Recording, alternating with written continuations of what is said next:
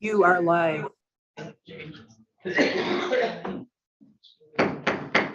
Call this meeting to order. Please rise for the pledge of allegiance and a moment of silence and prayer. Pledge Allegiance to the flag of the United States of America and to the republic for which it stands, one nation under God, indivisible, with liberty and justice for all.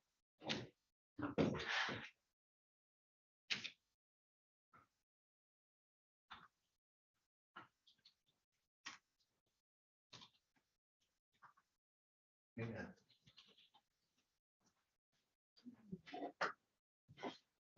Roll call, please. Commissioner Robbins, Here. Commissioner Rushton, Present. Chairman Bonnet, Here. Commissioner Wessel, Here. Commissioner Solis-Little. Here. Commissioner Alguier. Here. Commissioner Lautner, absent. Excellent. Thank you. And that brings us to approval of the agenda, and we have one late addition. That's a resolution, and I put that in at 5C. You're right after the Park and Rec. Okay, and to clarify, that's discussion. Yes, discussion only at this time. Motion. Move to approve the agenda as presented. Second. All those in favor say aye. Aye. All those opposed, no. The motion passes 6-0. Thank you. We're to send in public comment.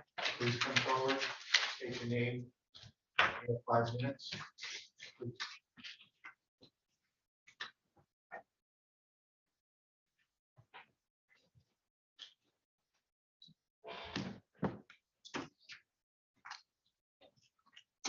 Good morning. My name is Jay Johnson. I have lived in Empire Township since 2005 and spent summers at Glen Lake since 1965. The following comments concern the March 25th forum between the two candidates in the recall election scheduled for May 3rd. The public can watch the forum on youtube.com.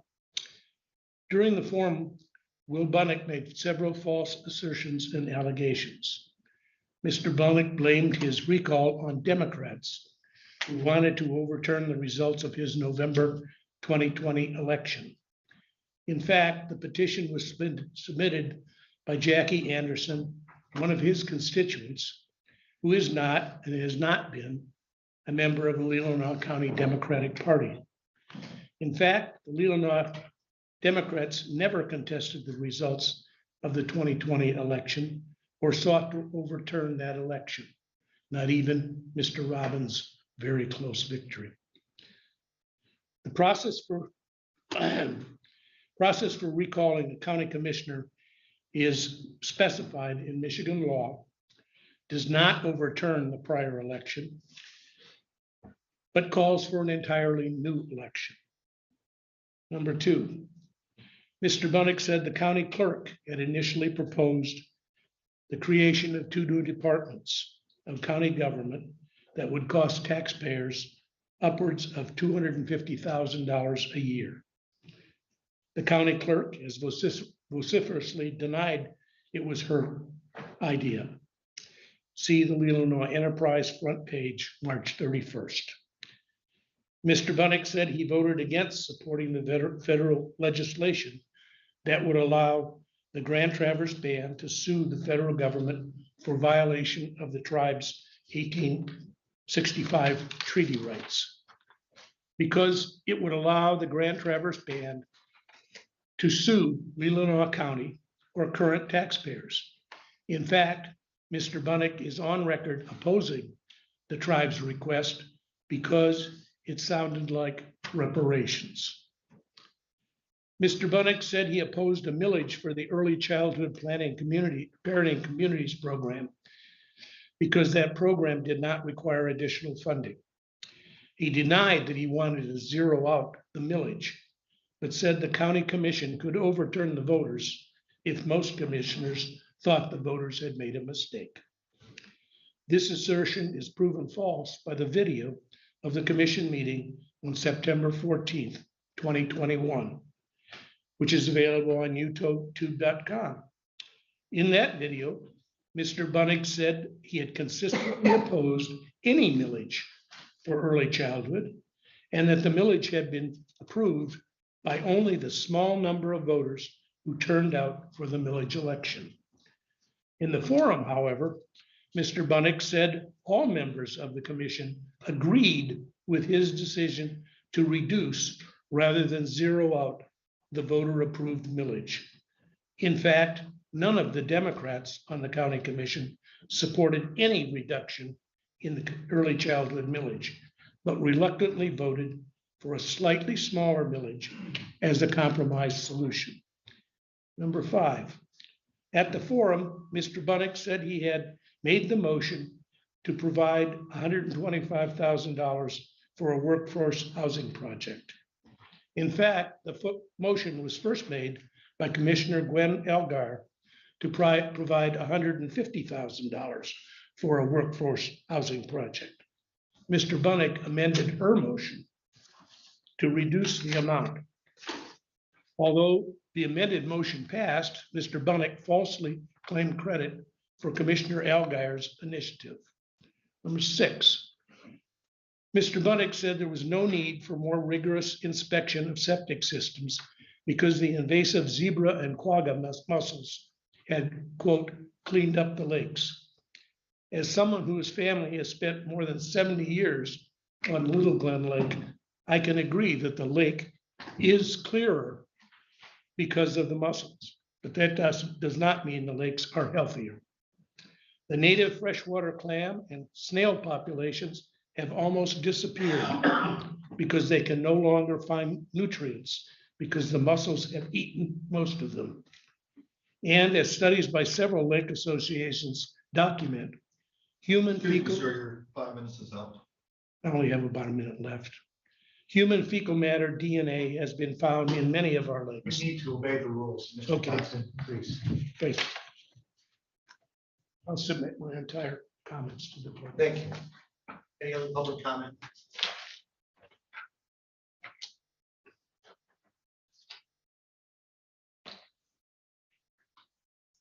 Lois Bailey, Village of Suttons Bay. My comments are my own and don't reflect the Housing Action Committee actions. You're going to hear a presentation this morning on housing at the upper level from Jonathan Oltersdorf. Mr. Robbins was kind enough to invite him. When you look at that presentation, when you get to the summary, pay attention to the line that says, "We desperately need more apartments with multifamily buildings." Yesterday at the HAC meeting, we heard a report, an update on the Merrick Road project, and they're within 122,000 of being completed on that funding. So I ask you to find funds to complete that funding so that Homestretch can get on to the next project. It would be less than trying to fund 2 new departments that I don't know where that came from, but you know, there must be $122,000 available so they can get on to the next affordable housing project in Leelanau County. Thank you. Any other public comment? There's somebody behind us.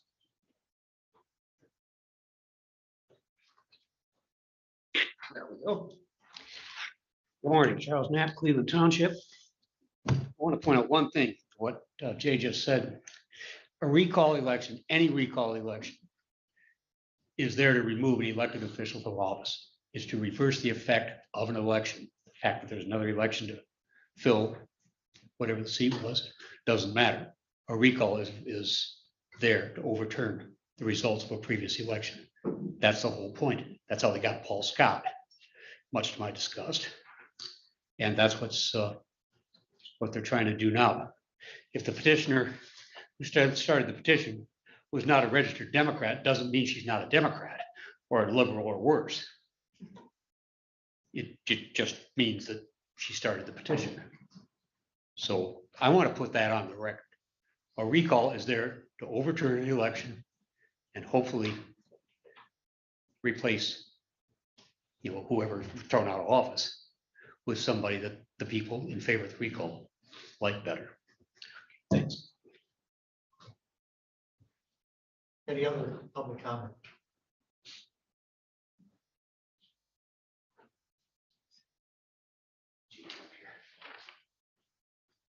Good morning. My name is Maureen Fletcher. I live in Lake Leelanau.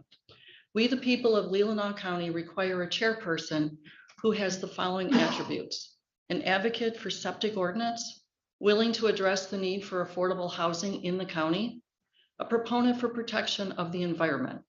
The current BOC chairman, slogan "Common Sense," is unsupported by his failed actions to represent all the people of the county. We require representation of the people. Lois Bailey will provide that. Thank you. Any other public comment? Please.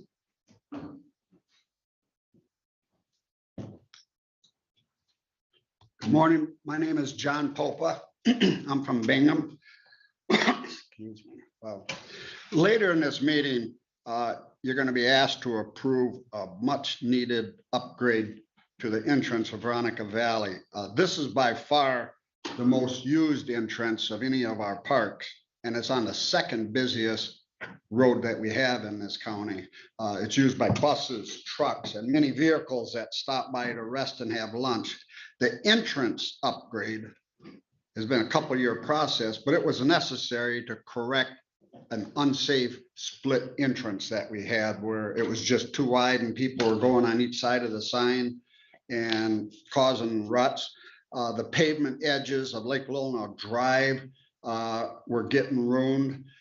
This was budgeted and approved to pave and curb it this year by the Parks and Rec Commission. This is not a mandate to do it.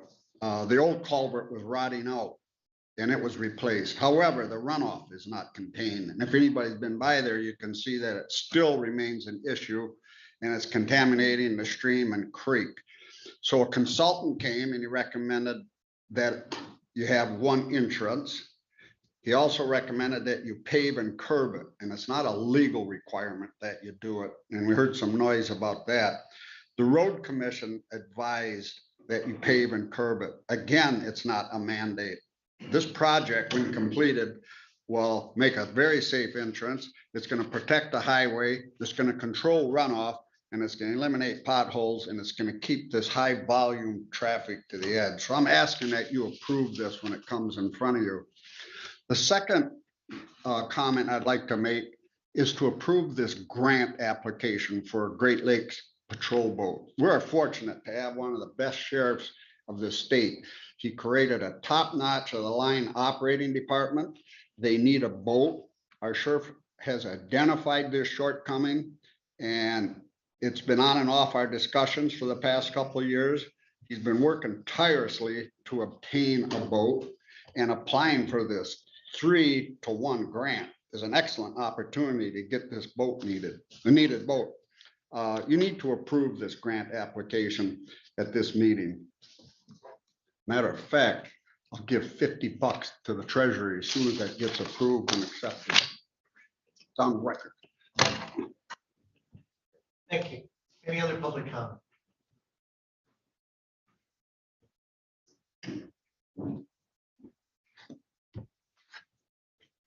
Morning. My name's Ann Avery and I'm a resident of Centerville Township. I'm here today to ask this board to consider sending a resolution to Lansing urging the Michigan legislature to address a reimbursement gap created by the recent reform made to Michigan no-fault auto insurance. Right now, the House Speaker has stated that the pending possible bills out there will be tabled until after the 2022 fall election. Unfortunately, this is becoming a pretty dire situation. And so we'd like to have maybe some pressure from all areas to try and get this looked at again. I think I can speak with some authority since I'm a mother, the legal guardian, and the legal conservator for my son who was significantly injured in a motor vehicle accident in 2003. I'm one of 18,000 Michigan family members negatively affected by this new law. And we're all trying to find either way to maintain care for our loved ones or find care for those who no longer have it. And most of these folks have traumatic brain injuries or spinal cord injuries, and these are here to stay. So many say that what's the problem? The 2019 Michigan Auto Insurance Reform Act clearly states those injured prior to 2019 are still eligible for lifelong benefits as outlined in the original no-fault law, as long as they had purchased unlimited personal injury protection or PIP coverage prior to sustaining their injuries. Well, here's the problem. The no-fault law was reformed in an attempt to lower auto insurance premiums for Michigan drivers. But in order to get reduced premiums, auto insurance companies were given the ability to reduce payments to rehab facilities by 45% and limit in-home care to 8 hours a day and 56 hours a week. Obviously, no established business can continue functioning with a 45% reduction in revenue. The many centers in Michigan have now closed, and they've closed permanently. The people that were there receiving care no longer have access to care, and the staff, professional staff, of course, is unemployed. So they're searching. So really, the statement in the original law doesn't matter. We maybe have the right to care. However, if there's nobody to provide the care, I guess we don't have care. Some people are getting very creative with problem solving, both in the metro area in Detroit and in Kalamazoo. Individuals have been dropped off outside of emergency rooms because they just don't have care anymore. Most of these folks so far have been ventilator dependent, but I'm afraid there's more to come. Others have been placed in nursing homes, a very inappropriate place for a young person that needs rehabilitative services. And in order to get into a nursing home, they have to become Medicaid eligible. So that is not a good thing. Another quirky thing that's happened here, and nobody knows why, but insurance companies, some, have not paid a penny to rehab providers since the 1st of July in 2021, when the new law went into effect. I guess it's safe to say if you can't operate on a 45% reduction in revenue, you're certainly not going to do it with no revenue. This was also our case. However, some money started trickling in December. So in our case, we had 6 months with no payments. The last comments I'll make are on the Michigan Catastrophic Claims Association, the MCCA. According to their most recent annual report, they have a $27 billion in their fund. So the B, they have 22 billion in liabilities. So that, with my math, shows that they have 5 billion. This is for a not-for-profit organization. And I'm just, a lot of us are wondering why that money can't be tapped in to pay for the folks who were injured before 2019. Obviously, that isn't a problem that's going to go on forever because those folks aren't going to live forever. So anyway, thank you for your attention. And the reason I came today is I'm wondering, again, if you would support a resolution. Grand Traverse County Board of Commissioners did this, and so that's kind of where I got the idea to come here. Thank you. Thank you. Any other public comment?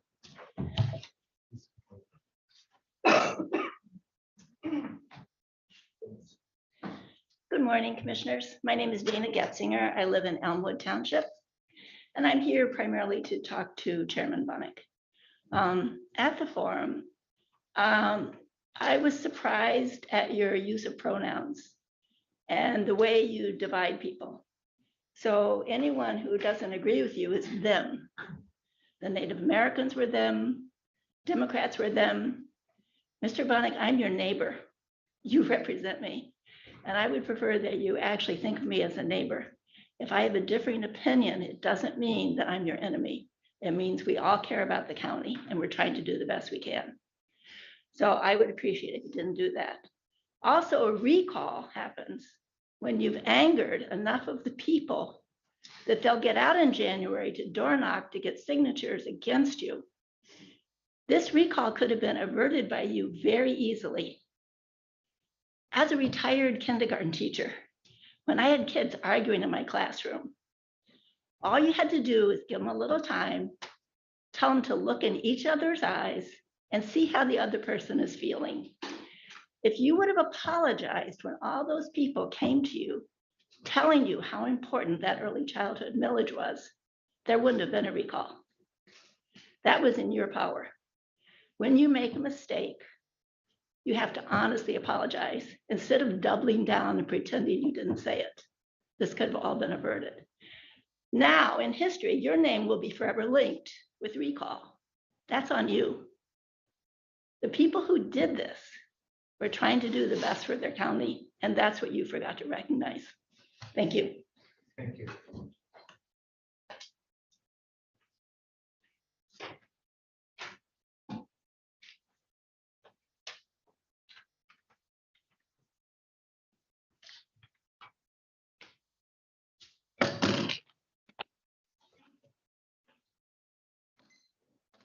Bill Wiesner, Elmwood Township, and this is a second handout.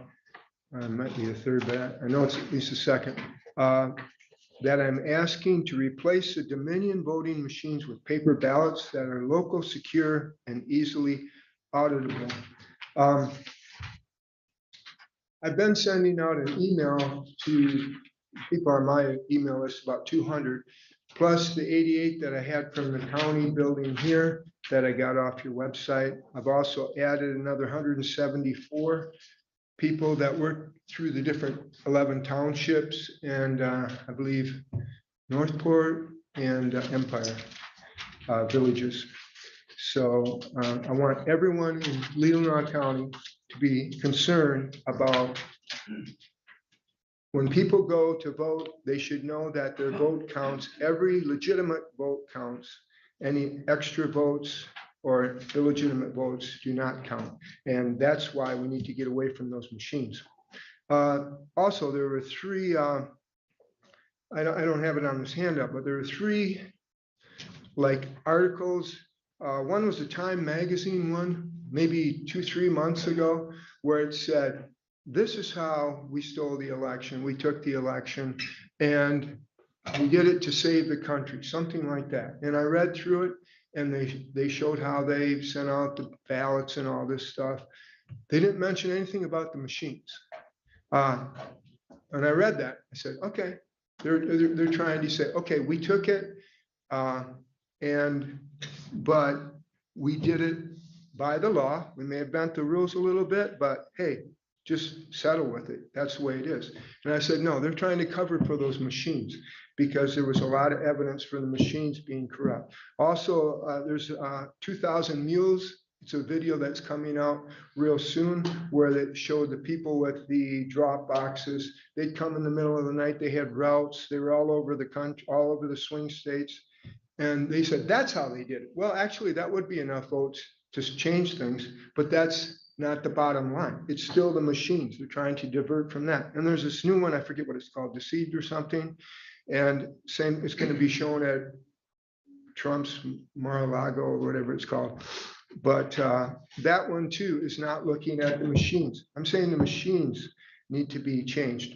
This first little picture with the six different shows on here. If you go to frankspeech.com and just go to Lindell TV, you can see all these. The one on the bottom right is the oldest. It's a complete video hacking America's voting system. It's everybody and their uncle. All these people from 2018, 2016, speaking out, not people on both sides of the aisle and saying these machines, you can't trust them. So that one is very good. It's action-packed. It's about 60 minutes. The second one on the left says Mesa County Election Truth Event, Part 1. That's where they have two experts with combined 80 years experience. And Tina Peters, this isn't Tina Peters, but she's in the top middle picture. She's running for Secretary of State in Colorado. But she's the one that had the fortitude to back up her machines. Here in the county, if you didn't back up the computers, you'd lose your job. I mean, you have to be secure with that. And she did that, and they found all sorts of fraud in the machine. So anyway, I've got the hot links to that. I haven't emailed it to you, but when I leave here, I'll email it to you so you have the hot links too. And here's the individual hot links. That's the first one, the complete fraud video, and election stolen 1 and 2. And then Tina Peters, a little 10-minute section there where she explains the fraud from her perspective, where she actually got in a lot of trouble, but it was a good sense. It's like when we fought against the British, we got into a lot of trouble, but it was for a good cause and a good reason. And Mike Lindell's got a good show there too. On the top right on the back, just a little insert. That's 221 Spadina Avenue, Toronto, Ontario, where George Soros and Dominion voting machines share an office suite on the 2nd floor. So George Soros has been trying to push socialism, basically communism, and to do it at any, I think I'm out of time. So if you consider that, I appreciate it. Thank you. Any other public comment?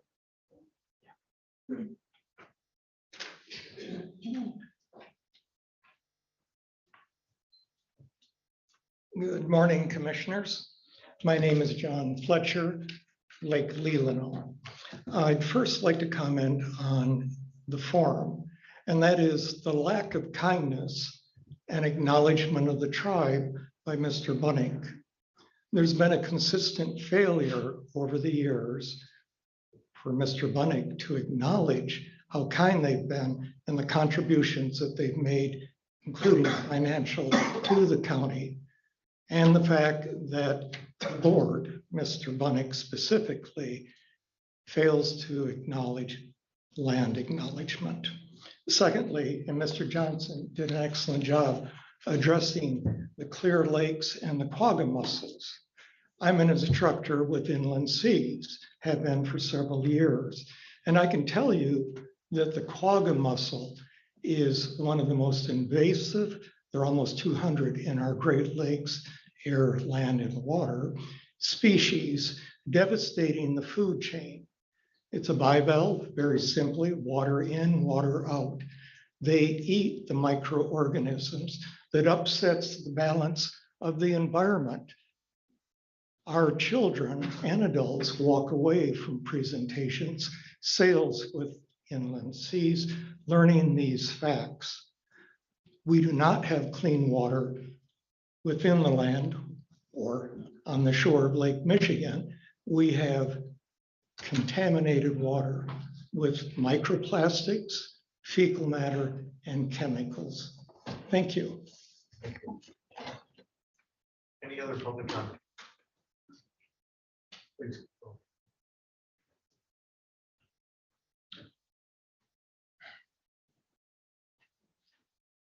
Good morning, John Hunter, Bingham Township, District 2. I certainly appreciate that we get the 5 minutes. I'm aware of the procedure. I know that I can come and complain, carry on, vent if I want. I can ask questions with no expectation of an answer. I get that. But every once in a while, in commissioner comments, commissioners will answer a person like myself at this side of the table their question. I'm reminded of the gentleman from Maple City back there who was questioning about the $50,000 Space Force flag that the county was on the hook for. And bravo to Commissioner Rushton. She called him out in public comment and commissioner comments, I mean, that the county was not on the hook for $50,000 for the flag. But I've also heard this person a number of times now behind me from Elmwood complaining about the voting machines. And as yet, and I pay attention, I try to pay as much attention as I can to what the goings on there, no matter how boring they can be at times. But I have yet to hear a Republican commissioner come out in support of our clerk and her effort that happened to count the votes in this last election. Now, I've heard this Mike Lindell thing. I've heard the 1,400 votes. I'm sure that if there were 14 votes in this county that were earnestly calculated, that it would have sent red flags all over this building. 140 votes, 10% of that number, would have been certainly another bad national news story. But 1,400 votes, I'm surprised that none of the Republican commissioners has, again, come out in support of the wonderful job that the clerk did. Of course, maybe that's one of the reasons you're trying to kind of switch up these offices around here. I'm still trying to wrap my head around the financial director's headlines in this past paper. I still don't understand what a county HR person is going to do 5 days a week. There's just so many questions. But I would like to think that the Republican commissioners here understand that this last election was valid and that there was no shenanigans with the Dominion voting machines, that you would get behind the fact that the elections do matter, no matter how many people vote in them. When the tally comes down, that's the one that carries the day. And possibly in commissioner comments, you may address this issue of the voting machines, but even if you don't, well, in a way, that's an answer also, because you're allowing this mosquito bite, so to speak, turn into an infection that then turns into gangrene, and it just continues on the entire dichotomy in this county when it comes to voting. So I would hope that some of you could get together and support the job that our clerk has done, and finally put to bed some of these rumors or fake facts or fake news concerning the voting machines in this county. Thank you. Thank you. Any other public comment? Seeing none, then we move on to commissioner comments. You know, I guess we do have a practice. We have not done commissioner comments at the beginning in the past. It's a recent thing.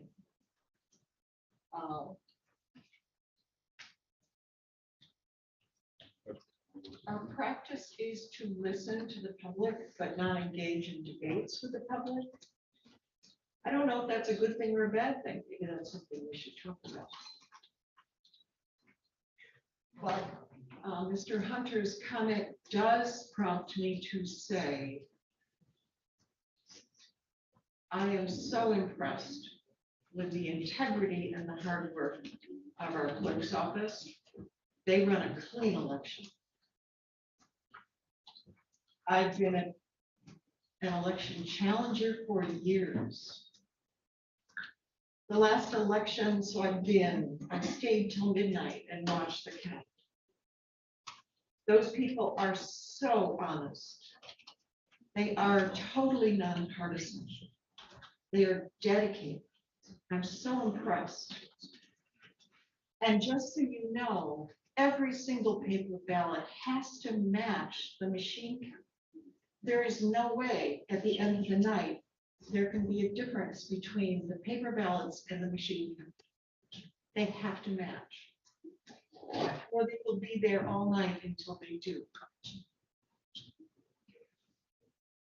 Last election, I was running for office. I thought, what am I going to do all day? So I became a challenger that went to the Casson Township precinct at 6 in the morning.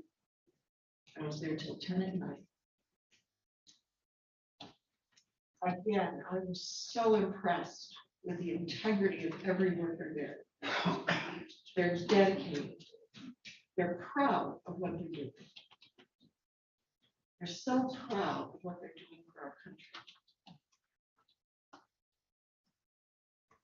So I totally support our election workers and the quality and the honesty and integrity of our election system in this county. And I have to say, our clerk, Michelle Crocker, does an exemplary job. I've been to her trainings. He works hard so that we can trust our election results in this county.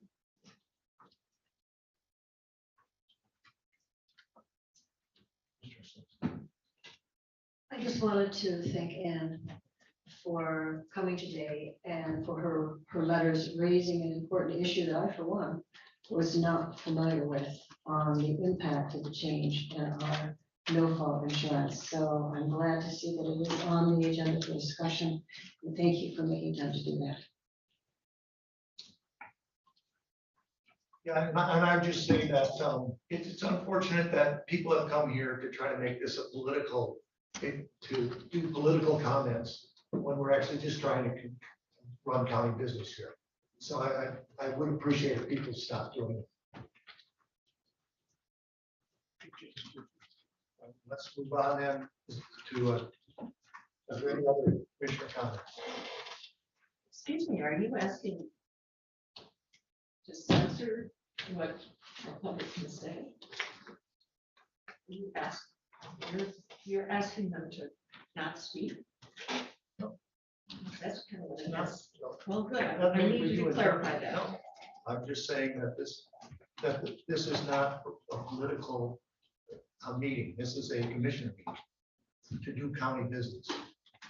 And I don't think that it should be turned into a political rally.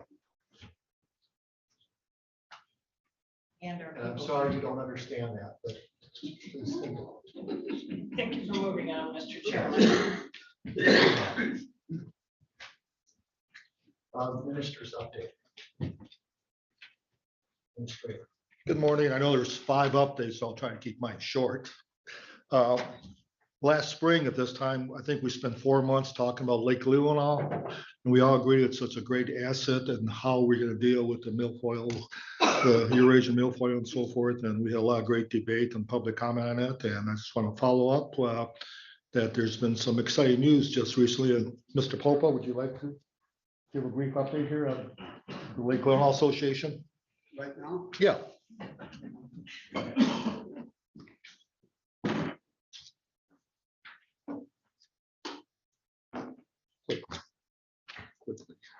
Quickly. Thank you. I'm here to introduce Annalise Povolo. Annalise is our newly created Director of Administration and Programs for the Lake Leelanau Association. Lake Leelanau Association has been around for about 40 years, and we've been the guardian of the lake.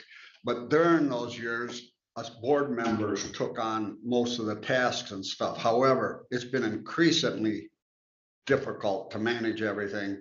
And so we hired Annalise as our director. I'll let Annalise tell you about herself. She's a world traveler, a local native, and has an extensive background in environment and natural resources. And afterwards, you can feel free to quiz her on everything that's going on. But Annalise? Thank you, John.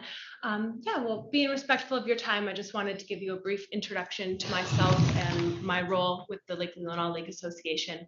So I grew up in Leelanau County. I graduated from Leland High School. I worked for 9 years growing up at Carlson's Fishery, which is where I really gained an appreciation for the water and those who are reliant on it.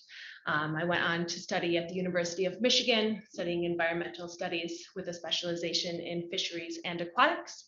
And from there went and worked for the Department of Natural Resources in the Fisheries Division up in Charlevoix. There I learned how to scuba dive, which is kind of what led me to where I am today. The past couple of years, kind of as a blessing in disguise from the pandemic, I was doing my master's program in Germany studying aquatic ecology, but because of the pandemic, ended up back home. And that's when I got involved with the Lake Leelanau Lake Association as the lead scuba diver, because I am a scuba diving instructor. And so I started working with the project a couple years ago as the scuba diver, and really enjoyed the work that was going on. And so upon graduation, I decided to try and get more involved with the project, since I was really kind of only able to give the bare minimum since I was doing my master's while doing this the past 2 years. So I contacted Tom Hyatt, the association's president, and Brian Price, the lake biologist, and tried to see if we could create a position to get myself more involved. And so that's what we have done. We have looked at the needs of the association as we're very much expanding at the moment. We've got some great momentum, great leadership that has really expanded in the past couple of years. And with their dedication to hiring the first full-time employee, that is only going to continue. So like John said, I'm the Director of Administration and Programs. I will very much be continuing my work as the dive team leader and work with the planning and execution of the Eurasian water milfoil remediation. And we'll also, more in the off season when I'm not underwater all the time, I will be working on community engagement, fundraising, education, getting out into schools and different events in the community to make sure people are aware of the threats that face Lake Leelanau, and other administrative tasks to keep the association unified and heading in this good direction that we are headed towards. So we just wanted to give a little introduction for myself, since there is a likely chance that we might interact in the future. And I welcome any questions or comments anyone has. Thank you for your time. Do you see yourself expanding to maybe other associations in the county? Well, we have already started collaborating and talking with other associations. I've been starting to develop a relationship with Trisha Denton, who is kind of my similar role for the Glen Lake Association. And especially for the other lakes that are also dealing with Eurasian water milfoil, we want to collaborate and work together as much as possible so that we can tackle this issue together. No one has to reinvent the wheel, and that we can work together to kind of tackle these common threats. Yeah, that's what I was kind of looking for. The problem is just not in Lake Leelanau, it's throughout the county. So I just wondered, with your experience, if that would be shared with the other associations. Absolutely. We're very much trying to be transparent and work together, because it's not just Eurasian water milfoil. There are other threats that affect our watershed in general, which is not, there's no boundary based on what township is responsible. We are all responsible for protecting the Lake Leelanau watershed. So as much collaboration we can. Welcome you aboard. And I'm sure the Lake Association is very pleased to have your services. Thank you. There's been a lot of noise about this milfoil and stuff. You might briefly say what we did last year and then where we're headed this year, because we've got some government people we got to face.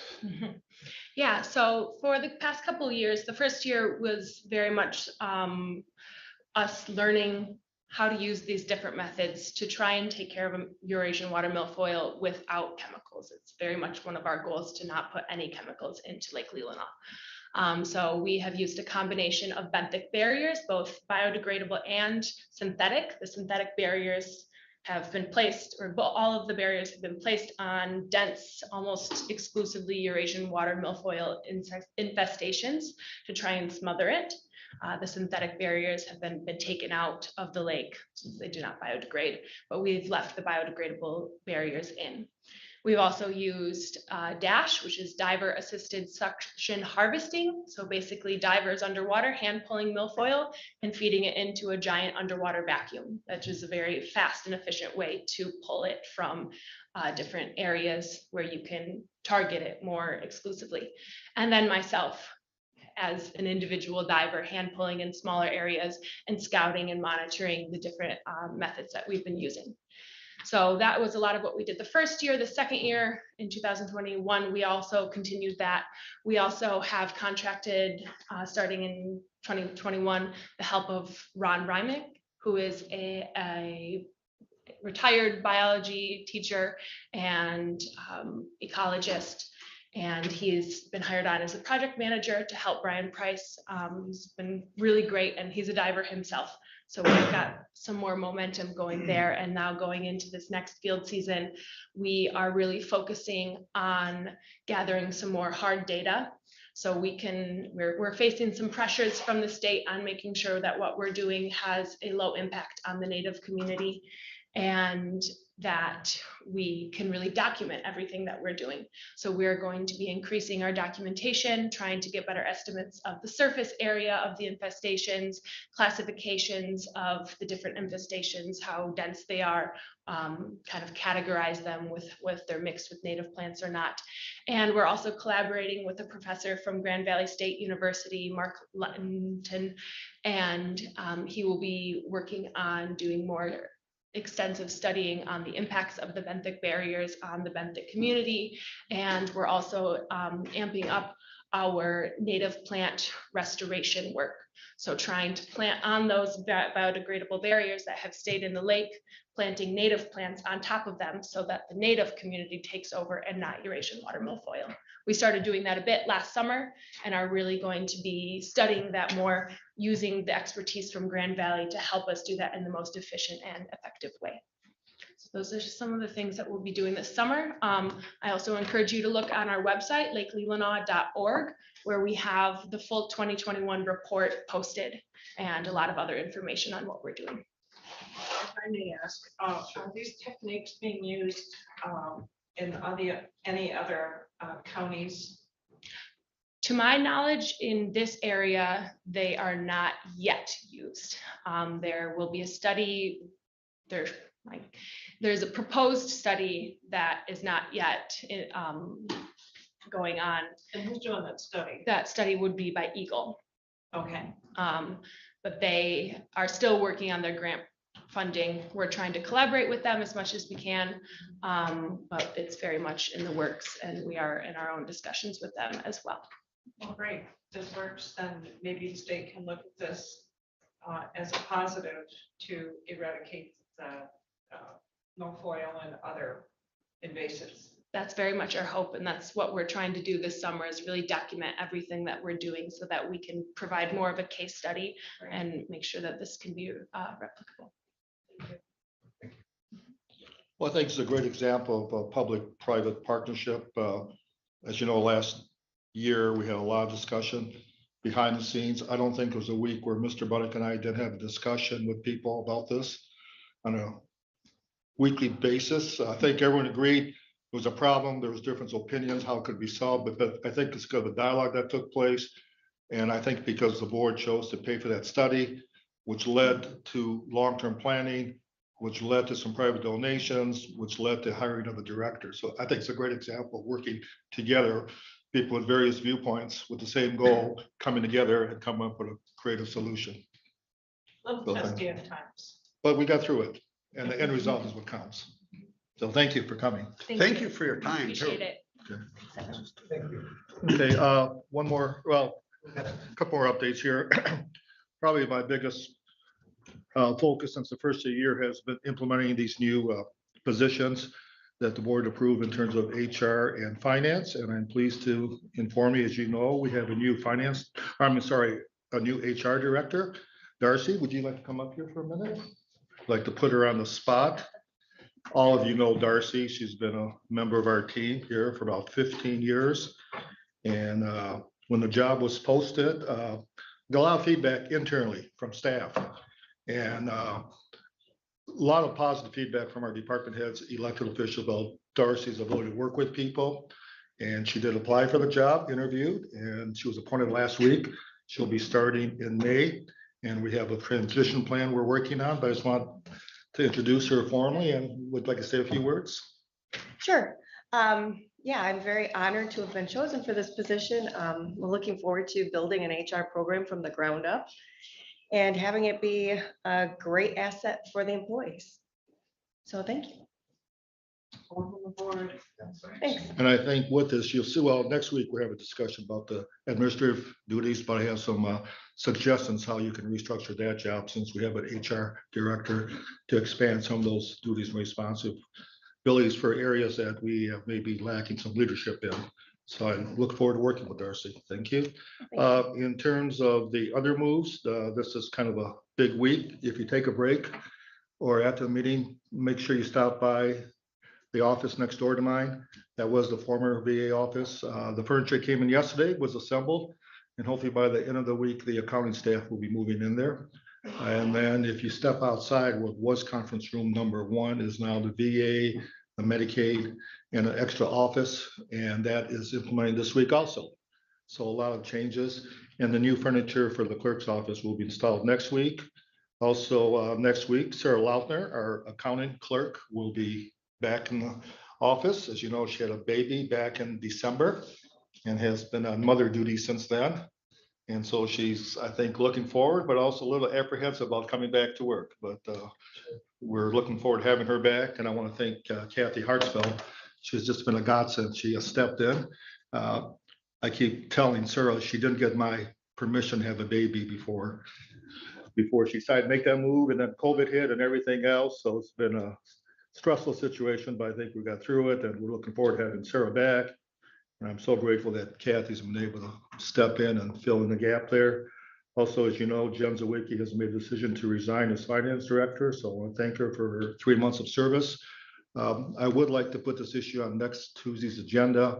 I am working on an interim plan, and I hope to finalize that by next Tuesday. We need an interim finance director. I have someone that I have in dialogue with that has over 30 years experience, is a county resident and very well respected. And I'm in dialogue with her if she'd like to come and fill in on a temporary basis. But so I'd like to finalize that next week and also talk to the board about a long-term plan to post that job once again and fill it in the near future, because that's critical going forward. So we're making progress, we're going forward, and it's been stressful at times, but I think we'll get through it. And I think in the long term, this will work out well for the county. So Darcy, welcome aboard, and look forward to working with you. And Darcy does have a financial background too, so she's going to help us with that transition also. So thank you for that. One more thing I want to talk about briefly is, as you know, in 2016, we started a substance abuse prevention coalition. We had about 30 people that have been part of it. We've been meeting now for 6 years, and we brought new leadership this year with Rebecca Tenbrink, and it's gone extremely well. Last month she was here. You know, we received a $50,000 grant from Michigan Prevention Network, and we had a great meeting Friday. We still had over 20 people here, which is amazing when you keep something going for 6 years to keep the momentum going. And we're kind of restructuring a couple of new goals and objectives. One of the things we will be doing this year is something we did in 2016 and 2017, and reach out to all the school districts in the county, including TCAPs, because many of our residents go there, and we're helping them with their prom activities, because all of them are focused on substance abuse and activities other than drinking afterwards. So we're gonna be working with all the school districts. And I thought the nice thing is last Friday, we're having more and more professionals from the 5-county area join us. They've heard what we're doing. We're unique that we have a countywide coalition that's ongoing, that's getting funding. And so I thought it was great to have professionals join us. And the tribe is involved once again. We're hoping to go back to the schedule we had where we meet one time in our building here, one time at the tribe. They are still on COVID protocols, but as soon as that expires, they're more than willing to host us. And then with the opiate lawsuit, it's not completely official yet, but it looks like we will be getting approximately $15,000 per year for the next 18 years. And that first payment may be this year. So that happens, we'll have some ideas on how that money should be allocated, because that's a decision that the board has to make. Commissioner Rushton, you've been on the committee from day one, have chaired it from the beginning. Anything else you'd like to add? I just would like to say that with the addition of Rebecca and her group on the team, it's brought a youthful vibrancy to the organization. As older citizens, sometimes we don't connect very well with the youth, and they bring that to the table. She's very organized. She's got a lot of great ideas, so I'm very excited about the process of the group over the next year to 5. It's a good move. Any questions? All right, thank you for your time. That will bring us then to the Northern Michigan Regional Entity Agency update.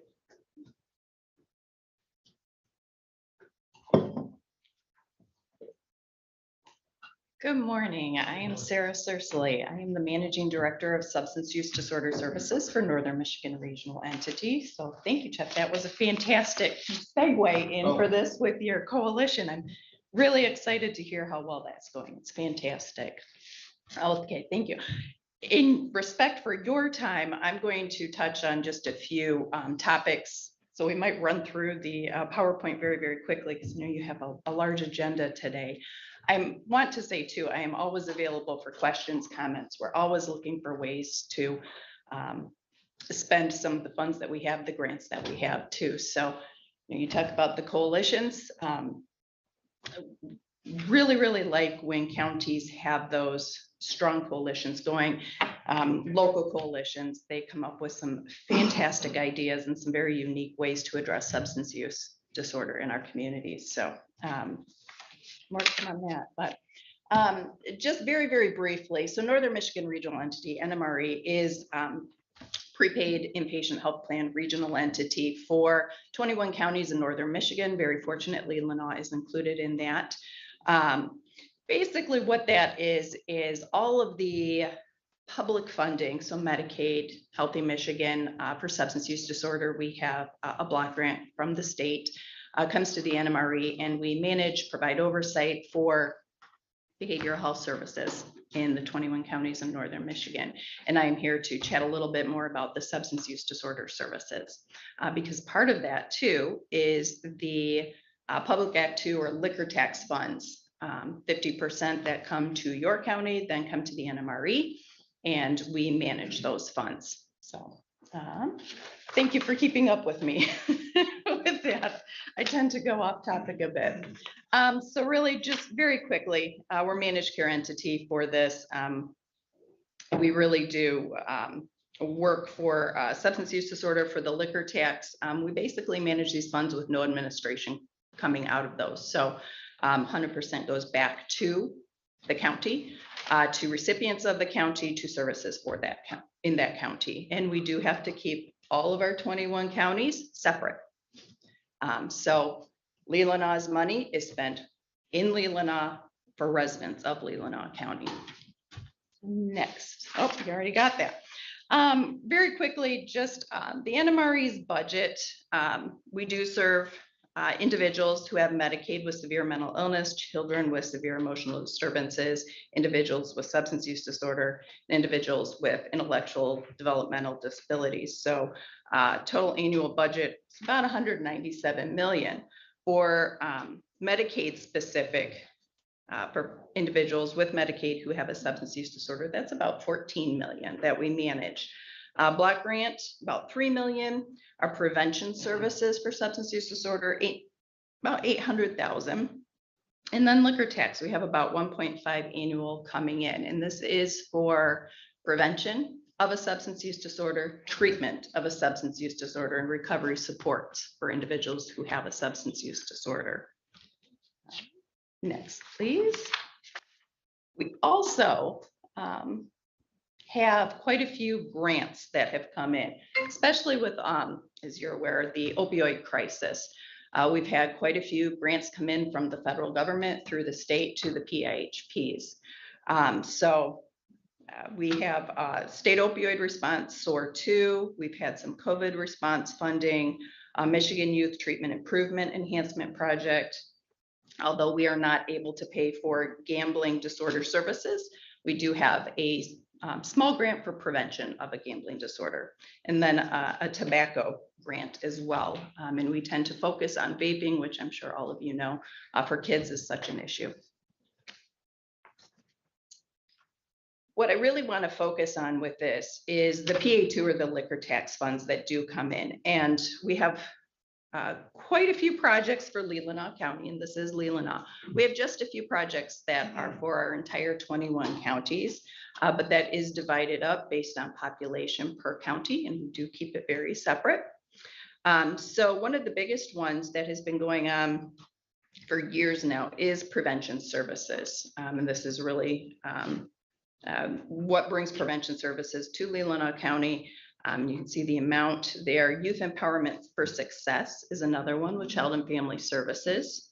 And then media campaign to focus on the opioid crisis and the harmful effects of that. And that's with the 5-county coalition. And then we have some MiFi incentives, and this is a region-wide project. This is really where students in, see if I get this right, 7th, 9th, and 11th grades do, it's a statewide survey, and we're able to get really good information. I know a lot of the coalitions, a lot of the prevention providers use this information to identify needs. And what students are seeing as issues. So really, really good information. We really like schools to give the survey. It is done in schools, which I know can be hardship at times, but we do offer those incentives to schools so that we can get this information. And then we really, if our funding from the state is not enough to cover the needs of that county, we do use the liquor tax to cover that. Because in one of the future slides, we did get a bit of a cut with our block grant that we have. That is one of the big payers for prevention services. So we're very fortunate we're able to use these funds to make sure that the needs of the county are being addressed. And then for Leelanau, we have some recovery support services, recovery coaches as well. And that's a region-wide effort too. So some specifics for Leelanau for you. Just some brief changes. I mentioned that block grant decrease, and then we had a decrease in our grants as well. So a lot of the grants we are now using liquor tax to cover because these are very, very good services that have been started, and we want to support that. So next, please. And really with this, just so you're aware, with the liquor tax funds, basically there is a member in each of our 21 counties that's on our Substance Use Disorder Policy Oversight Board, that Board of Commissioners basically elect to represent that county. And we use that board. They're responsible for approving any applications that are made for use of these funds. And we run it through that board. They have the power to approve, and then they recommend it to the full NMRE board as well. So it's a multi-step process, but it does get looked at quite a bit, making sure that that's what's needed for that county too. And I work very closely, if needed, with the agencies that bring forth these applications to better understand the needs of the counties, the needs of the agency, local areas. Let's see. And that's really just briefly went over the board functions. That's what it does. The next one, the kind of high level overview of the Leelanau County liquor tax funds. A current balance, and this is ever changing, is $105,459. The beginning balance for our fiscal year was $131,773. We have allocated currently, and again, this is ever changing as needs change, about $95,000. We're always looking for ideas with what is needed as well. So, hope I was brief enough and able to give you at least the information. I know sometimes I get asked too about the opioid settlement funds and how we can best spend that in the area. And I think you've got a great resource with the coalition too. So I'm very happy to hear that's going well. We fund with liquor tax funds in quite a few of our counties. That's what a lot of that money is spent on. So it's fantastic to hear that Leelanau has a strong coalition that's going well. And I can take questions, and I'm available for questions or ideas at any time as well. Thank you, Sarah. Thank you very much for the presentation. I had just a couple of questions. Three. Why was the block grant prevention decreased $800,000? When was that done? No, so why was it done? Do you know? I actually do. It was, for lack of a better term, it was somewhat of an accounting error with the state. The amounts that had been used previously, there was a change and it didn't get forwarded. So last year, and it was total block grant of our region was cut by about 800,000. It was. Do you have any sense will it be restored? It will not. Okay. It will not. We've been very fortunate too, where we were able to use liquor tax to cover that as well as some of the grants. That's our goal. We want to use grants first. I was intrigued with your gambling disorder prevention. What are the numbers like for our county and how does that relate to other areas? Do you know? I don't know off the top of my head. I can tell you because the grant is quite small for the issue. So we try to make a dent, do what we can. We have a media campaign going, which does focus on areas where there might be a casino, where there might be increased issue. However, with online gambling, that's kind of everywhere now. So we do have a media campaign that we are trying to run to at least raise awareness of how to appropriately gamble. My last question was just, I didn't understand what it meant. The state partial risk contract. What is this? That's basically where there's risk for taking the services, the oversight. So we're at partial risk. The state is at partial risk. So financially, if we were to spend above and beyond what we are allocated by the state takes partial risk of that too. It's a financial piece, basically. Thank you. On your slide of fiscal year 2022 projects, U.S. prevention services, 58,000. Is that Yes. the program through our family court?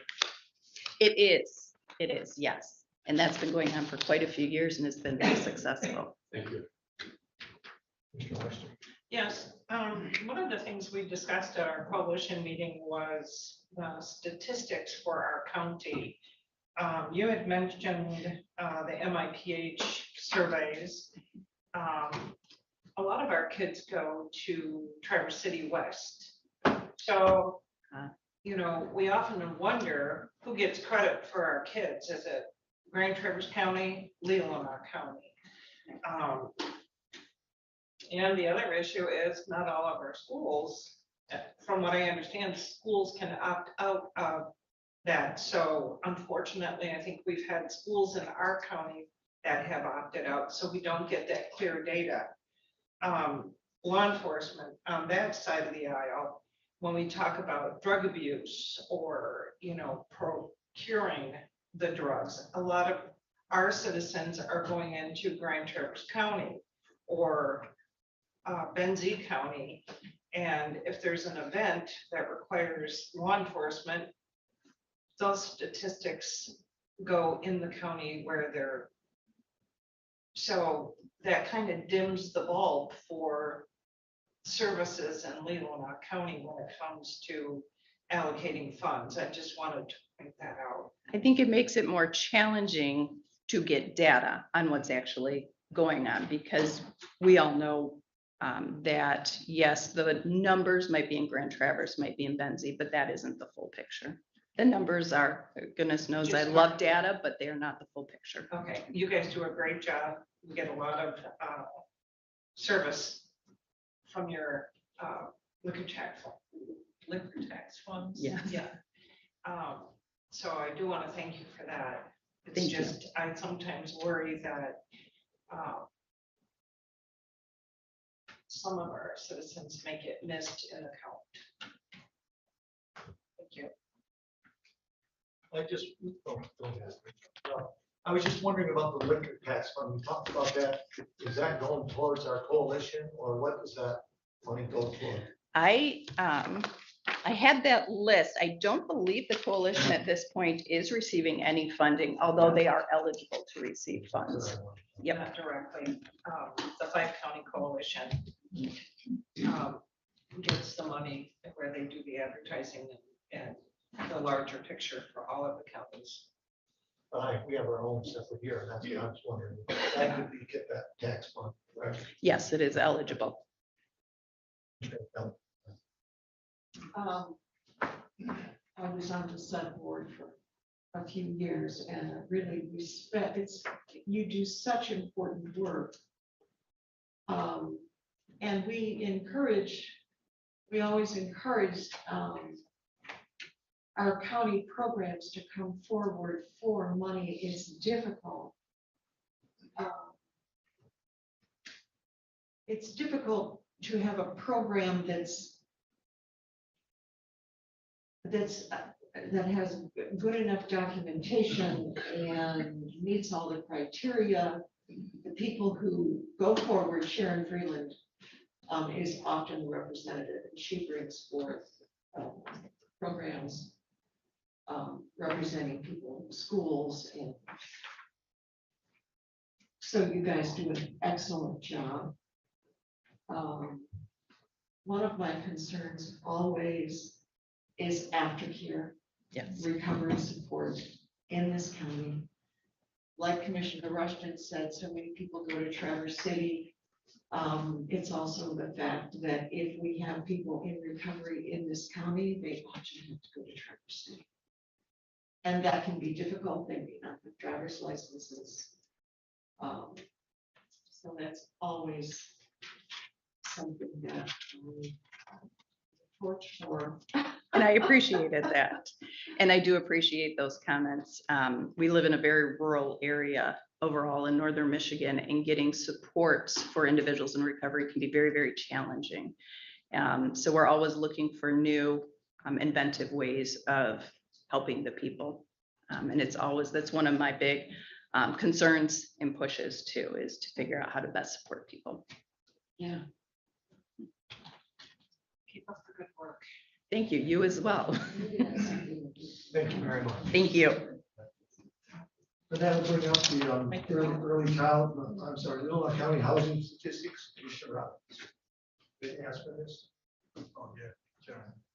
Yeah, just as background, Commissioner Wessel, Commissioner Robbins and I were meeting about 6 weeks ago, where Jonathan gave his presentation on housing trends in Leelanau County.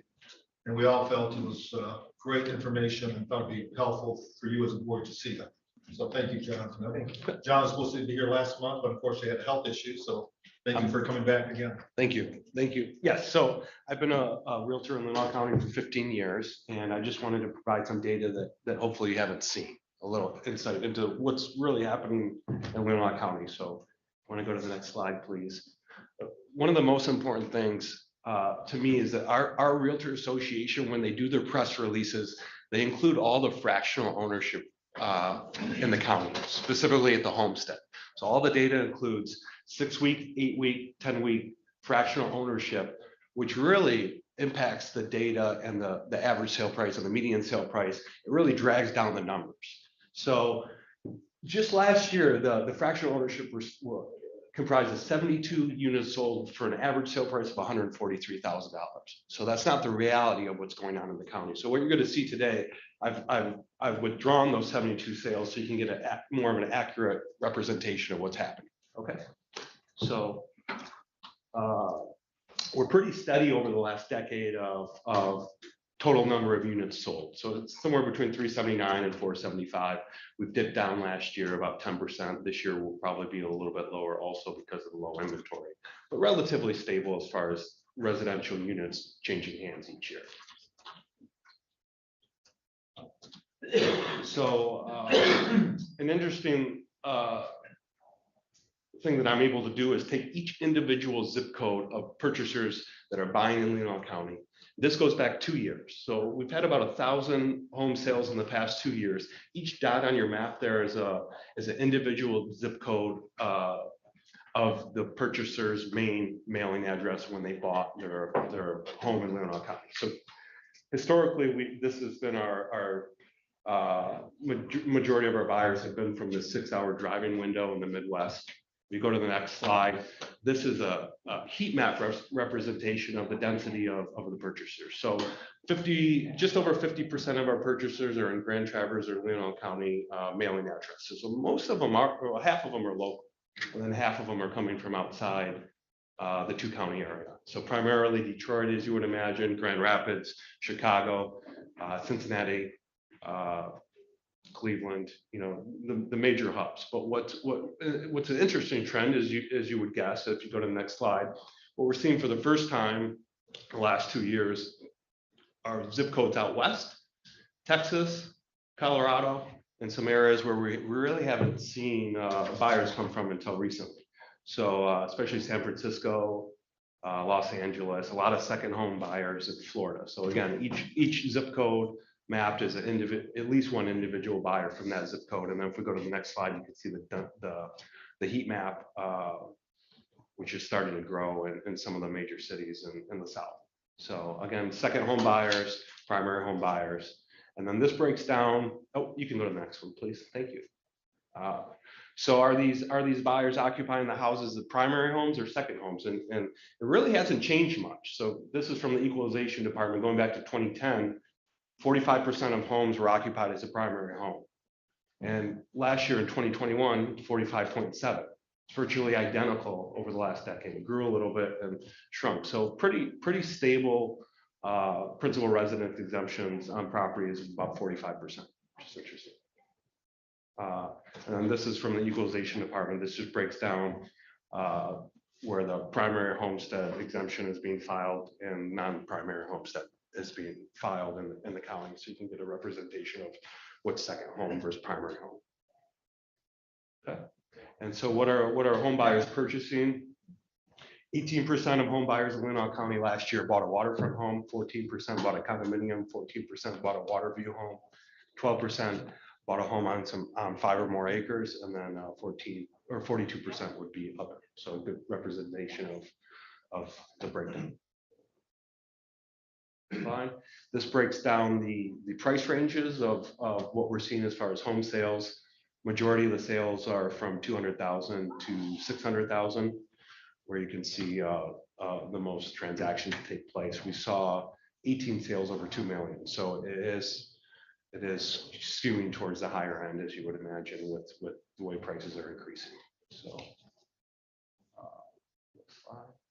This breaks down the total volume per township. So Leland and Glen Arbor, historically the top two. Last year, Elmwood snuck into the second highest in volume. But in the city of Traverse City, of course, is at the base, mostly within Morgan Farms. So it's good visualization of where the volume is occurring. So this is an interesting development. Last year, 43% of all the home buyers, so 43% of the 475 sales were cash buyers. It's up 10% over the previous year. So pretty high number, considering that 30-year mortgage rates were at 3% last year. They're already up to 5% right now. So it's gone up quite a bit in 1 year. So we were 43%, Grand Traverse County was 30% as far as cash buyers. So next slide. Thank you. And this just gives the full picture of what's going on. This is going on throughout the nation, not just in Leelanau County, but this is home inventory. So back a decade ago, we had a 2 to 3 year supply of home inventory. In the real estate world, 6 months is kind of a balanced inventory, where if nothing new came on, it would theoretically take 6 months to clear the inventory. So we had a 2 to 3 year inventory. Last summer, we had a 2-month inventory, and right now we have a half a month inventory. So right now, as of today, there's 13 houses for sale under $1 million in the whole county. Okay. There's 28 total sales. So there's 15 over $1 million, and there's 13 under $1 million on the market right now. So that's about a half a month supply. It's not uncommon to have 40 showings and 10 to 15 offers on housing, under 300,000 right now. Jonathan? So, yeah. If I may ask. Yeah. On that last slide where it showed the flat area at the end, Yeah, Is that, that's just today. So the peak is the summer and the bottom is the winter. I just don't have, 2022, I just don't have the summer or winter yet. the question I have, is it trending this way across the whole state, Across the whole nation, across the whole Yeah. nation? across the whole So the nation. inventory across the nation is slim. Is the historic lows. Yeah, easily. I had a question too about, Yeah. you talked about 45%, is non-PRE. So, and that's every year. So is that making the PREs being fewer and fewer and fewer? Because of it's, or are the same homes? No, it's 45% are principal residences of the total available housing each year. So the number of total residences has gone up every year, but the percentage that are claiming principal residence has stayed the same at 45%. Right, so Yeah. that's what I'm wondering. So every year there's homes being sold that are non-PRE. And then, so does that make the non-PREs increase every year? Because that percentage? It makes the non-PREs increase every year and the PREs increase every year as housing is added. Yeah, right now I think there's 22,000 housing units in the county. So it's been pretty steady as is the same percentage as the total number of houses have increased. If that answers your question. Jonathan, Yeah. how much, I'm looking at the inventory slide and the less than 2 months supply, how much of the problem is created by our inability to address the short-term rentals? I can tell you just from my experience, a majority of the short-term rentals are still being used as a second home by the homeowner. And I don't think that would have changed too much if there were no short-term rentals. They're always going to be second homes. What we're seeing is primary homes are not being converted into short-term rentals. There are some second homes that are being used as short-term rentals, but they're also being used as second homes. Now there's outliers, of course, and it's really hard to get the information on exactly how many short-term rentals there are. By my estimates, because we do some management, there may be 1,000 in the county out of 22,000 housing units. So it's about 5% or so. But when some folks suggest that that's a piece of the housing crisis for us, and as a realtor, you don't think that? Well, because the Housing Action Group has talked about the pending legislation and Lansing and the impact of that on our housing supply. Is there a connection and has the Realtors Association taken a position? They're still debating and surveying the realtors to see if they want to support those two bills that are going through. So yeah, I mean it could be 1,000 more units that could be taken out of short-term house or short-term rentals, sure, but they could also remain as second homes. They're not gonna instantly be converted to year-round housing. So it's kind of a difficult, question. Yeah. I have a question in regards, I'm sorry.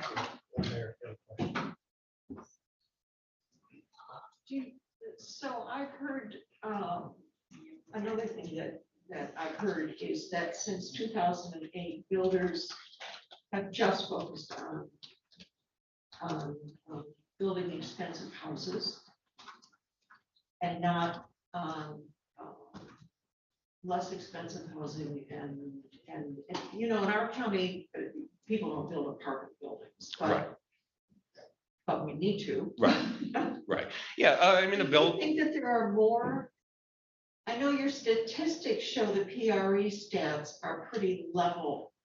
Do you think there's a general trend that more people are owning second homes as well and gobbling up some of the home? I don't know. The PRE numbers have stayed steady, so there's no evidence to support that. I mean, it may feel like there's more second homes because the housing is growing slightly, right? But the 45% of all houses are occupied as a primary homeowner.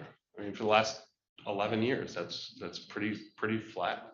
I wonder what it's like in other communities, because we are so. We're pretty low. Yeah, I mean, 45% is pretty low. So, you know, obviously when inventory is low and demand is high, prices are up. So sales volume over the last decade has more than doubled. So if you go to the next slide, we'll start to get into average home sale price. So again, we're taking out those fractional ownership sales. So average home sale price last year was 629,000, which is up 19% over the previous year.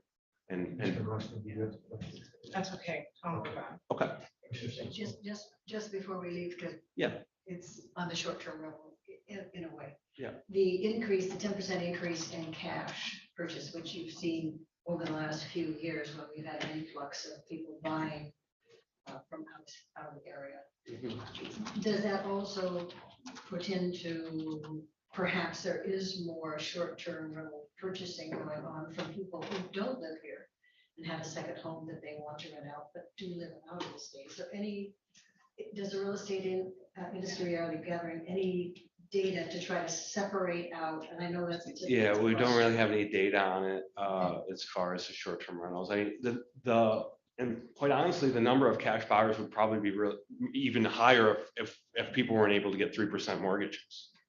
I mean, they were able to get 3% mortgages, so they took advantage of that when they maybe could have bought with cash. But you didn't show that in your data. Well, I don't, yeah, I just have the amount of percentage of sales that are bought with cash. Yeah. Thank you. I just was trying to verify the assumption that this was the problem. Any other information that from a factual standpoint would support that or not support? Right. Thanks, John. It seems to me that because people have the desire to purchase a second home in our community, it appears to me that not only are they taking advantage of our beautiful area, but they're also providing a service. Our economy here is it's structured around tourism. Do we have enough campgrounds, hotels, and other types of places where these people can come and stay? Do we have enough of that here without short-term rentals? Probably not the right person to ask about that. You know, I don't know the inventory of campgrounds and. But so what you're saying basically is these second home buyers, they're offsetting their costs by short-term rentals, providing a service to those people who want to come and spend their dollars here. Some are, yeah. Yeah. Yeah. And you're saying approximately maybe 1,000 homes out of the 22,000 that may be just dedicated short-term rental homes. That's the estimate, yes, That's what but that could be someone renting it for 2 weeks a year, up to 6 months a year. You know, just on the available platforms online. You know, it's kind of what we're seeing. Airbnb, by the data that I got, had about 700 listings, but then there are some listings that are, you know, not publicly advertised as well. So it's really tough to estimate. I think one of the problems that I see with that is typically they'll rent all winter long to the same family or person. And then they have to leave during those peak months. That's what I think causes a lot of problems, because these families continually have to move and look for alternatives, and a lot of them end up in campgrounds. So just, it's not something that's going to be fixed overnight, I don't see. Right. And I'll touch on that a little bit later too, as we get through this, but so average home sale price, and if you want to go to the next slide, median home sale price is really our best estimate of the true market increase. And we went up 28% last year. So the median is up to about 500,000. So that's more of an accurate representation of how quickly our markets appreciate. Next slide, please. So this goes back to 2004. We can see the dip through the Great Recession, and then the acceleration the past few years as far as growth. You go to average and median sale price from 2005. It took us all the way until 2017 to get back dollar for dollar to equivalent average and median sale prices. So it took quite a while, took 12 years and 11 years for median sale price just to get back to where we were. If you go to the next one, you'll say, what about inflation? So if we take the 2005 peak and we adjust for inflation in today's dollars, equivalent house in 2005 would have been 555,000 average sale price. Today it's 629, so we're well above the inflation adjusted numbers. Median sale price would have been 411. Now we're up to 499. So we are above. It took us until 2020 to match the inflation adjusted numbers. So again, it took quite a while, but we are above 2005 home values when adjusted for inflation. Okay. And then if we look at just specifically waterfront sales, you can see the significant jump last year. We went from average sale price of 900,000 to 1.2 million in 1 year. Median sale price went from about 700 to 900,000 in 1 year. Okay. Then just a quick breakdown of vacant land sales. You'll see the jump last year. The inventory really cleared out after a lot of these properties were on the market for 15 years. You know, they went in 2005 and didn't sell until last year, especially in subdivisions. Okay, next slide. Thank you. And this just breaks down the volume of vacant land sales. So you'll see quite a jump last year compared to previous years. I mean, the biggest problem right now is the cost of construction. As you know, a lot of the builders quote $300 to $500 a square foot plus the cost of the land. It's expensive. Okay, next slide. And then this just is a summary of the building permits issued and the value of those permits over the last decade. So pretty steady. Went down in 2020, obviously, but steady increase. Okay. Thank you. And so again, a summary, we have the most expensive housing in Michigan. You know, the record low inventory that we saw is not just a problem here, it's a problem nationwide. We underbuilt housing as a nation for the last 10 years, which is causing a lot of these inventory problems. Cost of new construction that I just mentioned is extremely high. Cost of materials is extremely high. You know, a lot of these cash buyers, a lot of the people moving into the county have a lot of equity from previous sale. So that's why they can purchase with cash. They sell their house somewhere else. You know, they have the cash to roll that into a new purchase without obtaining financing. A lot of the buyers do have some desperation, and that's what's causing the bidding wars too. If they sell something, they need a place to live. It's just as hard to find a rental as it is to find a house to buy. Mortgage rates were under 3%. It's gone up to 5% already in just over 12 months. We'll be interested to see how that impacts the pricing. Fears of inflation, of course, has always been historically good for real estate, which is causing prices to go up.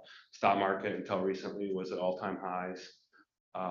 More people are vacationing here. So then you get into the question, you know, how can you provide more housing? That's always the question that people want to know. And a lot of times the easiest solution is density and whether people want that or not. There's very few duplexes, triplexes, multifamily buildings. I think there's been 2 sales in the last 2 years. They don't come on the market. They don't change hands. There's not a lot of multifamily housing that was built in this county. There's a huge demand for apartments. We get calls every day, and we have the sentiment in Traverse City. There's no apartment buildings, and there's very few multifamily buildings. You know, do people want that? I don't know, but that's the need, in my opinion.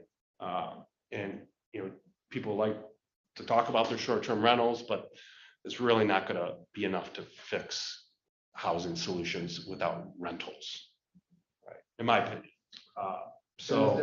Yeah. I have a question as a realtor, and United Way just released their updated Alice report last week, and in our county, 43% of the families are below the Alice threshold. Worst in the state, I believe. What do you tell Alice families when they come to your real estate office and say, I want to buy a house? I don't have Alice families coming to my real estate office, so Unfortunately, I think they know that maybe they can't,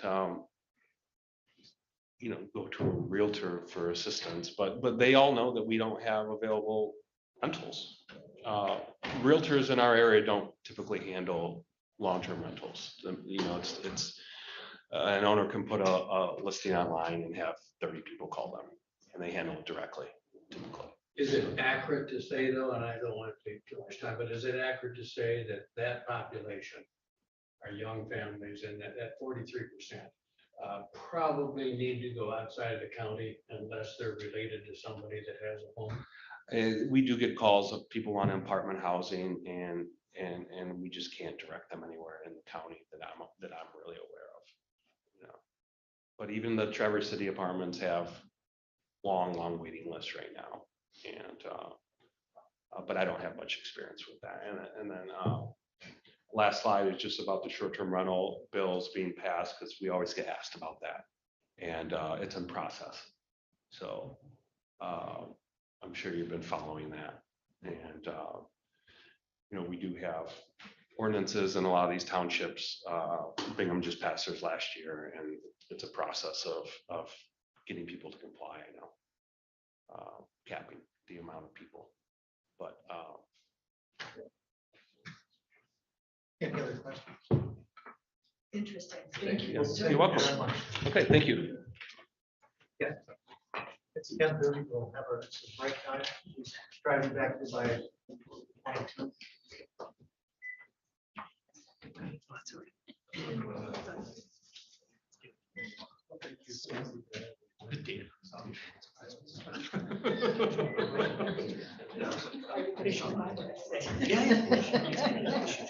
Did we get a flavor?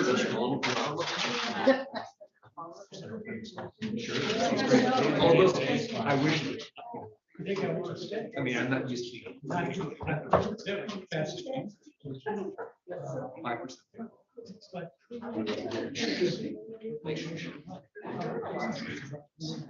What is there? What is this?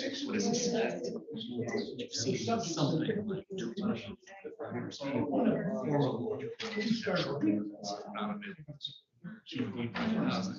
And some of it's more full time psychologists.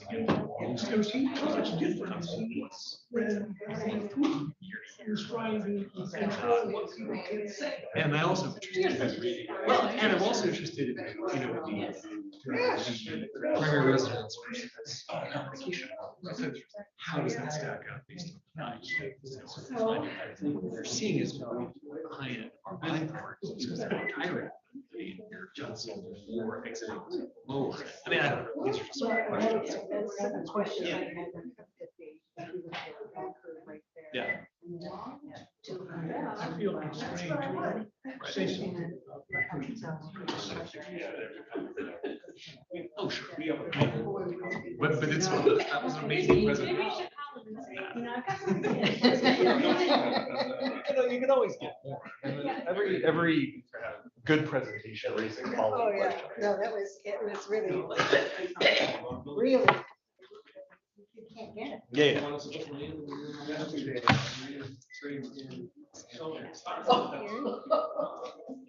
One of those speakers who has to make everything else. Not a lot.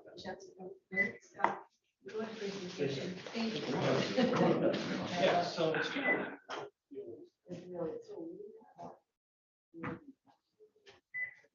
Sorry, you didn't make the cut.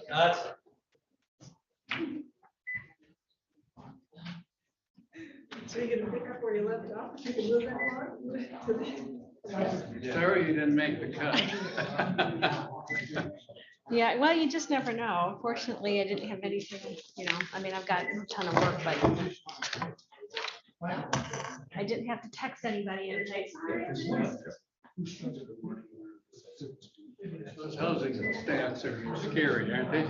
So if you do the math at 500,000, simple math is you guys have an income of at least 150,000, at least, just to qualify. I can't even imagine having an income of $150,000 buying a $560 house. But that's the least. But how many people in the county have 150,000? Right, well, I have to say, when we interview for musicians, if it's someone out of the area, it's always someone to stay with. Yeah, yeah, Otherwise, I know you're not gonna fit in.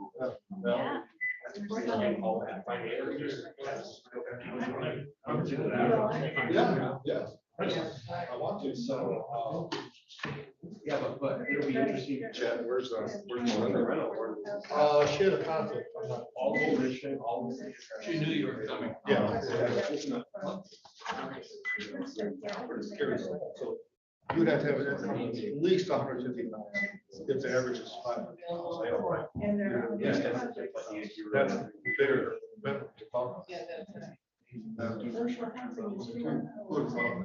I know. A couple years ago.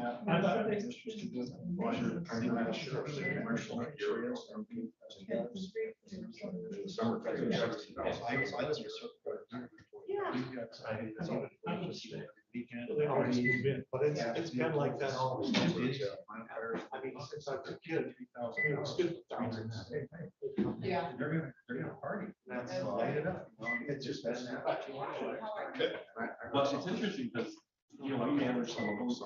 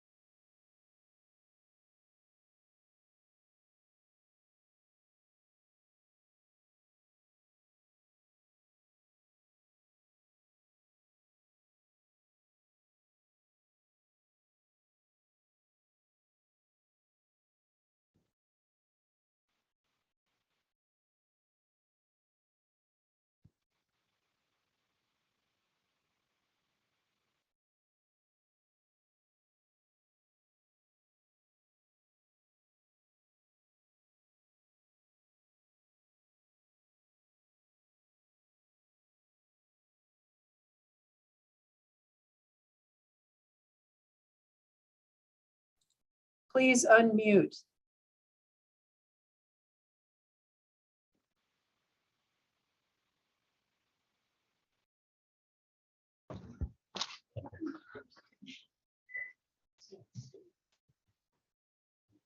Go get her.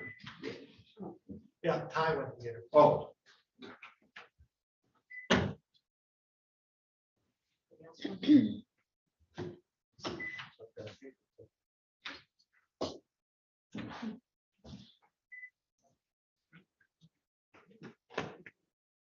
Taking a break.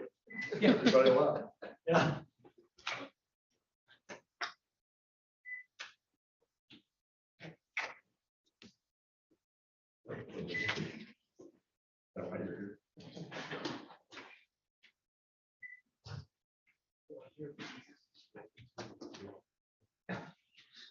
All right, our next thing is the parenting, well, it's actually the early childhood village update. Perfect. Okay, hi, everybody. I know you all know me, but Michelle Klein from the Leelanau Health Department, and I have with me today Woody Smith, who is our evaluation consultant, and he's going to share some information with you as well. So you have, I just set at your seats there, a little bit of a packet. We have our annual report from 2021, our April newsletter, so you can have a sample of the newsletters that we do every month, as well as one of the flyers that we've created for, just some outreach in the community. And I just want to give you a little update today. Do you have the PowerPoint or should I work from paper? Laurel should have that. Laurel, Yes. are you listening? Could you share the screen, please? She's on break too. Are you there, Laurel? Do you guys get a? It's in the board package, so they have it. Then we can, we'll just go, there we go. Okay, we can do it this way too. So, okay, so again, this is just an update. You have the annual report. I'm not going to read that for you. You can read it yourself. And if you have any questions, you can certainly reach out to me and ask. But I did go ahead and go to the next slide.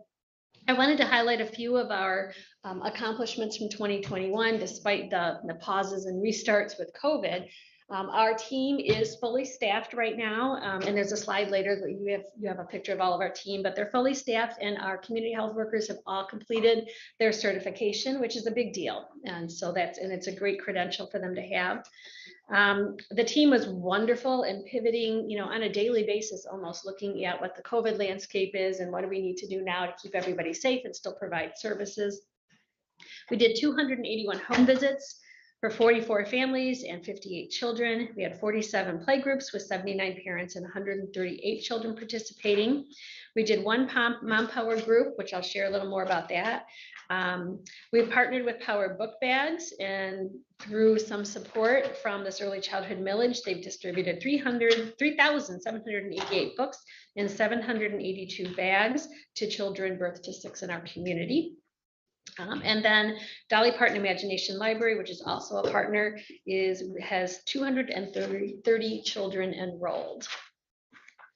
So I did want to just take a minute to share, and I know this slide, there's a lot of words, which goes against everything you're supposed to do with presentations, but I wanted to just take a minute. I've talked about Mom Power in the past to give you a little bit more information, because this is just a gift with this millage. This is such an impactful program, but it is expensive and time consuming to run. And so we are so incredibly fortunate that our community members have the opportunity to participate in one of these groups. So Mom Power was created by University of Michigan Department of Psychiatry, Dr. Maria Music. And if you ever get a chance to hear her speak, she's incredibly knowledgeable about parenting and brain development and physical development and everything that gets kids off to a good start in life. So she created Mom Power and Fraternity of Fathers. And this has been designated by the American Psychological Association as an evidence-based psychological treatment. So this is something that we really try hard to do with all of these millage dollars, is to look at evidence-based programming, so we know that what we are spending this money on has a true impact. So what this is, it's a 10-week program, and participants, first they get 3 home visits, one before the program starts, one midway, and then one after. And then they have a 10-week period of time where they meet together weekly as a group. And when they get there, they have the workers, the kids and the moms, they have a meal together, and then the kids go off into a child area where there's a trained childcare team. The goal is to have one childcare team member for each child. And over the 10-week period, they make this connection between this child and this childcare provider. And they also are able to, the providers, they're looking at physical development, social emotional development. Are there any concerns? And they really support the mom and the child in that relationship together. And this is the groups are usually a couple of hours. And then the moms that during that time are in their own room, and then they have, it's a curriculum based, facilitated by licensed social workers, and they go through a process of, understanding their own, their own experiences and how they're impacting their connection with their children and their parenting, so that they can better respond to their kids' needs more effectively. And then afterwards, they meet together again. The families are supported as the moms and the kids reconnect. And then because we have these millage dollars, another great benefit that we've been able to do is these moms, they share some very personal experiences during this group, and they really connect to each other. It's a non-judgmental place for them to be. So we are able to keep these groups together. They continue to meet monthly with the social worker, and it's more informal. It's not, curriculum based, but they can meet together and they can share how they're growing and what they're doing differently and what their experiences are without any fear of having to keep up, appearances of being a great family with nothing wrong. So it's been incredibly beneficial. The results on here, these are not from Leelanau County. This is the results of this program as a whole that they found through U of M, that there is a reduction in depression, post-traumatic stress syndromes, parental stress. There's decreased feelings of social isolation. Sorry, I don't have my glasses. I'm not sure which one I can see better here. They have improved confidence and comfort in their parenting. There's increased understanding of their children's behaviors and motivations. There's more connections with ongoing care, whether that might be psychological care or physical care. They have increased capacity to reflect on and respond to their own and their children's emotions, and even brain imaging has shown that there's greater activation of the empathy circuits in the mom's brains when they're observing their children's emotions. And I think that's often where there's a struggle as parents, when you have, you're feeling frustrated and angry, and you're responding to your own anger as opposed to hearing and seeing what your child is really needing at that point in time when they're challenging us the most. So that's Mom Power. And along with Mom Power, there's a fraternity of fathers, which is similar, but it's more adventure based. It's based more, women tend to like to talk, the men like to do. So it's more adventure based and meaningful for the fathers. And this next year we've just started a Mom Power and Fraternity of Fathers program, which is very exciting. Also something U of M is looking at, because this hasn't been done elsewhere, where we're holding these simultaneously. And a good many of the participants have both moms and dads participating. So very cool stuff. All right, so with that said, let's move on to a little bit of the evaluation from 2021. And Woody, I'm going to let you share. Okay.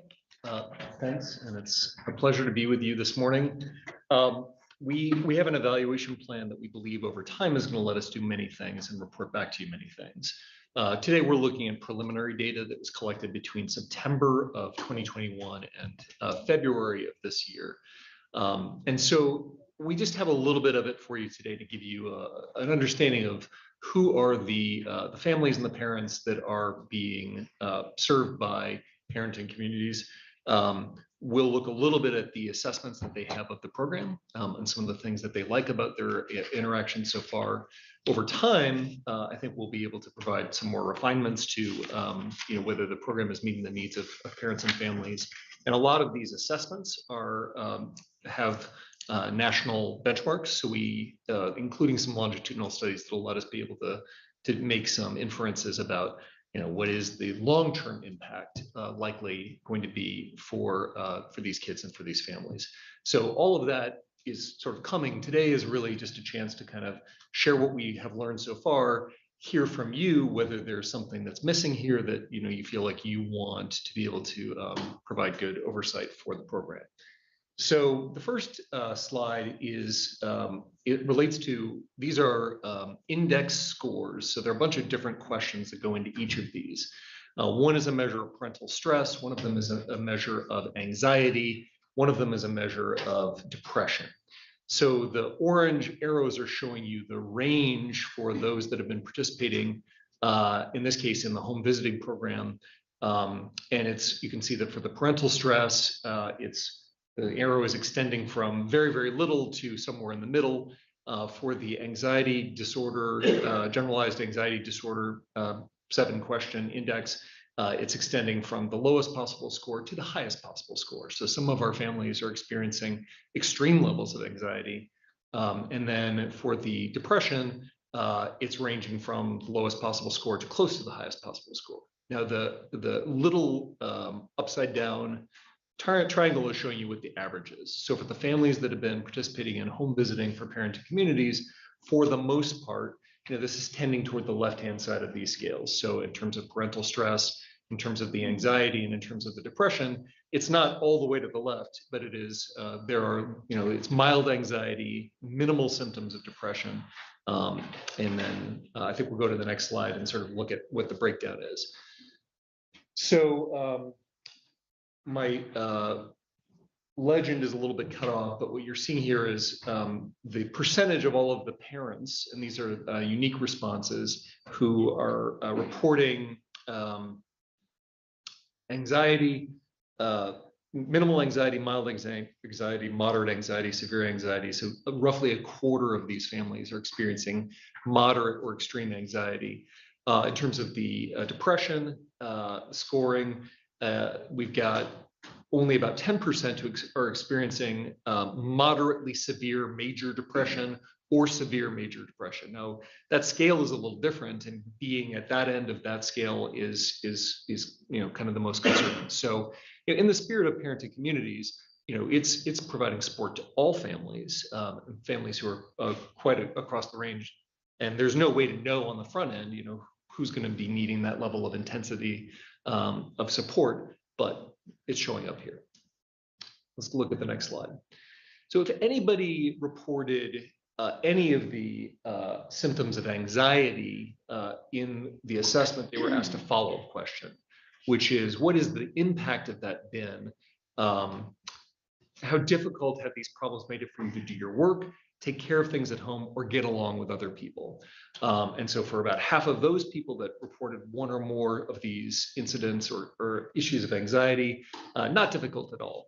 40% somewhat difficult, 8% extremely difficult.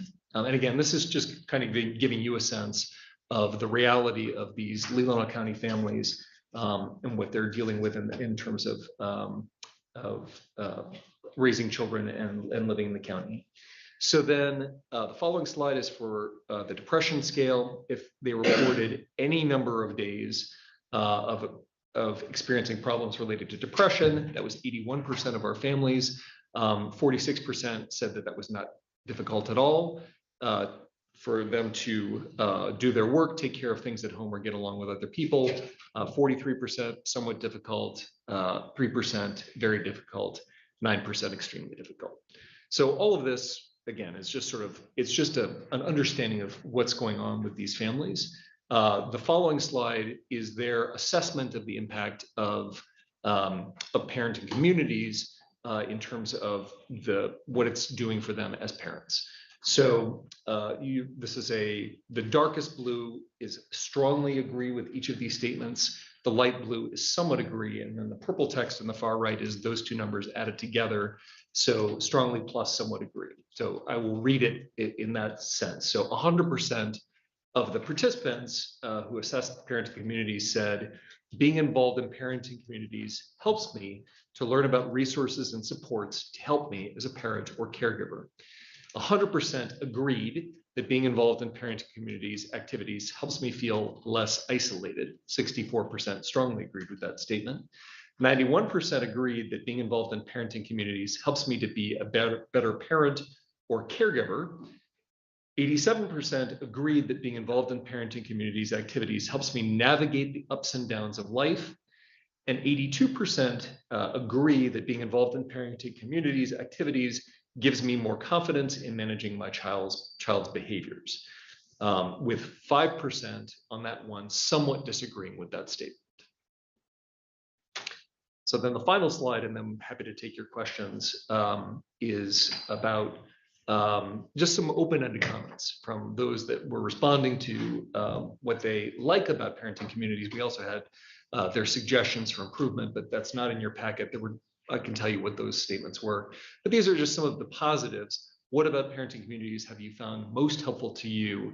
Fun and safe social interactions. Playgroups have been the best place I could bring my toddler for fun and social interactions after having my second baby. It's been a place I'm confident bringing both kids to by myself, and that's huge.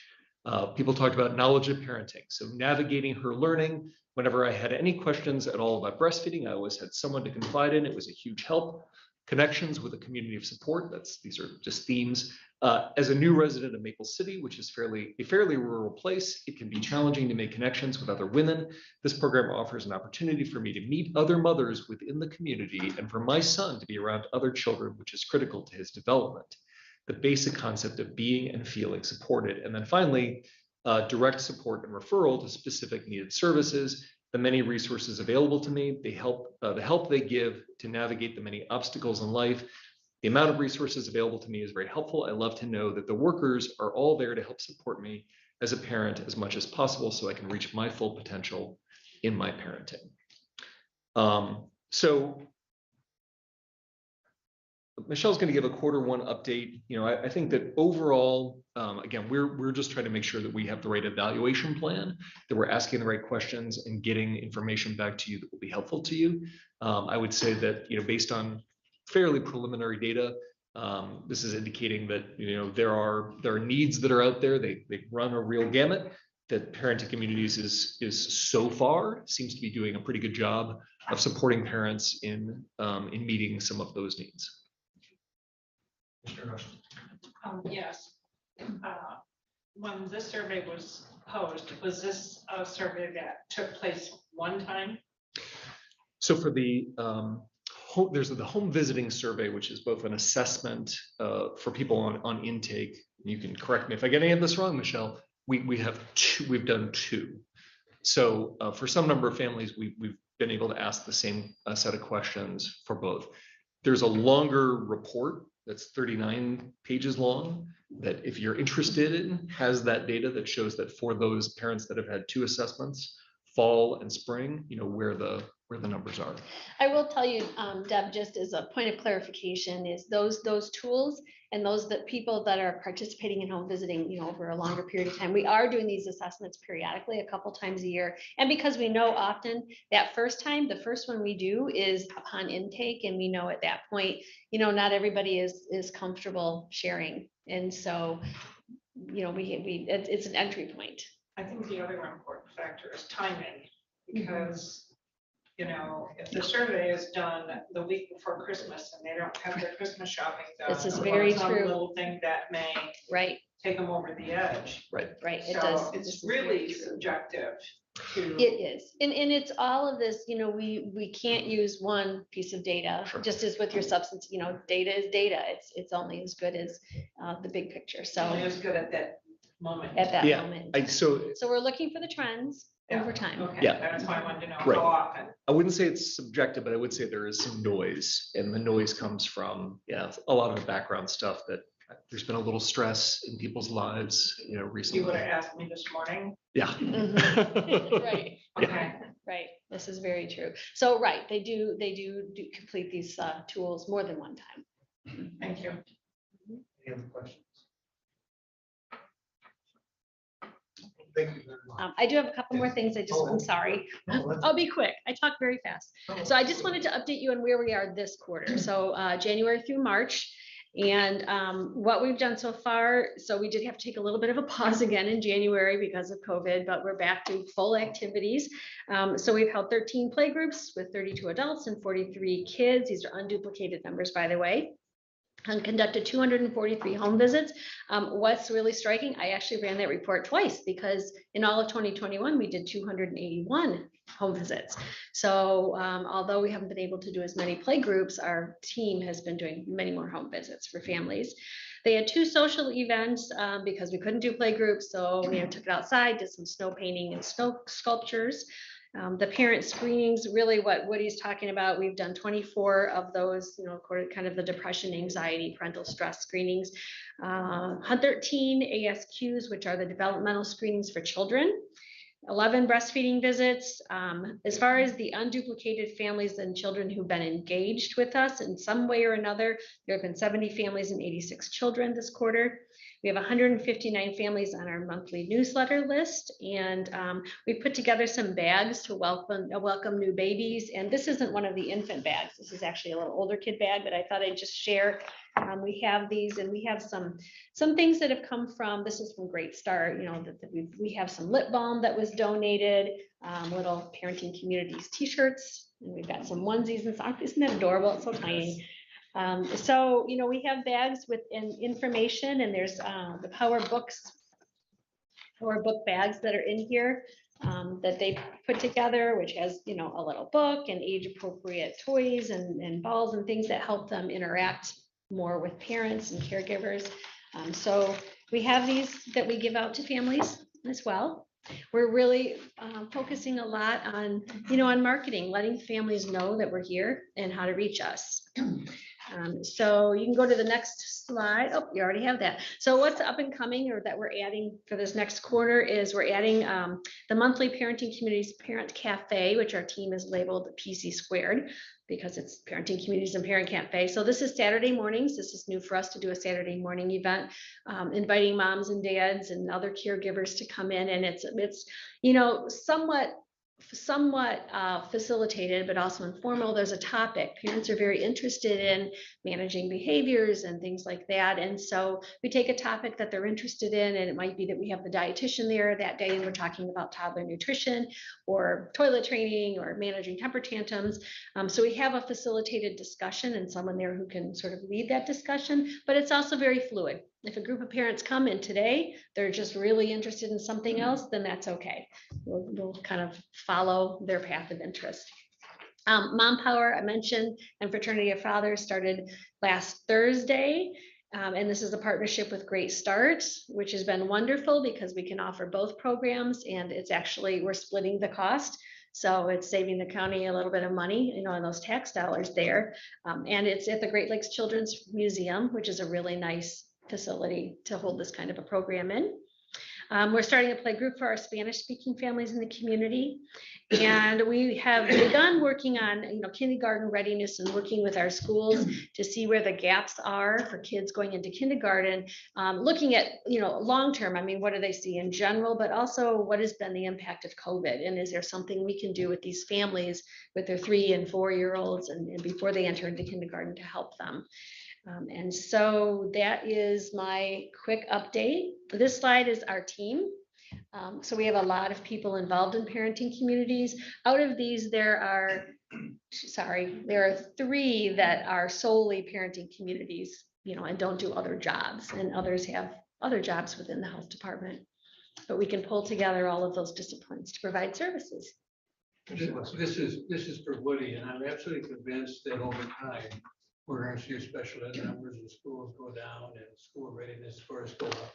And I hope as we track over time, program, right, we can track that, because when kids enter school and they're 3 years behind, and if we catch them 1 year's growth every year, they're still 3 years behind at grade 12. Yeah, I think you're. We need to get people ready, and I think your program can do that. I think Commissioner Wesley, you're right, that we do need to be tracking some of those external metrics too and seeing how they correspond. I am so in awe of what you have put together and impressed with the creativity, the new programming that you have coming on. It's just more than we could hope for. So thank you so much. And the evaluation component that you're adding, it's not just looking at numbers, it's meaningful. And as Commissioner Weston just said, I think you were going to see some positive changes that we can relate back to what you're tracking right now to give us a flavor of where our families are, which is so important for other services. And you're linking all this back to what the health department offers in other areas. So big kudos to you. Well done.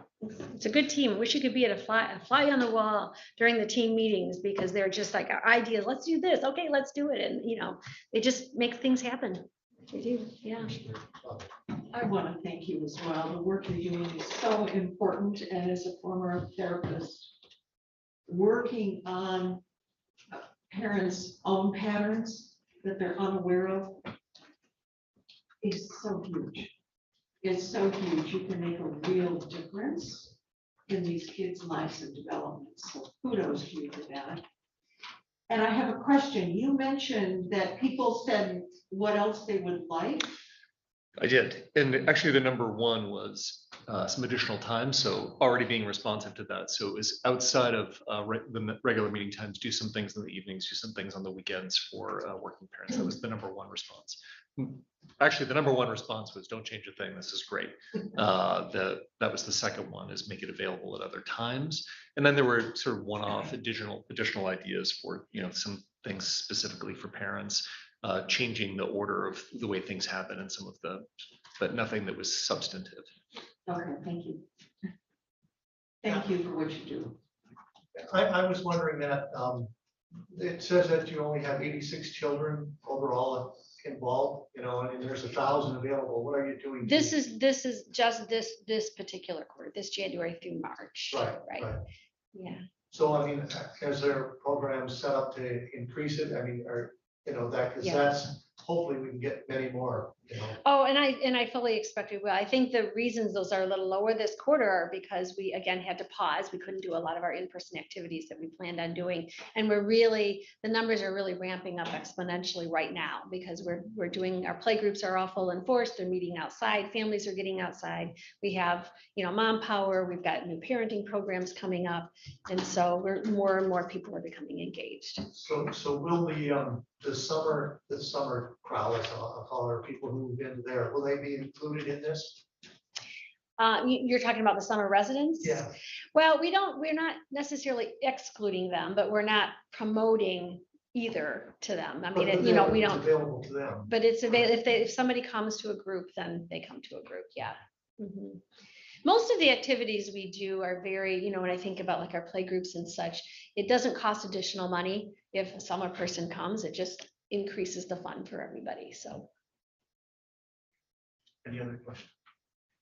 I just want to say thanks. Keep up the good work. See where this goes. Yeah. It's good stuff. All right. Thank you all. So next we have the registered fees. Morning. Well,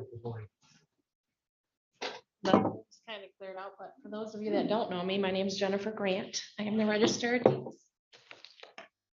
Thanks for letting me come in and do the update today. I know you guys have been busy the last couple months and I've kind of got pushed off, but that's okay. All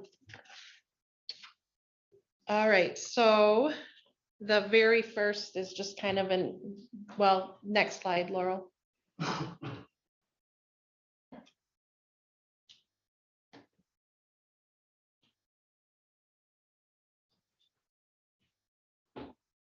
Next slide. There you go. Just a little introduction that you registrars are engaged in registering deeds. It may be a small thing, but it shows the progress of civilization. For owning of a home is the foundation of civilization. And I kind of put some examples of the documents and how they've evolved. The first one is what an e-recording looks like now. Those come in electronically and they're electronically stamped. Not all of our documents are e-recorded. But this would be a discharge that we allow to come in electronically.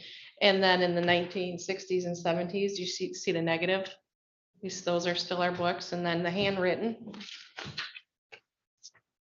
Next slide gives just a quick overview of what our office does.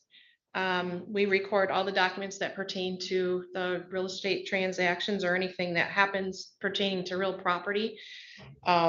Your deeds, your mortgages, easements, powers of attorneys, sheriff's deeds, redemption certificates, liens, whatever pertains to real estate transactions. The deputies in our office need to be familiar with, over 100 different types of documents and the statutes that the state tells us we have to follow that go with each document. And our office does work closely with the real estate and the attorneys, the lenders, title companies, utilities, surveyors, general public. They work with our records, and we work closely with them. We also are a vital tool for the township assessors, the treasurers, the equalization for their tax bases, the mapping, they're updating tax rolls, like Mr. Ulterstorff had the map from equalization, and they get that information from our office. And then the top priority is still customer service, polite, professional. It's important to be very accurate and timely in our recordings so that everything can be up to date and for tax rolls and all that stuff. And then this is the current staff. Rachel Richardson, she's the chief deputy. She has been in the office for a little over 9 years. Wanda Couturier, she started in our office in 2017. We lost her for a year when they did some restructuring and she went to a different office, and then we got her back in 2021. Patty's been in our office for about 2 years. She was our part-time in 2020, and she just took on the full-time this year, getting that back. So that's the girls in the office. The documents that are available in our office are from 1863 to the present. Currently, we have from January 1st, 1969 to present. They are indexed, they are online, they're computerized, and they're searchable to the public. The documents from 1863 to the end of 1968, the deed books, just the deed books, they have been made into digital imaging, and they've been imported to our software. They're searchable by the staff. They're not searchable to the public yet until they're indexed. The public still does need to come in and search the books if they need anything prior to that. And then this is the last 4 years, the trend in the recording, document recordings. You can kind of see we follow the same upward trend as that Mr. Ulterstorff showed, since we're kind of directly related with the real estate. And then I wanted to just go over the revenue that's brought in and where all the dollars go that we collect. Each document that comes in, it is now a $30 predictable recording fee. $4 of each document goes to the state remonumentation fund. And that was enacted in 1990. So each quarter I do a report that shows how much money needs to go to the state remon fund. There's some documents that are excluded, like the treasurer's documents, the IRS documents, the state documents. That money, so we have to subtract those out. And then at end of quarter, however much we collect for the remon, we minus the 1.5%. And that goes into the county, the general fund. The automation fund was created in 2003. So $5 from each document goes into that automation fund. That money is to be used to upgrade the technology in the Register of Deeds office. And then the other $21 goes to the county general fund. Next slide. And then the documents that come in that we have to collect the real estate transfer tax on, there's $3.70 per 500 goes to the state, 55 cents per 500 goes to the county. And then on the documents that we need to check taxes on before we record them are listed here. There's warranty deeds, the land contracts, assignments of land contracts, the master deeds, and then any document that has a warranty clause on it, or easements or amendments to master deeds where they've changed property lines, those need to be checked. Once those documents come in, we stamp them, we take them to equalization, they check the legal description against their, the database to put the correct tax number on it. Then we take it down to the treasurer's office and they check to make sure the taxes are paid before we can record it. And so that is $5 a document, which then goes into the general fund for those checking the taxes. And then you can see the trend in the taxes. It's directly related to the price that comes in on the deeds and how many deeds come in. And you can see that trend has gone up also over the 4 years. Next slide. And then we also have our copies and website fees. Copies are $1 online and in the office. Then there are searching fees for the online, and those are what we charge are on the screen there. And that is what our search looks like online, that screen there. Next. And then our office is also we also accept passports. We're the passport acceptance facility here, and we collect the applications. We have to make sure that everything that is accompanying the application, that we have everything that we need to send in with them. Each new application we do is we collect $35 for it. Then that goes into the general fund. And then the clerk's office does the photos for us, and we collect the $10 for those, and that money too goes in the general fund. Every year we have to go through, each staff member has to go through a series of trainings to continue to keep our certification for passport acceptance. So we do that yearly, usually during the last quarter, it needs to be done. And then every year, not every year, every couple of years they come in, and we haven't seen them in the last couple, so I'm thinking they'll be in soon just because of COVID. They haven't been here, but they come in and check to make sure we're doing everything that we're supposed to be doing and doing it correctly. And then in December of this last year, the fees went up $20 for both the adult and for the child passports. Next. And then within our system online, there is what's built in is called a fraud guard service. And you can go in and you can register your name that you want it to tag when it sees it. And then it will send you an email to let you know that something has been recorded in our office. This is great. People love this. The ones that have signed up for it and the ones that I've gotten signed up for it. It doesn't go back and give you any information on the old stuff that's already been in the database, but the new stuff that comes in, it'll send you an email and say, hey, something's been recorded in the office. I know there's a lot of people who pay a lot of money to have, these fraud services, keep an eye on their accounts and stuff, but this is free and it doesn't cost anything. And if you can help spread the word, that would be great, because I'd like to get more in there. And then the next slide, our projects 21, we did get all those deed books in the digital. So we're working on getting those indexed, working on 1968 now. A project that I had put on for this year was to get the grantor grantee index books in online, so they don't need to come into the office to look at them. I have to back up a little bit, and I'll hopefully be here next month because I have some things I found that were missing that I need to update and continue on what was done back in 15. So that project's kind of on hold until we work on getting some other stuff done.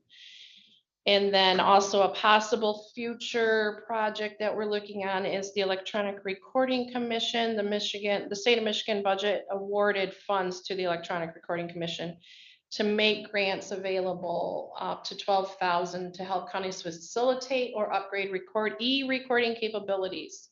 So I'm kind of working with the treasurer's office to see if by upgrading what we currently have will help them to be able to send their stuff over electronically, their forfeitures and their redemptions and that kind of stuff. So we kind of, we're peeking at that a little bit. And then our ongoing projects are still that back indexing and in January got 1969 on, girls are diligently working on 68. Now that we have all those images in the computer, it makes it a little easier that we're not having to hand put all those in and they're there and we can work on them when we have time. So, and then that's it. Any questions? Yes. Where do we go specifically to do the project? You can go online through the register of deeds, the government, go into leelanau.gov onto the register of deeds, the document search. And you can always come in the office and I can show you, or you can find it on there. I'd like to give some instructions. Yeah, absolutely. What I could do is maybe put together a step-by-step. I could email it out to you. That would be helpful. Yeah, I can do that. I'd like to advertise that. Yeah, perfect. That was one of my questions too. So in fact, I suspect a lot of us would like to have a step-by-step so we can share. Yeah. Constituents. Yeah. I haven't seen a couple of articles lately on what happens with records when they're not. Yeah. It's not your responsibility to validate certain things. So. We had a gentleman come in and he was paying a company to kind of keep an eye on this stuff for him. And there was something that was recorded 6 months earlier. And he said something was just recorded and well, they caught it 6 months later. So I got him signed up for this and it didn't cost him anything. And he was just ecstatic because, yeah, he's paying somebody to do it and he can get it immediately. And my other question was under searches. I was looking at the, there we go. It was under page 61 for us. The searches, a 6 month pass, what is the usual kind of service that you get requested? That 6 months past are going to be your title companies. Oh, that's what I wondered. I don't know if there's any attorneys that use that, but I know there's 1 or 2 title companies. They've requested a little bit of a break for a local one has requested that. So there's 1 or 2, I think, signed up for that. Thanks. You're welcome. Any other? If you put that together, I mean, if you send it to us. Yes, I will do that. Appreciate that. No, thank you. I appreciate it too. Thank you. Thank you. And you guys are anytime again, you're welcome to come in and see what's happening in there. So thank you. Thank you. All right, and that brings us then to our action items. The first item on this is the road commission approval of ballot language. If there's anyone here. No, But this is a standard request every 2 years to put it on the ballot, and I believe Michelle's not here. I believe she's been working with the road commission on language. Yeah, we have a previous motion, I think, you know, that they put in. It was just something we wanted to. Yes. Just a question, if I was reading it right, this time there's an increase in the amount of reading. I honestly do not know the answer. I've not been involved and obviously we normally have someone from the road commission here to give us an update. So yeah, maybe we just move it forward and get them here next week. I move that I recommend to move this forward to next week. All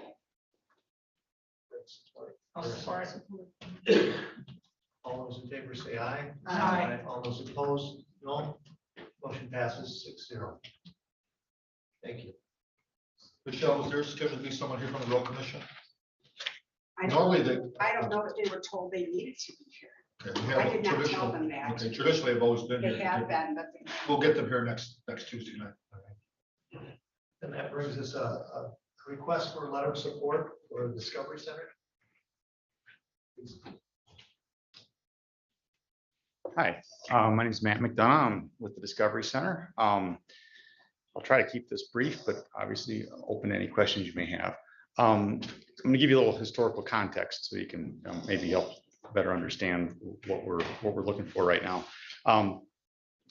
Geez, over 2 years ago now, you may have heard how there was an effort to bring, to have Michigan Tech more integrated into our community down here, in partnership with NMC as a way to create get more students from our area to go to tech, more internship opportunities, because we're the closest large municipality in Michigan to Michigan Tech, believe it or not, with some industry and manufacturing. And also to have more internship opportunities and then more job placement opportunities for tech graduates. All that started a little over 2 years ago. And that also included an MOU signed between NMC and Michigan Tech to work together on water quality research initiatives. So all that was going along smoothly until the pandemic hit, and then everything kind of was paused. About 5 months ago, those conversations restarted, and we've been meeting almost every week for a couple hours. What has come out of that is this desire by Michigan Tech, NMC, Traverse Connect, which is basically the Chamber of Commerce down there, the Discovery Center, and 20 Fathoms to create a water research facility at the Discovery Center, our campus down in Elmwood Township.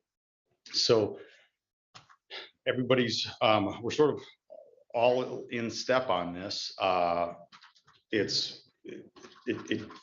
It could be a really neat thing. One of the things that kind of helps us stand apart is the business incubation component of this. That's where 20 Fathoms comes in. They're a nonprofit that's really, their mission is to develop more technology-based jobs and startups in our community. And so they see this as an opportunity to take some of the work that's already being done at NMC and Tech and have there be a job creation, business development component to this center as well. Lauren Call, the director at Traverse Connect, has been in contact with Senator Bergman's office recently, and they've encouraged us to submit a request for what they call their community funding project. It's essentially an earmark. And that request just came through last week for us to submit a request. It's due on Friday. We were originally asking for, it was in the $300,000 range, really for some preliminary work in site planning, conceptual design, and financial modeling that would be done to help the universities determine how everything's going to be managed and operated and funded. When Warren spoke with Senator Bergman's office, they recommended we actually ask for more, that we should actually ask for more. So we went back to the drawing board and have added some components for infrastructure on the pier. As you may know, we're in fundraising mode right now to develop the pier into more of a kind of a public space, better hub for our nonprofit partners and educational partners to deliver programming from. So what we may be adding to that $300,000 request is it could be up to $1 million or even more for additional infrastructure on the pier, just like a small classroom and lab building, additional docks for research vessels and those types of things. We're still waiting to get more direction from the representative's office as to what scale this request should be at. So I put together a draft letter of support that Elmwood Township approved last night. And I'm asking the Leelanau County Commission to support it as well. You'll note in the letter, it's fairly high level. It just sort of talks about having a freshwater research and innovation center at our site. And to support that, it talked about the areas of focus where the different educational entities would focus their energies. I also included in the email to Chet, sort of a little overview schematic about the different organizations' roles and responsibilities in this initiative. So would love to have your letter of support. It is something that the representative's office is asking for as part of the submission of this request. So wondering if you'd consider that. I'd like to request that we set aside our rules, waive our rules, and approve this as provided so that we meet his deadline Friday, rather than sending this forward to next week. So that would be my motion, that we set aside our rules and approve this letter. I'll second it. Yeah, I don't know that this is supposed to be a committee of the whole, and now you're trying to this would change it to a special meeting. And we'd have to do notice, 18-hour notice, I believe. We Maybe we'll do could, that. just as a thought, it is Friday deadline. Yes. We could send the draft to Congressman Bergman's office. I'd be glad to contact them and tell them the official letter will come next week, When is your meeting? next Tuesday. Okay. So, I mean, we have a motion, but I mean, I don't know that we can honor it. Okay, I will withdraw that. Okay, thank you. Could you explain to us what your position is there at the Discovery Center? I'm the CEO of the Discovery Okay. Center. And how much land do you have on the west side? I think it's the west side of the road. Yep, and that's what we're talking about is on the west side. It's a, Pier. right, not the pier. It's about, and I'm gonna be off a little bit on this, but it's in the 17-acre range. Okay. Now, most of that is wet. If we go all the way back to Leelanau Trail, Yeah. we have about 5 acres of upland, between what's, we call the kind of the traditional campus where the Children's Museum and, some of the other structures are. And then we purchased the old coal dock, obviously the dock, and then the coal storage lot across the street that is now a parking lot. And we've also purchased the family video building. So You're talking about potential erection of new structure. I assume that some of what vacant space do you have? well, very little. We'd likely be demolishing most, if not all, of the buildings on the west side of M22. That was my question. Yep. Because I could not picture in my Right. mind where you could do what you say you're gonna do. Yeah, that's a great observation.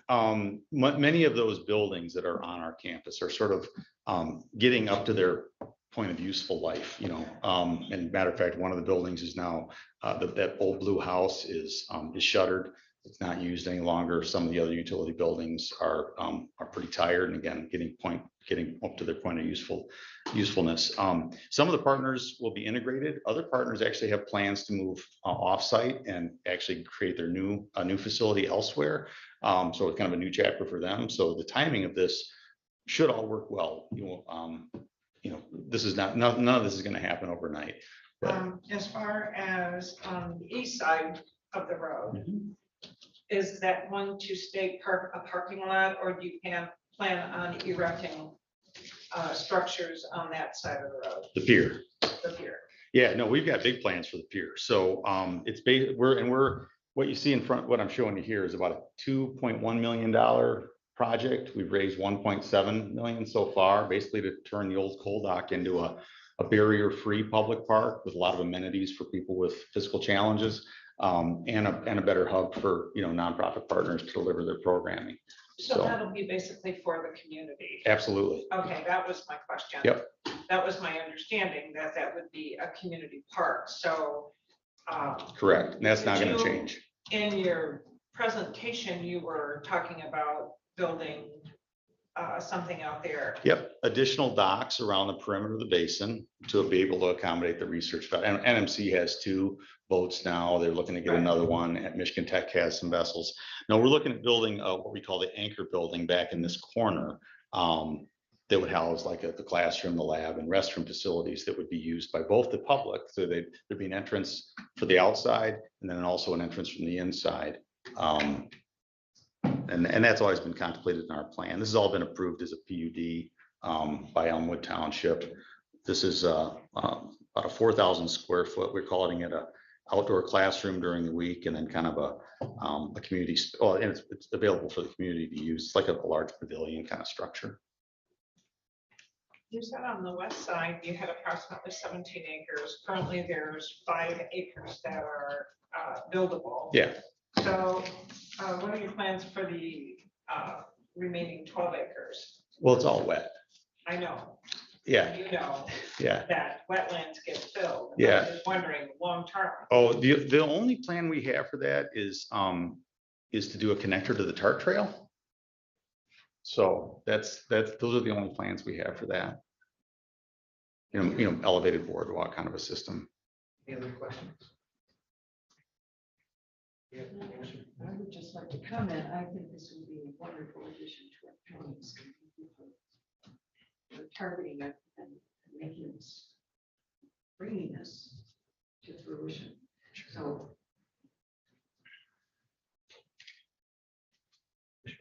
we would, well, we need a motion to move it to next week. I move to recommend that we approve the letter of recommendation as provided. Second. Any other questions or statements? All those in favor say aye. Aye. All those opposed, no. Motion passes 6-0. So then this would, he can get you that point as it, but we have to wait for next week at our regular meeting. To actually, before I can sign it. Okay. You and I can talk, and we can. Yeah. Talk how to get this. I can get it to you can send it to them and say, hey, they have a. Yeah. This for their meeting. Well, I'll do exactly that. And I think that'll work. We've seem to have developed a good rapport now with representative's office. And I think they'll accept it. So. And I can't guarantee that it will, but I do believe it will. Yeah, good. Well, if anybody has any questions in the interim, reach out, please. Thank you very much for your support. Certainly appreciate it. All right, then that brings us to the security grant application for the Port Authority. Good morning, still morning, I guess. Long meeting.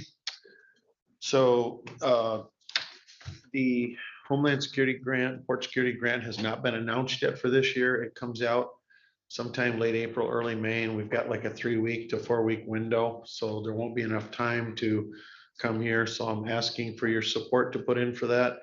Based on that grant, if we get a 3/4 match grant from Port Security, which it's been all along, and last year's grant award went to Charlevoix to the DNR.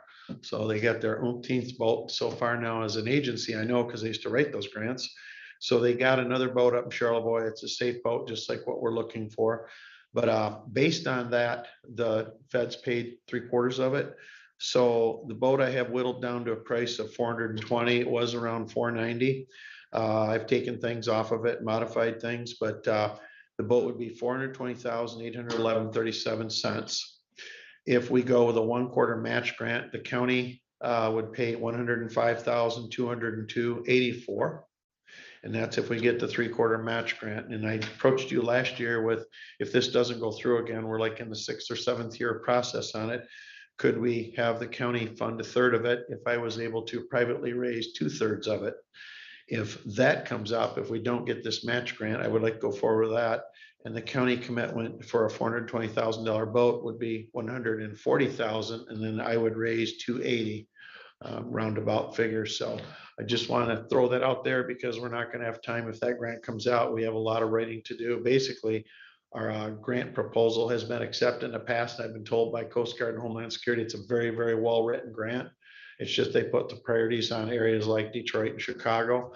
But as they fill up with boats, and they do get a lot of them, there's no reason not to have a boat like that up here, which could serve the dual function of port security as well as rescue and Great Lakes patrol. So the boat we have, and I've said it before, but I'll repeat it for new members, the boat we have now is inadequate, and it is not safe to send our deputies out in rough water with it. And it's undersized. If you go down to Leelanau Marina, it looks nice because it got great big high letters that say sheriff on the side. But if you looked at the boat structurally, and I'd be glad to take you all out there, there's no aluminum deck on it. There's no cutouts for retrieving bodies. There's no enclosed cabins. It's just a fishing boat. We put stickers on. I hate to say it because at the time is the best we have, but I think we really need to look at it before we have a tragedy for our deputies who are on patrol, or especially the public who we're assigned to protect. So. I would move to recommend to the Board of Commissioners that we approve the Sheriff's Office 2019 Port Security Grant application. The county portion will come from the direction of the Board of Commissioners.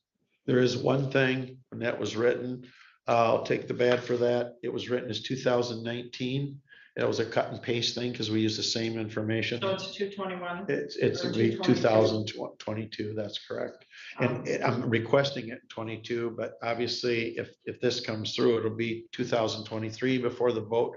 It takes about a year to build, and then it would be 2024. So we got it. So I believe I want to say on that 2022. Is that correct? And the clerk will make the correction. Okay, thanks. Thank you. All right. Second. When you talked about your boats, your boat, and I hope you get this grant, that would be great. Yes. You'll be able to sell the one you have, right? Well, we sold one already. We sold the Four Winds boat. And then we were gonna move this boat in Leland, which is undersized, over to Sutton's Bay. And move the boat that's in Sutton's Bay down to Reliqueville. Believe it or not, the busiest place in this county, Reliqueville, if you will, Lower Traverse Bay, doesn't have a patrol boat there. And I've talked with Elmwood Marina before, and it's kind of a hole in our inventory. Of course, the next thing, big thing we have coming up, the schedule is the Cherry Festival Air Show. I believe I'll be there tomorrow at a meeting for that, setting that up. And there's a lot of security measures that take place behind the scenes that aren't talked about, but anytime you have an event like that, it requires, that. But either the boat in Leelanau or the one in Suns Bay now would be perfectly suitable for down there. This boat I'm talking about is the Great Lakes boat to cover everything from Empire all the way up to basically north to Beaver Island, then all the water past the islands, the 4 islands out there, and all the water inland, not inland, but in between the islands. It's 2,034 surface miles of area around Leelanau County, not including in the lakes. So it's a big responsibility. What's Plan B? So Plan A would be get the federal grant. No, I asked Plan B. Okay, Plan B is to go to going to private sources and see if they'll fund 2/3 of it. Based on what we talked about last year, I hope that offer's still up. If I can raise 2/3, you would match a third. And the next plan after that, I guess, is just coming to the board and saying, could you buy this boat? I mean, we're probably getting into the 7th year of trying to do this. I'm hoping to use these grant sources. It's difficult, I think, to go for a 2% grant on this, just because of the enormity of the amount of money. And I just, See, the problem I have, Sheriff, no disrespect, is last July or August, we allocated $167,000. Right. We walked out of this room and assured us, and we're going into another budget. yeah. I mean, what happened? You said you would raise that money. So I looked at raising the money, and I would have to get, let's say, 2 sources to give me 167 each, and then the county would match 167, and that came up to around 495. And I pared some things down off the boat. I approached one source that I thought would be good for it, and they weren't sure. And I think I have 2 sources now I might be able to go to and try to get them to each pay a third if the county would match a third. So that would be Plan B, and the Plan C is, should we just buy the boat as a county? But that's why I didn't go forward with that, because it was a very tough year as far as administratively for us, dealing with COVID, dealing with problems here and there. And when we got turned down that grant, I was shocked to see DNR got another boat up in Charlevoix rather than us get a boat. If you just look proportionally how many they've had, and I don't have the total number, but they're all over the state, and they always by state boat or by safe boats, so the same kind. So that's why I didn't pull, and I didn't have the other funding raised. Any other questions? So, I mean, again, I'm not gonna support this. I think that's just too big of a boat, just too excessive, especially when you think about the cost of just running that boat. So, I mean, I do think we had allocated up to $167,000, and I think we could get a very adequate boat for that. Would be all the things that you have, but I do think that could be done. So, and especially if you had other funds from private, public partnership. So one more question, what about used boats? Used boats, they're out there, but a lot of them are saltwater boats. So that basically takes that category out because of corrosion and, long-term deterioration of parts. There isn't, with all due respect to the chairman, if I could buy a boat for 1/3 that price or half the price, that's what I'd present in front of you. I mean, this is a serious occupation out there in the water. People's lives are at risk. And if I took you to the boat and I had the Coast Guard boat come down to Charlevoix up from Manistee and park them next to it, I could go item by item and explain why those boats are more expensive and more seaworthy. But if I hope I'm pretty conservative, if I wouldn't waste the money if we didn't need the boat. So it's that type of boat we need. So as far as used boats, I mean, I don't know that we buy used road graders or used dump trucks or other things used. If there was something out there that was suitable, fine, but becomes very subjective as to why is it used and why are they getting rid of it? And you weren't on the board at that time, Commissioner, but there was a boat signed to the Mission Point Peninsula, to the Mission Point Fire Department. I know some of you have been here longer. And they basically got the boat under Homeland Security grant. So they basically got it for 1/4 of the cost, what I'm trying to do. And they didn't have enough people to staff it. In other words, when they had a fire call, an ambulance call, no one was to be on the boat. So the township wanted to get rid of it, and I found out about it. And I could buy that boat for us, for Leelanau, for like $105,000, whatever it was, the cost you'd have into this.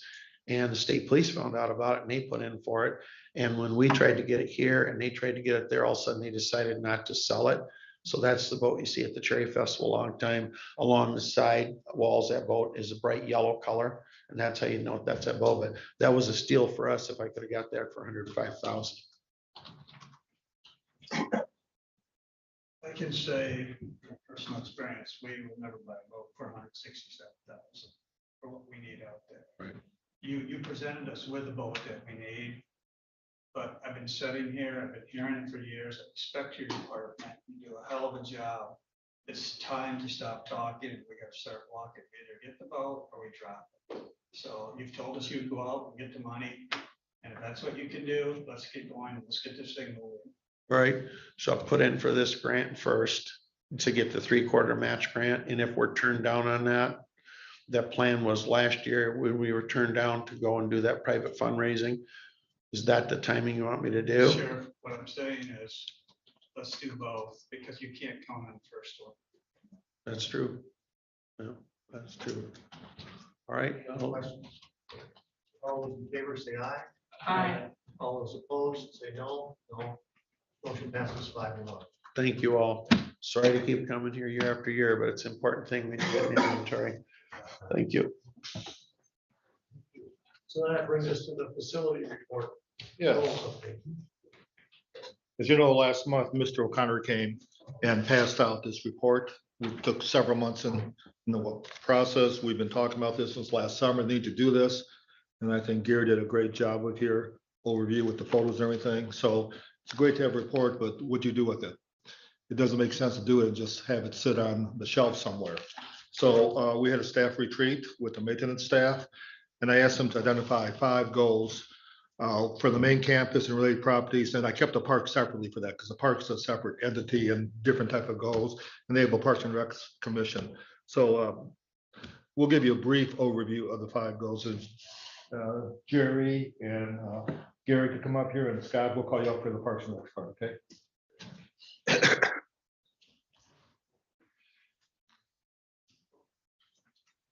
So as you know, this building now is getting to be middle age. We've had some challenges in it, and these are people that deal with it on a pretty regular basis. So I asked them to come up, what are the top priorities? And we could come up with 10 of them, but I want to keep it at 5 because we need to focus on them. If you have too many goals, I don't want to do a shotgun approach. I want very specific things that are measurable and calculable. And then we plan on coming back to you every couple of months with an update on these goals.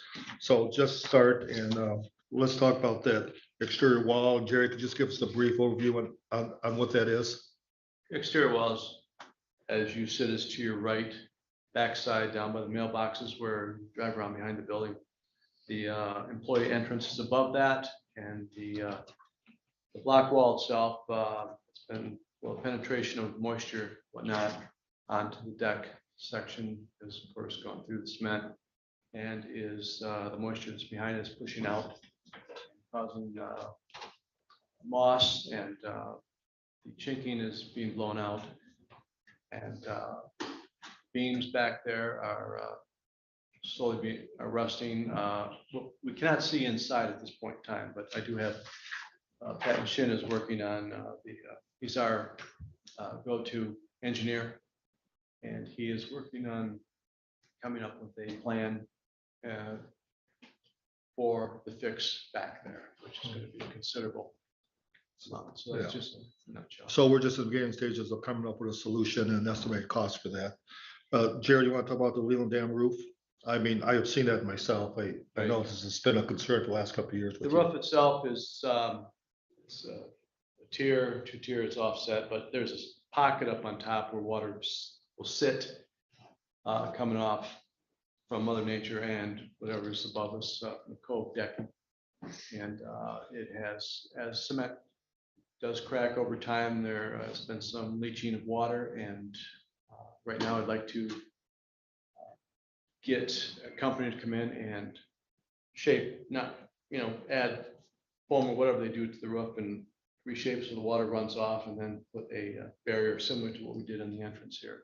That's everything in a nutshell. So once we have a firm plan, we'll come back to you with that and go through the dam authority also. If I can ask, roughly, rough estimate, what's the dimensions of that roof over there at the dam? 14 by 24, Thank you.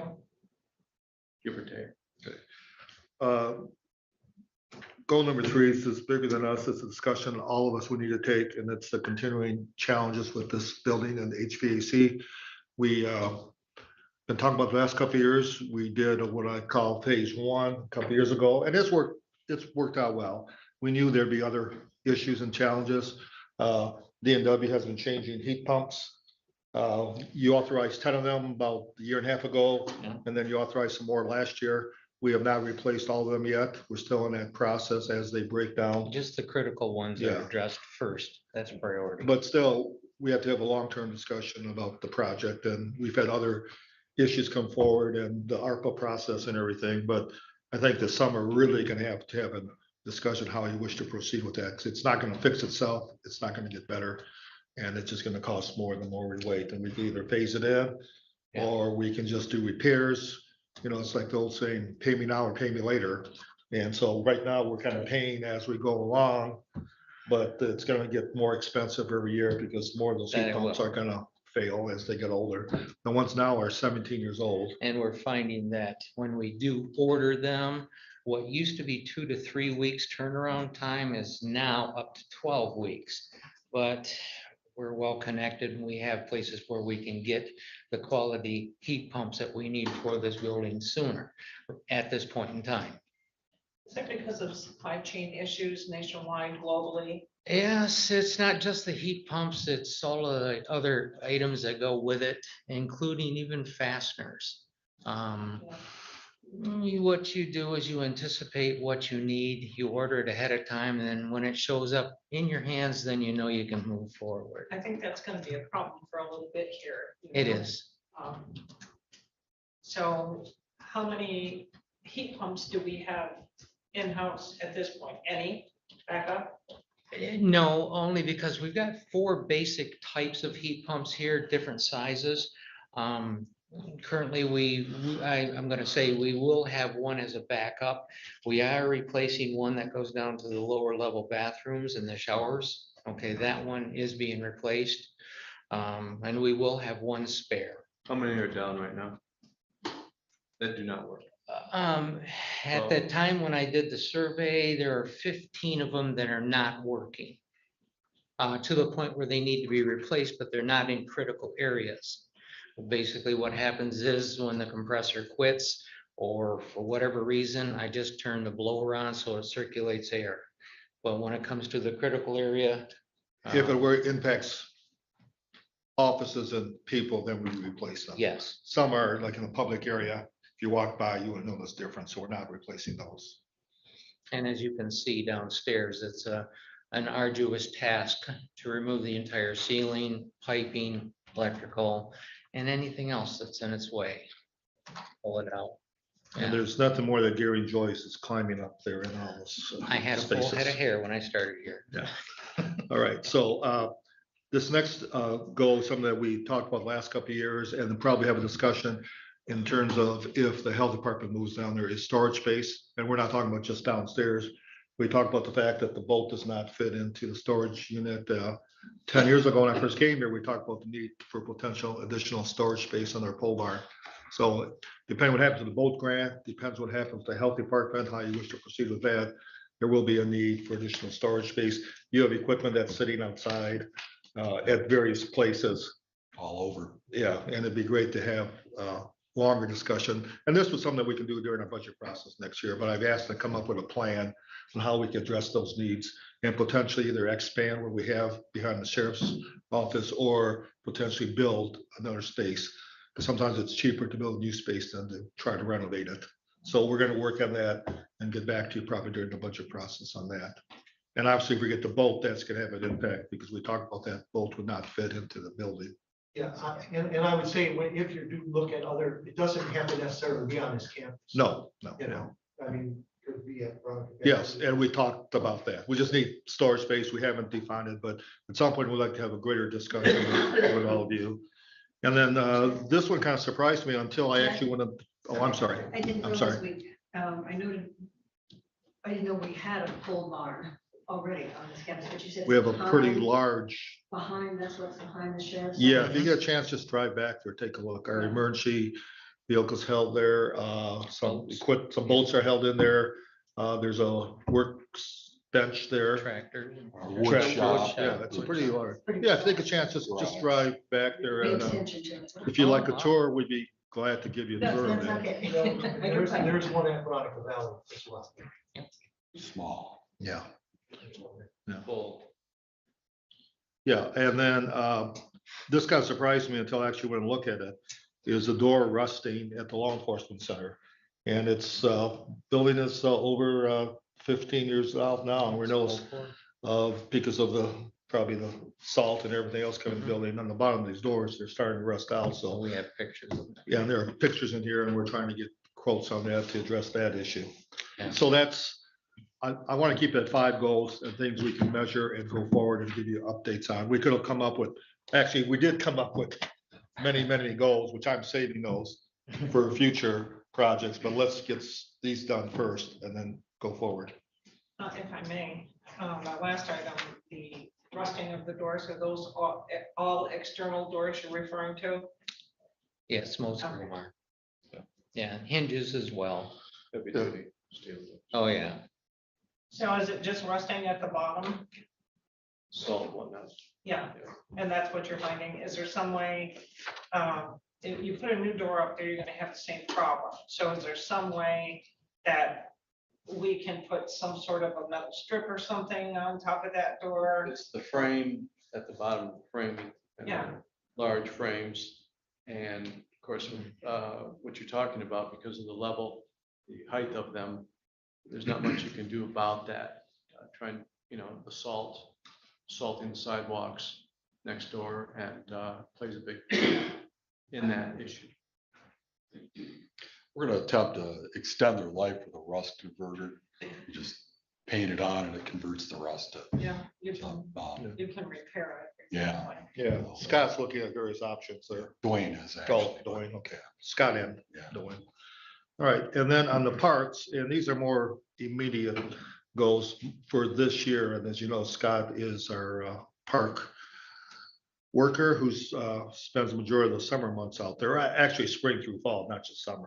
Right. But Scott, you want to just talk about and this first one is a safety issue, replace the railing on the bridge. Well, the first one, the railings on the bridge, we had a tree fall across one of the bridges that took out all the railings, so. That'll be the first on the list as soon as I get out there. I've got all the lumber ordered, just get out there and do it. Scott, you want to just go over all the lists here yourself? Sure. The chimney at Old Settlers, it's kind of the same thing with the bricking, the chinking's loose and the chapel, I mean. And you're referring to that as being repaired? Yes, yeah. It actually needs a cap on it as well. It's an unused chimney, so it's kind of just aesthetic, really. The bathroom vents is not that big of a deal. They've rusted out and fell over a little bit.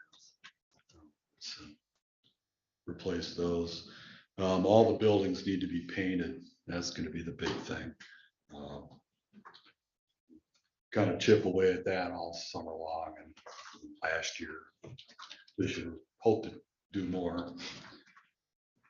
And then the playground at Miles is showing its age. The plastic's all cracking and it's probably going to need to be replaced. So for the parks, we came up with more short-term immediate goals, and I respect the Parks and Recs Commission. We felt it's their job to come with a long-term vision for all the parks. These are things we can address quickly and hopefully get most of them done this year. I am kind of surprised. These to me are maintenance issues, should be addressed every year. Yeah. The thing that concerns me is today on the agenda, we've got a request for up to, I don't know the number, $30,000, $28,000 for curbs and gutters out there. Correct.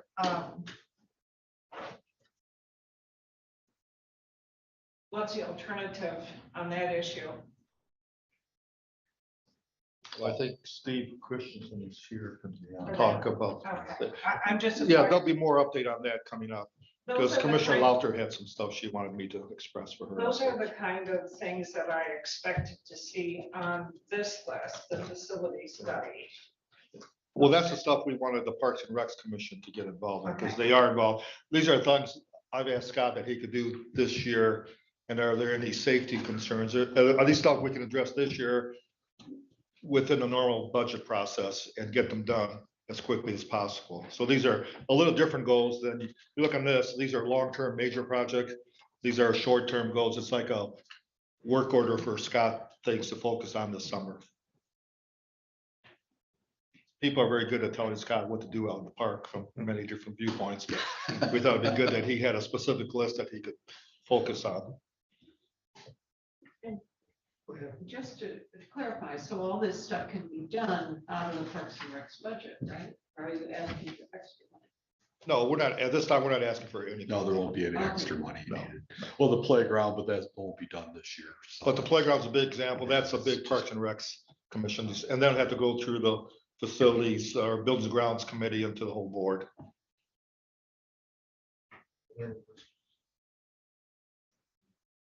All right, then I guess we just. No, we just want to give you an update with working on, and for the major goals, as we have updates, we'll provide them to you. But I think a lot of these you'll be talking about during the budget process, because some of these will have major costs. So we're not going out for bids for the painting of the buildings. We're gonna try to do No. that Yeah. through the summer. Yes. Okay. Thank you very much. Thank you. Good luck. I'll need it. And we have summer soon. We hope you have good Yes. weather. That's Yes. the key. And paint don't stick too well in rain. All right, so then that brings us to the Park and Rec Commission, that Veronica Valley parking lot.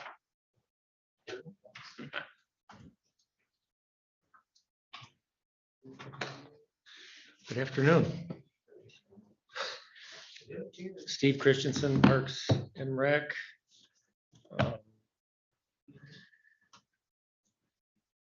We have a new hire, Colin, OC, and because we have Colin, I have this little machine next to me. Everything's happening digitally down there with the soil erosion control permitting. So I have to move forward with digital. And it's pretty darn handy, and of course, you guys have them in front of you, but I really appreciate what he's doing down there. It's a real nice step forward. We have 3 young people hired down there, and the energy is contagious.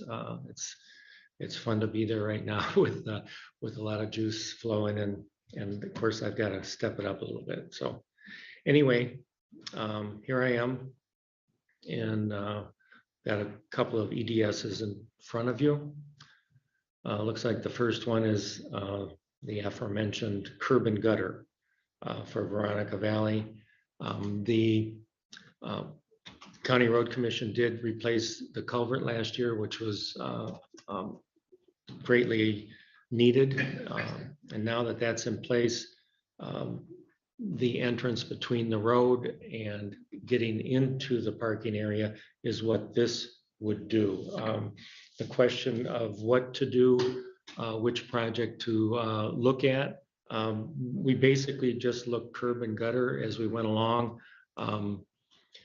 It's not mandatory. County Road's not making us do it. It's not by law, but it is the most secure thing that we can do in a site that has a lot of traffic. We've got big trucks, we've got buses, all these long pieces that will come through. The tail kind of runs over the edge. If we had raised curb asphalt, we run over that. We crush the end of our pipe. We'd have to repair and have maintenance going on. So curb and gutter, it's a very distinct thing that's there, and the drivers tend to miss it because it really rattles them if they run over it. But it does carry the water where we need the water to go. We'll eliminate washouts. It'll be very easy to maintain it. We won't have Scott having to deal with another thing. He's stretched pretty thin. And so all in all, we went to this route. It surprised us money-wise. We were kind of anticipating it coming in a fair bit less than 20,000. We went out to bids. We had 2 bids. We had this one from Pop, and we had one from Elmer's that was 10,000 more. So don't know exactly what's going on, but those are the 2 bids we had to work with. Parks and Rec Commission voted to present this one to you for curb and gutter from Pop. How long is that gutter? Or I'm sorry, the culvert. How long is that culvert? How wide is it? That's a good question. I was there last week. I didn't pace it. John would have that number right at the tip of his tongue. It seems to me that we're in the neighborhood of 25 feet, maybe 30. Scott, would you know? I want to say 90.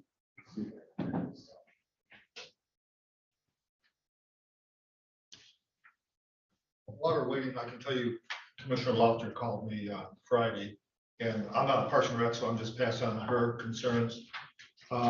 She is concerned that this is too much money. It's built at a commercial rate. She does not think it's needed. One of her questions was whether this was mandated by the Road Commission. I confirmed it was not mandated. This plan, as far as I know, came from the Parks and Rec Commission and was approved by a vote of everyone was in favor of it, except for Commissioner Lofter, as I understand. Yeah, she was the one, no vote. I did talk to Brendan Mullane this morning. I knew that pretty much that it wasn't a mandated. I just wanted to double check the County Road Commission. I called him also. Okay, we both talked to him today then. But anyway, Commissioner Robert. I'm sorry. I am on parks and I've been with Steve working on this, and yeah, we all hate to spend money, but look at these photos here. There's no easy way. I mean, we can do a Band-Aid fix and we're gonna be right back here a year from now. Look at this, no different than what we've been doing throughout the county. Yes, it does look like it's commercial. I don't think we're being charged commercial rate. We're just being charged what the going rate is. You go down by my place, you got the farm club, they had to do the same thing, and it does control the water. Just look at these photos, they tell the whole story. Unless you put curb in there, you're not gonna control anything. You get back there every spring, trying to fix it. Yeah, that's, the photos are really where my question is. You said, and I know I heard John Butler say this morning that that culvert was replaced. Does it still look like this? Or are these photos that were taken before it was replaced? Just a couple days ago. So, oh, yeah, there's a date right there. Okay, so yeah, so we've got a problem with Ron.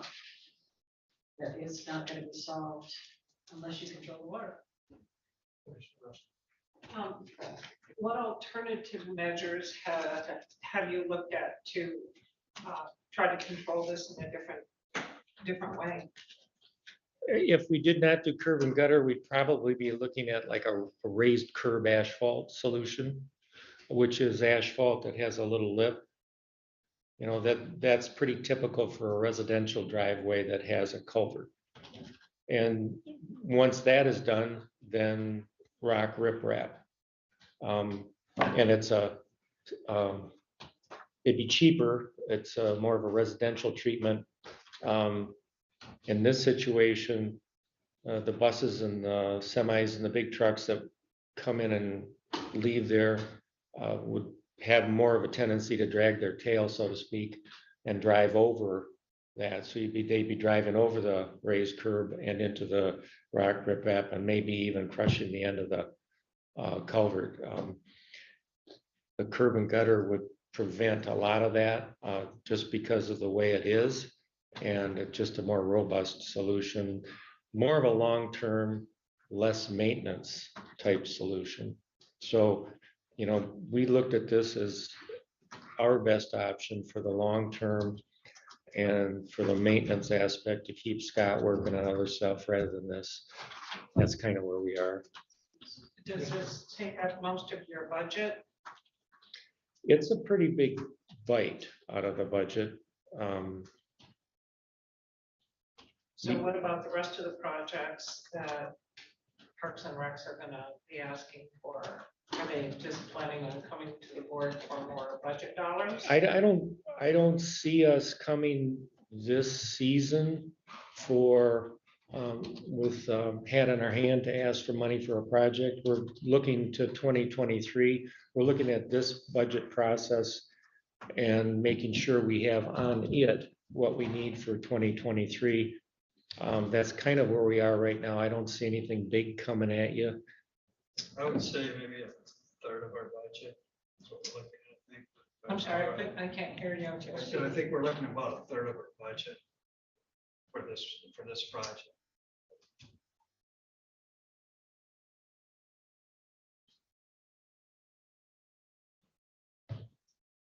But as far as the curbs and gutters, that's the only thing that you've looked at, is what you're telling us to try to resolve. the issue. We went with curb and gutter very early on with our discussions. We didn't do cost comparisons or things like that. We looked at what we felt was a solution for this situation. And that's kind of where we headed. And at this point, we don't know if we're being charged a commercial rate.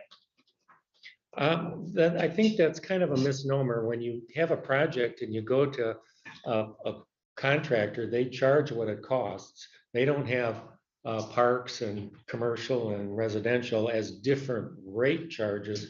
They charge what it costs them plus whatever their profit is. So whatever the scope of the project is,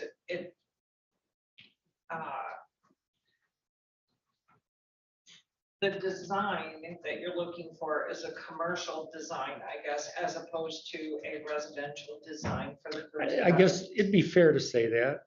It's more robust,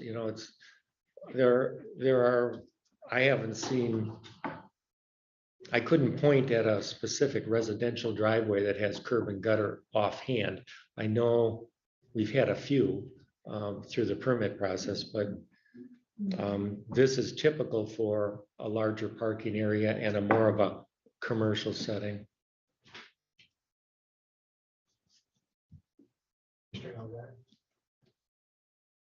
Since this is coming out of Parks and Rec budget, I think the final decision really needs to be there, but yeah, No. since this is coming out of Parks and Rec budget, I think the final decision has to be what your priorities are. But can you still hear me? Talk into your microphone like this. So Oh we my can God, hear I'm you. so close. Holy crap. Okay, is this better? Yes, thank you. Wow. I'm loud to myself. Okay. Since this is part of your budget, it seems like it is ultimately a decision by Parks and Rec. But it sure seems like you could save some money by doing the more residential solution and put some poles up with flags so that people in those semis and buses and things see it. But I've been there. That's just my offhand thoughts. Motion. Let me try to clarify a few things here. There is no such thing as construction grade. It's either you do it, there's different ways of doing it, but we're not getting charged construction, or ops. We're not looking at it that way. The main factor here that we're trying to fix is the control of the water. And the best way to do it is by the curb. I mean, we're the county and And we have Steve's department. I mean, we need to set an example and do it right instead of putting in asphalt. It's, snowplow tears it up and we're right back at it next spring. So, I mean, we don't want to spend money, but I wish Commissioner Oliver was here because she's throwing a wrench at this with this construction, or what do you want to call it? A commercial base, sorry. So I am going to make a motion. I move to recommend that the Leelanau County Board of Commissioners approve entering into agreement with Top Excavating to construct a commercial drive entrance into Veronica Valley Park at the cost not to exceed $28,086.50. Funds come from 101-850-756-75 pending council's review and approval. Support. Any other questions? The account number that's listed in the EDS is a different account number that will actually be charged. I don't know if you want that in the motion. I didn't hear what you said. That's okay. Anything over 5,000 is a capital improvement to your land. So the account number is going to be a 970 instead of 775. Routine maintenance is if you were going to fill it with gravel, less than 5,000, that kind of thing. So it's going to be a capital improvement to the land. So it would be depreciated. And does that come out of Parks and Recs budget? Yes, it would. For land improvement? Yes, to Veronica Valley. Commissioner Lauter asked me just to go on the record for her to say she'd like to have this table and the board look at other options. Well, that kind of concerns me that there's been no other options like that. There has been other options. We've worked on this for almost a year on our committees. Could you share that with us then? Yes, we have. You can do asphalt. You can put riprap in there. You can, there's so many other things we've talked about, but we looked at it. And this is the most practical thing to do to fix the problem. It's like what you were asking us to do is do a Band-Aid fix. So you want to do a Band-Aid fix every couple of years, 5,000. Next thing you know, you're up to 20,000. Let's do it right the first time. Well, it is absolutely apparent, and you have more information than I have. So thank you for sharing some of that information. But you can't come to the board with part of the information when the rest of the board members don't have that information, and we're required to take a vote on something. I do think that the issue here is that they're treating this as a commercial entrance. And that's what they're trying to do. If this was a new commercial place going in, you have to do a curbs and gutters, correct? Well, I mean, that's what the road commission requires. They're not requiring it of us. That's the difference here. What we're doing, what the Park and Rec is recommending, is that we treat it as commercial so that we don't have trouble if we did the asphalt and a semi drove over the asphalt, it would crush it in. Okay. And so the idea here is to do it commercial so that we don't have to go back and repair it when someone drives over it. So what you're saying is the advantage is the longevity of the repair, which I can relate to that. And it'll be cheaper in the long. And it'll be cheaper in the long run. Yeah. Yes. Just for point of clarification, the road commission has now classifications, which came out of a consumers mostly driven by business request, and it was studied for quite some time. And they did agree to put in classifications. The one that requires curb and gutter is called a commercial classification, but most businesses now no longer have to do that. There are other alternatives, but in this case, it does make sense in order to control the water problem that's occurring there. Any other questions? No, and I just want to thank my fellow board members for clarifying that. In order for me to support something, it's got to make sense to me. So thank you for that. Anything else? All those in favor say aye. Aye. All those opposed, no. The motion passes 6-0. Thank you very much. The next one. Thanks, Will. Thank you all. The next one has to do with our annual fish purchase for the Kids Fish Day. And from our point of view, we also put fish in the long ponds. It's a season-long stocking effort. Kids Fish Day Committee also buys a significant number of fish that go in the kids pond up front for Kids Fish Day. This is the same number of fish that we've been doing over time. And we did have an increase. Heather Hedinger has worked a lot with Legis Fish, and she's there during stocking. She's there during Kids Fish Day.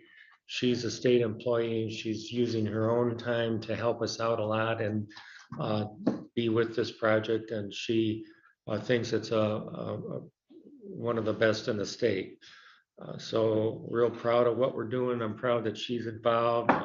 It's amazing that she donates all that time. But anyway, she calculated the increase this year over last year to be $73.50.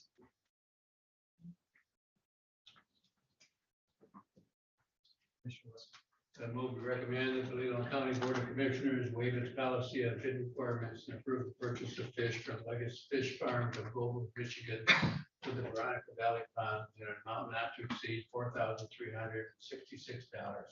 Funds to come from 101.850.756.727.000. Support. Any other questions or statements? All those in favor say aye. Aye. All those opposed, no. Motion passes 0. Thank you very much. Have a good rest of your afternoon. And that will bring us to 5C, and Commissioner Almeyer is the late addition. Do you want to make any statement about it? We received a letter from a resident that I felt that we need to support our residents and their needs, and what they are asking for is local support to push this. I have to cling to this thing. They're just asking us to support getting this issues to the awareness of our legislature, which has stalled. They need help. They're asking for us to put an exclamation point behind their need.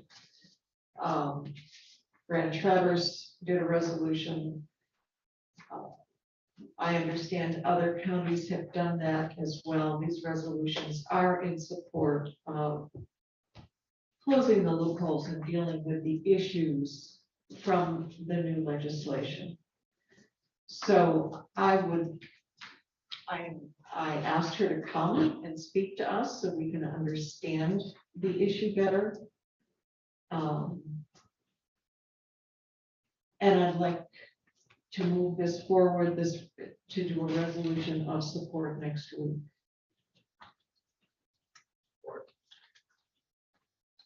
So that's your motion, and he's supporting. I move to move this, I recommend that we move this resolution to next week's meeting. Otherwise, it would take her forever to write all that down. Any other questions or statements? No, that'll give us time to look at it and make a final decision about it. All those in favor say aye. Aye. All those opposed, no. Motion passes 6-0. I think you wanted me to talk about it first. So move on to maintenance tractor Olson.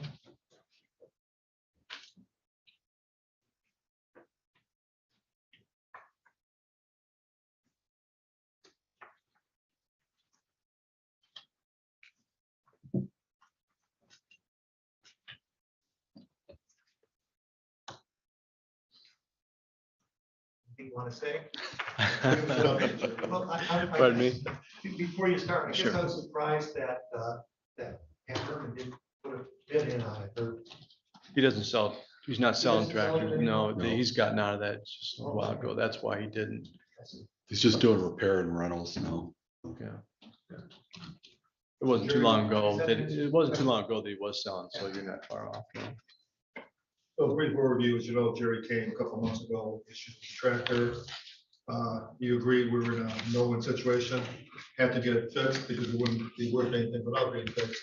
It was fixed at a cost of approximately $10,000, Jerry, approximately. 10,100. Yeah, so it's fixed.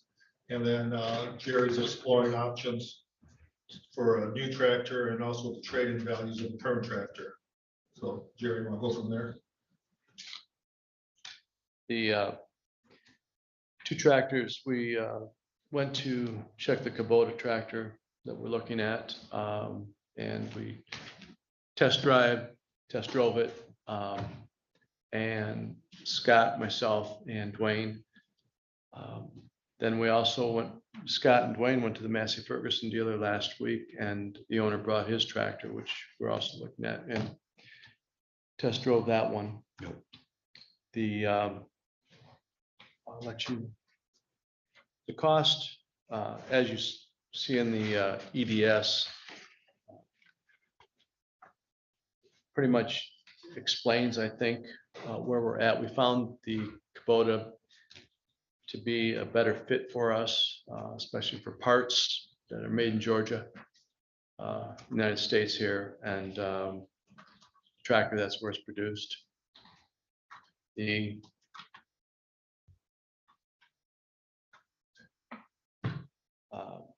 I don't know what else to tell you, except that we did not check with John Deere because the cost was way $92,000 list price, and with the source wells down to $58,000, but that did not include forks or that what was it, 3-point?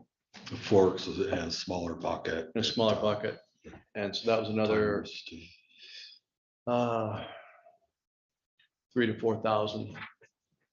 So the concern is with the tractor we bought it feeling in 08 we thought it would work for what we need, but as time went on, it was, you work your way up to where you need to be, just like with our trucks. First thing I had was a Chevy white truck with a short box. That's what I started out with.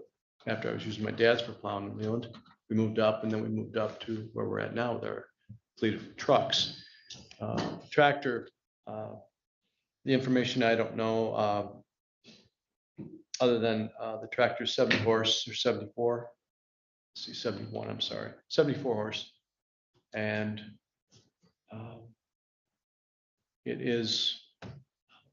will fit what we need for the parks and for here. And it's a beefier tractor with good history, so.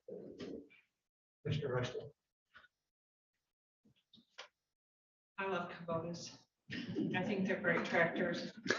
So what I want you to tell me today is what the difference is between the new tractor and the old tractor.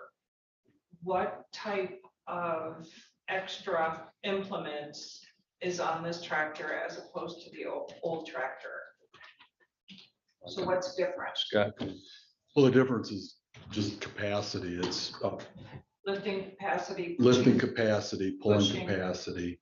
We're not going to do any different implements on Do you it. have a bucket? That'll have a little larger bucket. Do you have a grader on the back? No, we have one here that we'll use. Okay, so that's what I'm trying to figure out is No. what are you adding new to the tractor that we don't currently have? We'll be adding forks. Okay, That rear, front, which front, one? yeah, Front forks. high-low forks. Okay. So we'll be able to unload trucks. The smaller tractor, we're really pushing it. We have to hand unload stuff because, we just can't lift it. So do you have air and heat on the existing tractor? Correct. Yes.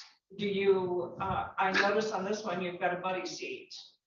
What's a buddy seat for? It's actually for training and it's just included in the price. It's just a little, Well, the thing that like a bothered wrench. me about that was liability. yeah, Was another person on there. I can't see us You ever have having it. seatbelt as It does the have driver. seatbelts. Does a buddy seat have a Yes, seatbelt? it does. Okay. Yeah. There's some pictures if you want to see it, I think. I just want to know when the commissioners can try it out. Well, Yeah, we can give you all a ride, right? Safely. Yeah, I know how to use them. Scott, did you hear that? You have volunteers both parts. Huh? Okay. So it's basically it's a larger tractor. we have a 55 horse right now. This would be a 74. I know, I just bought one last year. Oh, so. okay. We also have an implement already out in the pole barn for pushing snow. It's a snow pusher that we purchased. It's about 6 feet wide, that snow pusher out in the park. 7 feet. Our tractor does not, it works, but it does not have enough power, thank you, to do the kind of work that we need with that. So that unit is sitting inside the pole barn right now with tires on it right now. Our tractor it works, but it's not enough power and strength to handle that 6 foot or 7 foot wide pusher. It's a pusher, but you've seen them in the big parking lots. So we did not use it here. But it was a purchase that. This is maybe a question for Chad. You're using this mostly at parks or parks and Both here? here and at the But how parks. do you do that budget wise? Do you put half of it on the Parks and Rec and half of it on the capital? Chad, you want to answer that? Certainly. Jerry's budget doesn't have funds to facilitate that kind of purchase. So what happens is his fund is cost allocated. So when we come up with his total package, we cost allocate by square footage.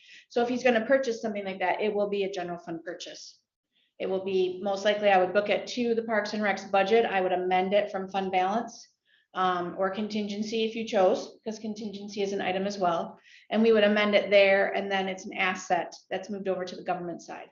So we don't deplete the Parks and Recreation budget. That would be correct. Yep. No, I wouldn't want to do that either. I'm this stage of the game.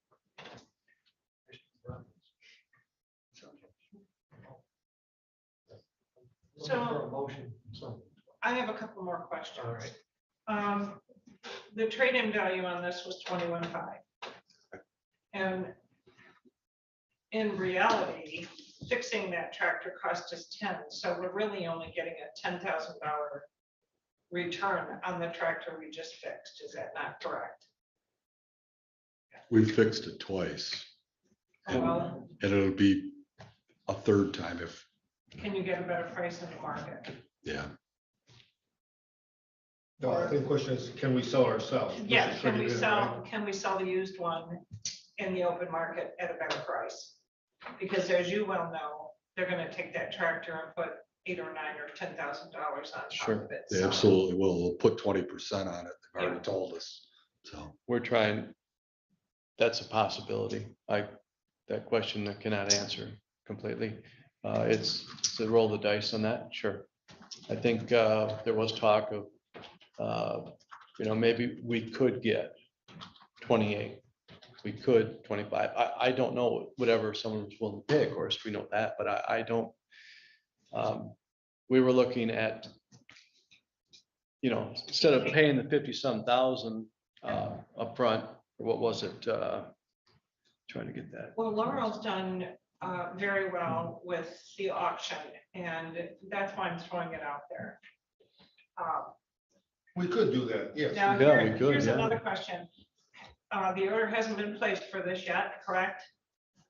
Has not been placed, no. Okay, what's the timeline for delivery? Well, it can be shipped up within 2 days.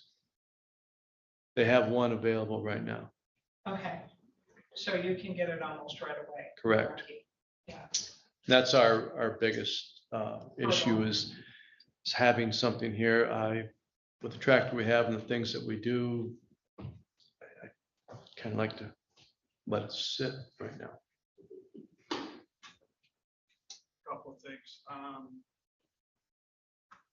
pretty close with John out there, so I spend more money than I should on parts. Because I can tell you right now, you're gonna love your cab, but better budget for some doors unless you're better than I am, because I spent minimum $500 a year replacing one, and last year I had to replace them both. On the Glass doors yeah, themselves? because when they're open, you're gonna get something, you'll know when they're open. Right. And anyway, When I'm loading or unloading out here, I have the doors open, of course. You're driving with doors open. 'cause just- Well, so I can talk to the Yeah, truck driver. and You're stuff. gonna, with the glass, when you're driving, it looks clear, and all of a Right. sudden you run into something. I've replaced 5 already in 3 years, so. What kind of, the forks, are you getting heavy duty forks? Correct. Okay, because that was a concern, because if you go with the lighter forks, you're gonna bend them. As far as availability, that's kind of yes and no, because I know John's been getting tractors in, but he can't get the loaders. So he's got a whole yard of tractors right now. He's been waiting for the loaders. So as far as selling it outright, yeah, it's a roll of the dice. We can make some money, but you'd have to try to hopefully coordinate it that once that's sold, they'd have one on the lot, so. Well, that's, yeah, if we have to sell it first, then wait. Yeah, That that, John had, so hoping to make the, yeah.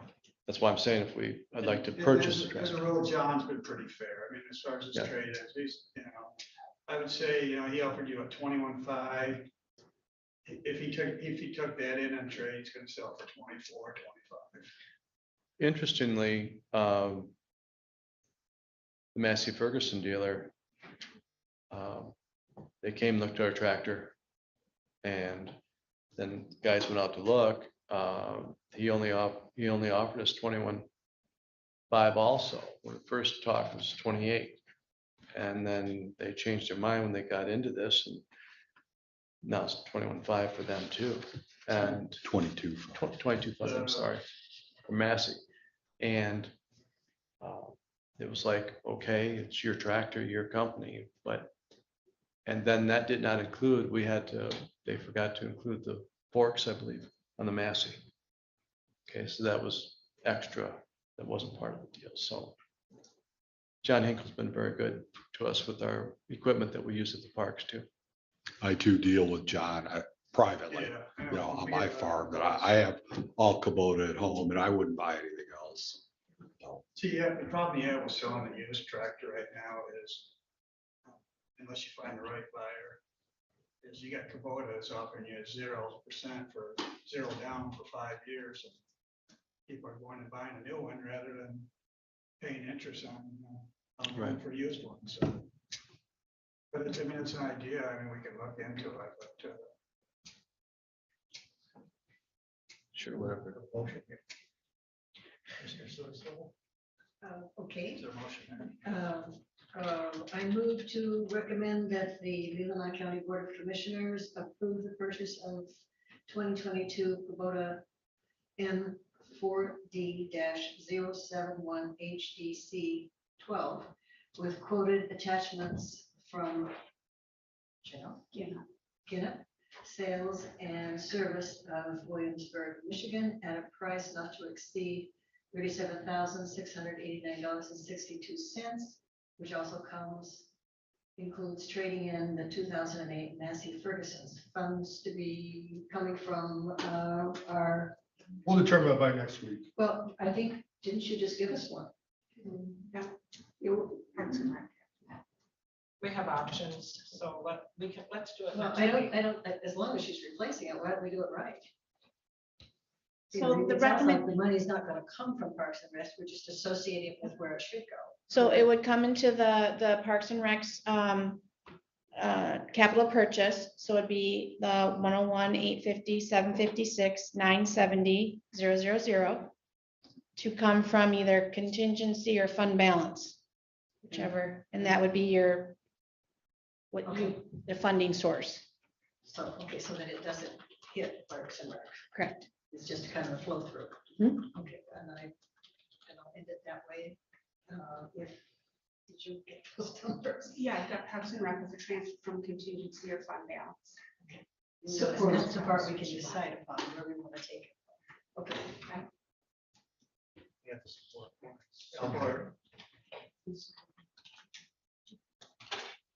All those in favor say aye. Aye. All those opposed, no. Motion passes 6-0. Thank you very much. Yeah, let's take another break here. Thank you. Thank you. Try me back here about.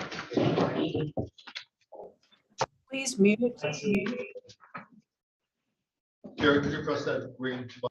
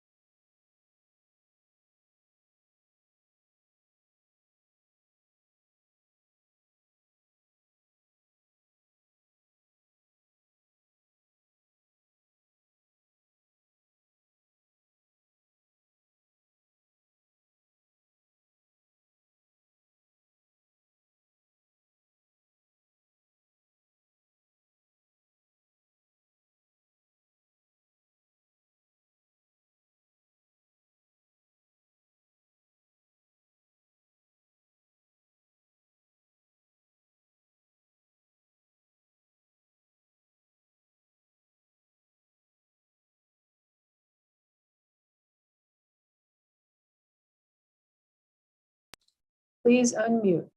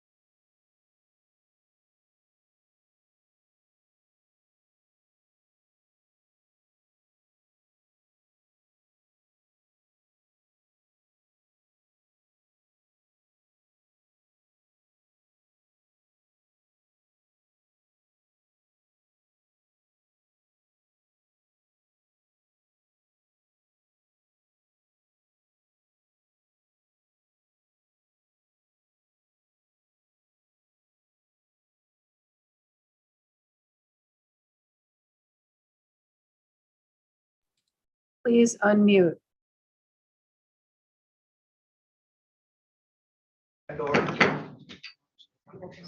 Okay, up next here is the Senior Services Office Furnishing Recommendation. Good afternoon. With the hiring, huh? Did you have lunch yet? Oh, no. We won't keep you long. That's okay. We have, obviously, you know that we hired 2 additional staff members this fall, and which is, we haven't had 4, I think, in our office since the very beginning when I started in 2012. So we knew that it was possibly going to be, we'd have to do some adjustments to the configurings of the office to make sure that it was going to work well. And Chet facilitated a retreat with my office in January, and one thing that came out of that was everyone's request to have to look at our office and redesign it so that it was functioning at a higher level. So we had Colleen Smith from Custer Incorporated that came out to the office. She spoke with my staff and I and talked about what we needed, what were some of the challenges that we were experiencing, and she came up with a design that met our needs. And so I'm coming to you today to seek approval to move forward with the quote that's attached for $5,036.34. I also need to let you know that Colleen was in contact with me the end of last week and said that and the quote that she gave us and the quote that you have, that rate is going to change as of the 14th of this month. So if we wanted to move forward with the current quote at that price, we would need to let her know by tomorrow. And she could not give me an idea as to what the increase would look like, what that she did not know herself. So she would have to requote it. So I'm not sure how we would proceed in this situation, but I thought you should be aware of that. If the board, I'm sure I could call her and tell her the board tentatively approve this, the final offer will be next week. Okay. And I'm sure she'll hold it for a couple of days. I can't imagine someone business not want to do that. So just to clarify, so you're getting furniture for all of the offices? We are just adding to, we're making a few slight changes to the current workspaces that we have in our main office area. There are like half walls that would be added. There are 2 overhead bins for like storage that we currently do not have that are larger. And one space is being like just moved slightly so that to offer more room in that area. 108 in the 4 package. Yeah, I was just trying to figure out which, and you're getting a new table and you're comfortable with this. Good. Yes. Move to recommend to approve the purchase of office furniture from Custer Incorporated of Traverse City and Grand Rapids for refurbishing the Leelanau County Senior Services Office in the amount of $5,036.34. Funds to come from an account ending in -943.000. I'd like to amend the account number. The account number would be 470-000-000-970-000. So it is over 5,000, and that's what we did with the administrators and the clerks furniture. So it'll go as one big package. So it'll come from the building fund. Seconded that. That's Commissioner Alexander and Rushton. Did it in. Is that okay with the correct number? Yes, he said okay with that. Yes. Yes, okay. Thank you. Any other questions or statements? All those in favor say aye. Aye. All those opposed, no. Motion passes 6-0. Thank you so much. Thank you. Make that call with us. Yeah, I'll work with her. We'll call her. I'm sure she'll be flexible. She's in the building, I just saw. All right, thank you. Then let's bring us to the Cherry Capital Connection. Yes, so more discussion on this fiber lease option that we have that was brought to us by Cherry Capital Connection that may lead to further leases down the road. Just want to gauge that the board is interested in pursuing this. There isn't a whole lot of information that I can obtain to relate to what we're doing. Most of the fiber lease information that I can obtain deal with a company laying the fiber and then recouping the cost through a lease. So it's not really apples to apples, but the leasing options typically are per strand per mile. And obviously the tower sites have differing length of easements, if you will. We don't want to make, let's say, the central tower more expensive than the Omina Tower and all that. That would just cause a heck of a lot more confusion. And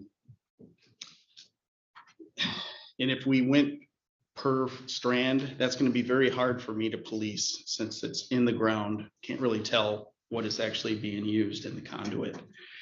I would recommend moving this more to a per conduit fee, if you will. And looking at some of the information that they have for laying conduit, there may be a need for a manhole or a hand hole for servicing the fiber in between the roadway and the tower. That may or may not be part of every lessee's plan. So we may want to make that an additional cost like we would ground space for tower leases right now or utilities and whatnot. You know, conduits are going to vary in sizes depending on what their needs are. I haven't been able to find any recommendations or requirements as to how many or how much space needs to be between conduits of fiber in the ground. I've seen many pictures where they are touching one another, so I don't think that we have to mandate that they stay far away from existing conduits as long as they're not breaching them. If we scheduled the lease agreements to be conditional upon what size conduits they have in the ground, you know, it could range from a 1/4 inch all the way to over 4 inches in diameter. So the bigger conduit they put in the ground, the more money that they would pay. And if they need to run multiple conduits, they will pay extra money. What the board needs to understand is that this isn't going to be comparable to what they pay for equipment on the towers. It's going to be much less than what we currently charge. But I was able to find that when we do, or when they do have fiber leases, it doesn't necessarily have to be the lifetime or 50-year term that was proposed to us. It can be a 20-year term. 20 years is pretty typical when a company lays the fiber and tries to recoup the cost by leasing the fiber. So we could take that as a model and make it a 20-year to make kind of satisfy both ends, if you will. If the board is willing to pursue this, I can give you rough starting figures to negotiate for the leases, kind of like our tower fee schedule that we have established by the board. And we can go from there and see what we can agree with Cherry Capital Connections first off. Matt, did you send us something? No, this is all discussion right now. Okay. I didn't have anything concrete. I was hoping that some of my contacts would be able to give me apples to apples, but there really was nothing, so. So let's go back to the beginning. Yeah. Cherry Capital Connections wants to hook up to this tower? The new tower, they would Okay. identify that one. Okay. I would suggest we just let Matt continue to have dialogue.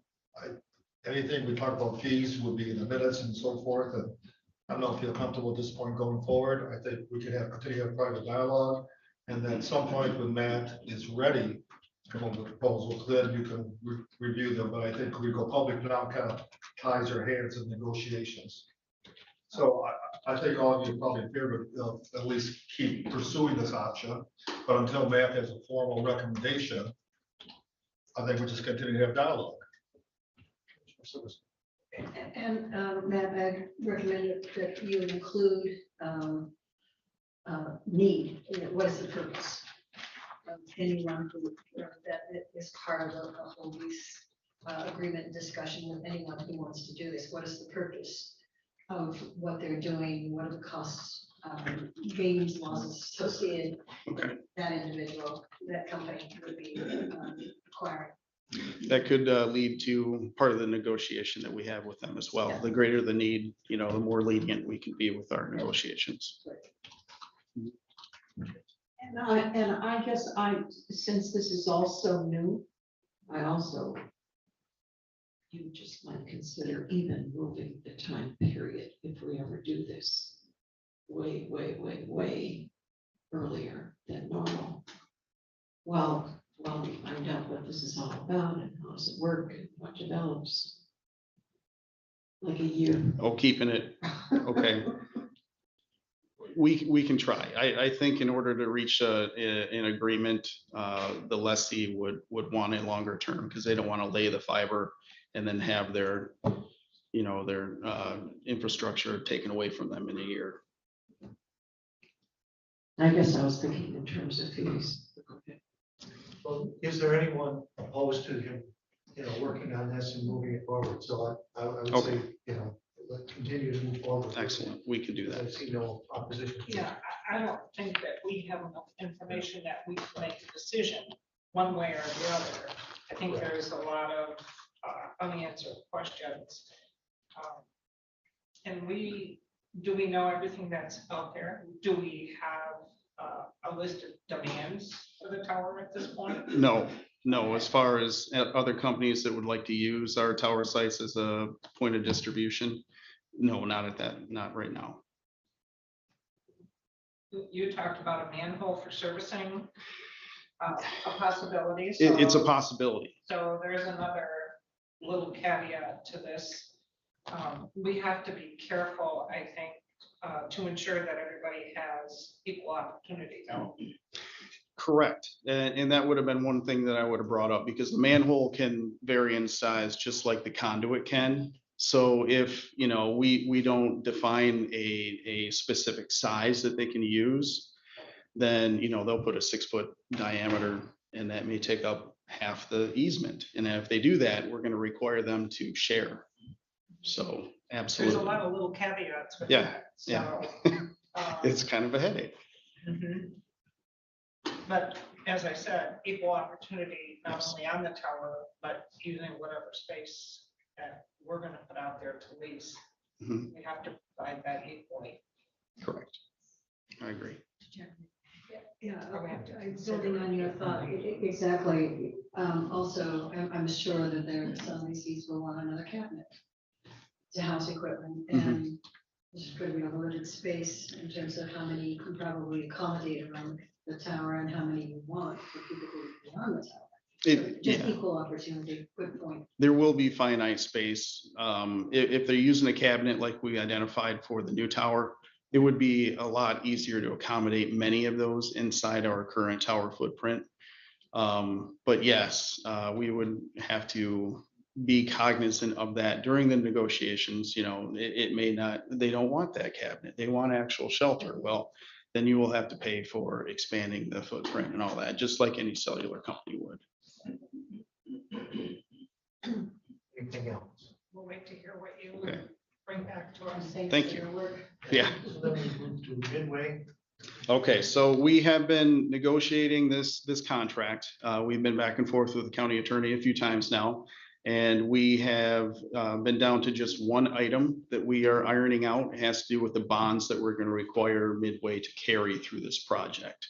Now, the state of Michigan's are required, any contractor that enters into an agreement with a public agency, which would be Leelanau County, to carry a performance bond and a maintenance bond. The performance bond basically protects Leelanau County from Midway not holding up their obligations in the project. So if they were to just stop doing what they have to do, we can actually go through this performance bond and get our money back. The maintenance bond is more of a warranty type bond. It will be for a finite period of time. It's not going to be a lifetime warranty on the tower whatsoever. It depends on what kind of bonds are obtained to what the time frame would be. So I can't tell you what it would be. It would probably be a year or two. It's not going to be overly long. But for the maintenance, it's going to ensure the craftsmanship is what we wanted.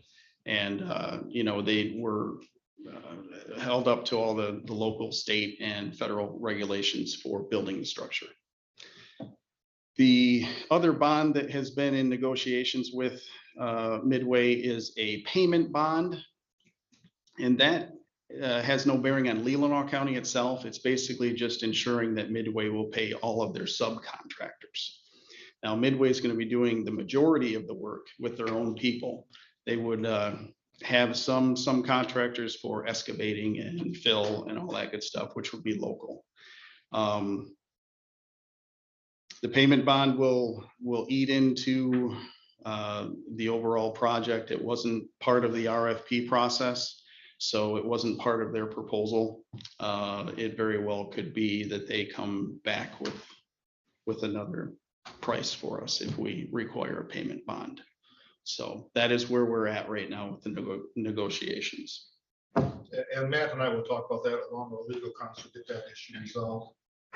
Because I think there are some, we want to make sure we are protected. Yes. And So what are we looking at as far as dollars? Do we have a ballpark idea of what a payment bond may cost? It's going to be the responsibility of Midway, so they will be doing that. I did take some ballparks. All three of them together was right around $41,000. But it could be more. A couple of them are dependent upon their credit score, which I have no idea what it is. I have to assume it's pretty good, but I don't want to say it is. Were you able to separate out the payment bond? Because that seems to be the sticking point. It is one of the more expensive ones. The maintenance bond would probably be the most expensive, followed by the payment and then the performance. So Is there some way we can work around that by us, the county paying the subcontractors directly? I'm throwing that out here. I don't know. I think that would make it legally quite complicated. At this point, I would just recommend you move it forward to next week and let us talk with legal counsel and get this issue Yeah, that's resolved just a before question we I can- have. no, Yeah. it's excellent. I didn't think of But that. there's some issues I think we need to resolve. I feel uncomfortable you voting on anything at Oh, this point. I don't disagree. Until we get those issues resolved. Thank you for bringing them. I did want this to be more of a informational, and I did have to submit an EDS and I put a motion in there and all that good stuff, but it's more of information for the board to the point that we're at with the negotiations. Some of this is just surface, so it was after we set the thing, but at this point, I would just recommend you move it forward and we can work on it and get back to you next week. So make that motion. There you go. I'll second. So that was a motion just to move this forward to next week by Rushton, seconded by Sodas Little. And if I could just add, when you draft that motion next week, if you could check with me because the tie is into auditing. Okay. To pass your audit, there's a few more things that need to be mentioned. Any other questions or statements? All those in favor say aye. Aye. All those opposed, no. Motion passes 6-0. Thank you. Thank you very much. That brings us then to a staffing request.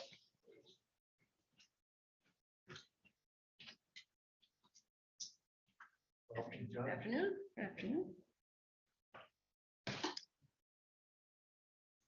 So, two decisions have been made in our court that have led to our filing or submitting the two EDS documents that you have in your packet. And the first one I'd like to address is the request for an overlap of two employees. You all know, we're all sad about it, but happy for Mr. Povolo. He is retiring. His last day will be June 17th. We have hired a new family court administrator. And in order to best ensure a smooth transition, our new employee, new court administrator, will be starting on April 25th, but only at 3 days a week, part-time.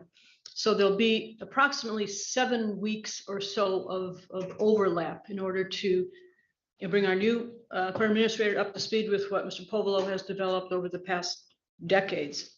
So we aren't asking that he start full-time. And also in that period of time, he already had a pre-planned trip to go and see his son out west. So he'll also be gone 5 days without pay. So he will also be starting at slightly less than Mr. Povolo. So we anticipate that the cost, and I know Mr. Povolo and Ms. Sawicki, I believe, talked in their ballpark thought was it would be approximately a $5,000 contracted fee. And so that is our request that we, I just looked at the budget from last year and these it's not finalized, but family court did not go over our numbers last year. And there was some room to accommodate, at least last year, this $5,000 request. So we asked that he be allowed to come on board and be paid for that part-time work. And then Mr. Povolo will go off and will be in better hands than if there was not the overlap. So that is my request. And once again, since he's coming in slightly less than Mr. Povolo, for the rest of the year, the salary amount would have been less if Mr. Povolo stayed. So there is a little bit of reduction there in the expenses. So that is our request with regard to the first EDS. Any questions, comments? I would recommend that to approve the family court request for 7 weeks of part-time overlap training for the new family court administrator. Support.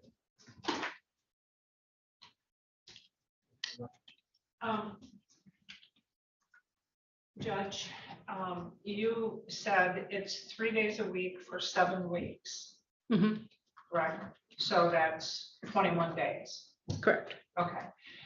Personally, I would like the motion to state 21 days and not 7 weeks, because the way it's stated now, 7 weeks could be a full week. So. Right, he will be coming in only 3 days a week. Correct. So, But the way the yeah. motion's been made, it's been made for Well, it says 7 weeks. 7 weeks of part-time, but yeah, I mean, it's three days is our request. Yeah, 7 weeks of part-time, 3 days a week. I'm fine with that. Okay. Just so we're both clear. Yeah, right. Is that gonna be enough time for you? The 3 days a week? Yeah. I believe so. Our new employee is an experienced court administrator from Northern Michigan. So, there's some transition that will need to be accomplished, but I think he'll be ready to go full-time on June 17th. We want to give you what you need, but we don't want to give you more than you need. Well, give me what I asked for. That's all I ask. Yeah. Okay. So you voted on that already, or? No. Oh, okay. Any other questions? All those in favor say aye. Aye. All those opposed, no. Motion passes 6-0. All right, so our second request, and I don't want to be presumptuous to say this is a no-brainer because things complicated here. But so we hired a new deputy probate register, and she's starting next Monday. She's starting in at the same rate of pay that our prior deputy left at.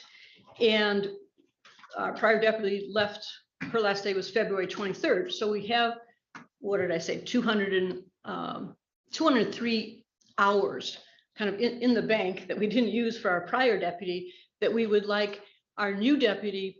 I mean, I do not anticipate that she would be coming in 5 days a week until all these hours were done.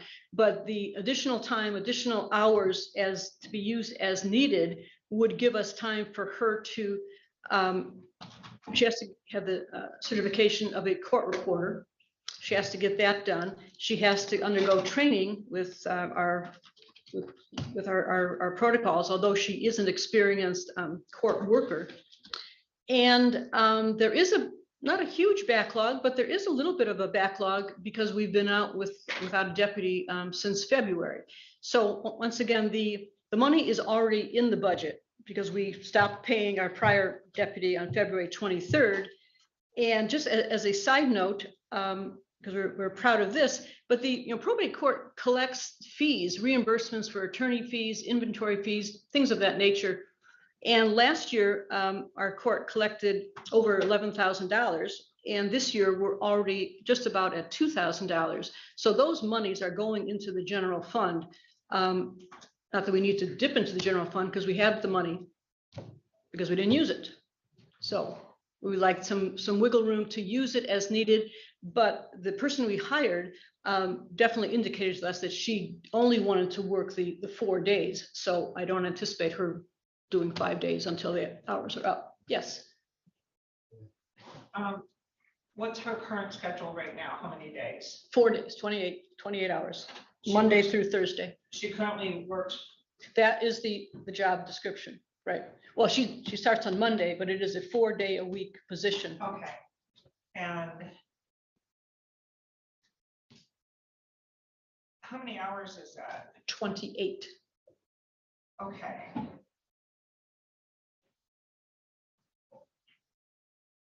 I guess I don't understand the request then.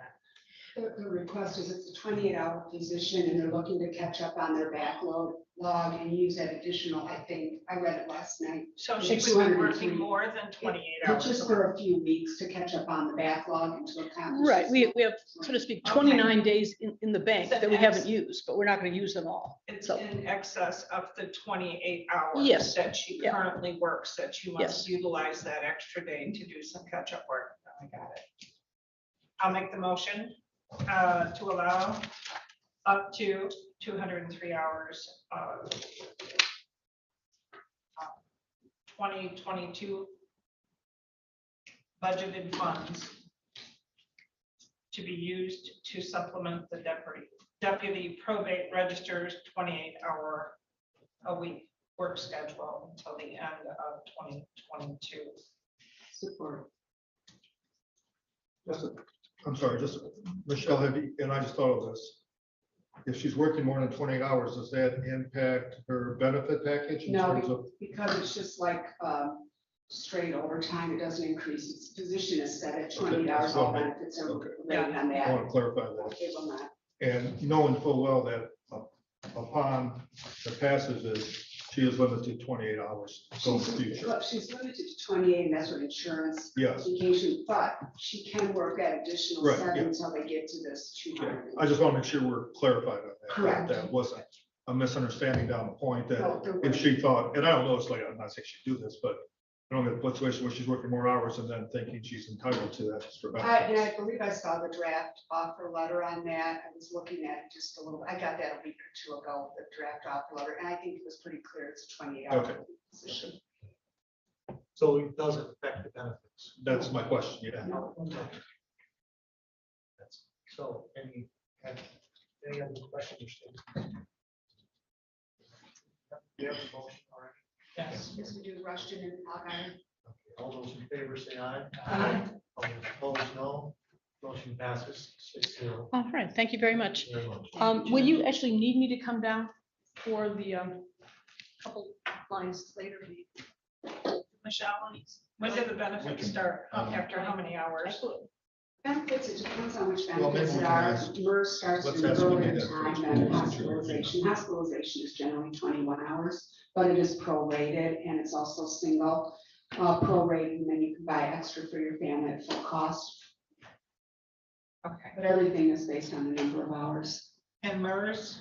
MERS is 10 hours per month, and so the physician would get MERS. It'll be at the new where they pay 2% of their wages. I'll try to remember that.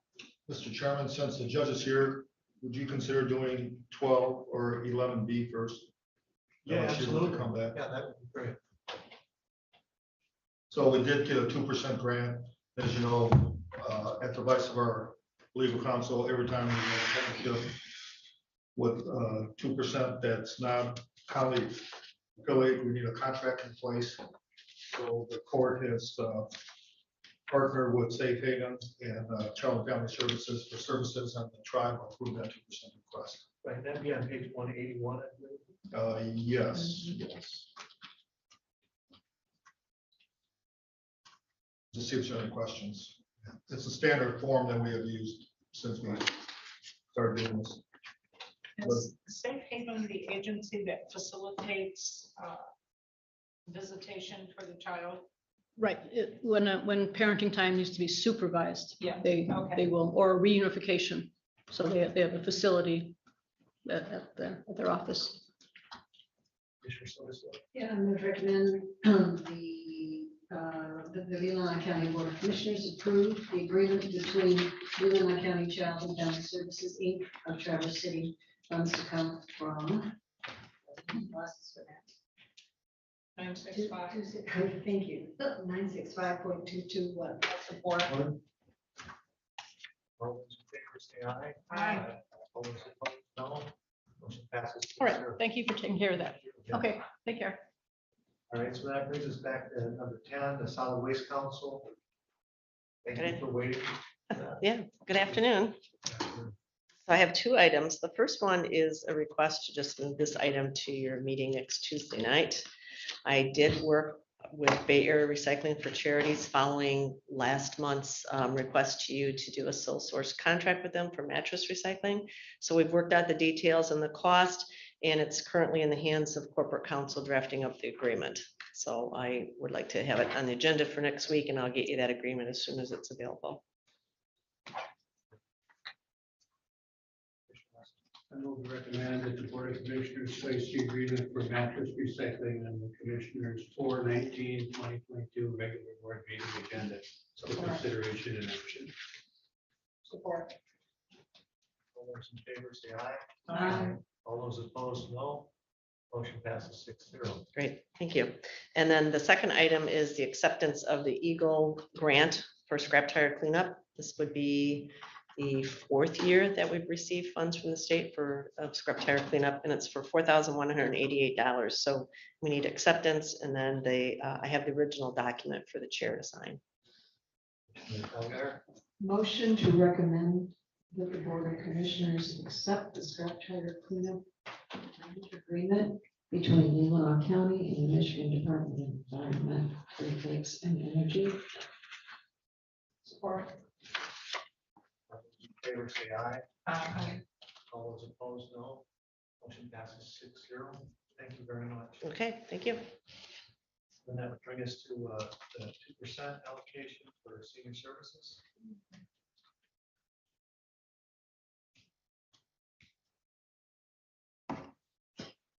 Good afternoon again. I'm coming for you to request approval for the agreement drafted between Leelanau Christian Neighbors and Leelanau County Senior Services for the 2% grant of $20,000 to be used for the food pantry and their NAM program, Neighborhood Ministry Assistance Program. Commissioner Elder. I would move to recommend that the Leelanau County Board of Commissioners approve the agreement between Leelanau County and Leelanau Christian Neighbors for the Neighborhood Assistance Ministry funds to come from 281-000-000-965-222.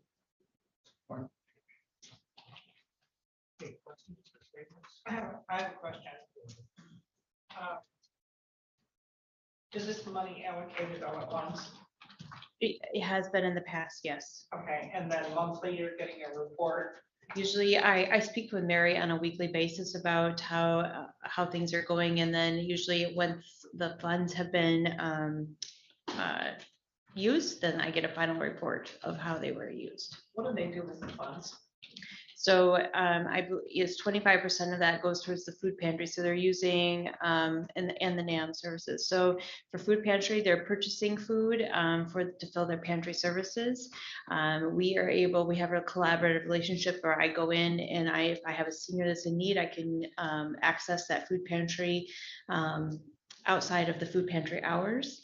For seniors, there's a large number of the seniors that utilize the pantry services. And then they also use the funds for their neighborhood administrative assistance, which would be financial assistance of the unmet needs. And so I frequently go there and advocate on behalf of a lot of seniors as well. So I've been hearing some complaints about the pantry items that are being passed out are beyond the expiration dates. So I know that they also have Food Rescue that operate out of Northwest Michigan Food Coalition. Food Rescue picks up food from Costco, I know Tom's, other places that the food is close to being expired. And then they bring that on Monday prior to the pantry opening. And so that provides a lot of fresh fruits and vegetables that the pantry normally would not provide. And so, yes, some things are close to expiring, but they don't usually pass out anything that has expired. Any other questions? All those in favor say aye. Aye. All those opposed, no. Motion passes 6-0. Thank you. Thank you. Yep. Thank you for administering it. Thank you for that work. And that brings us to administration and medical sanitary service. Yeah, as you know, we have a contract with Grand Traverse County for medical services.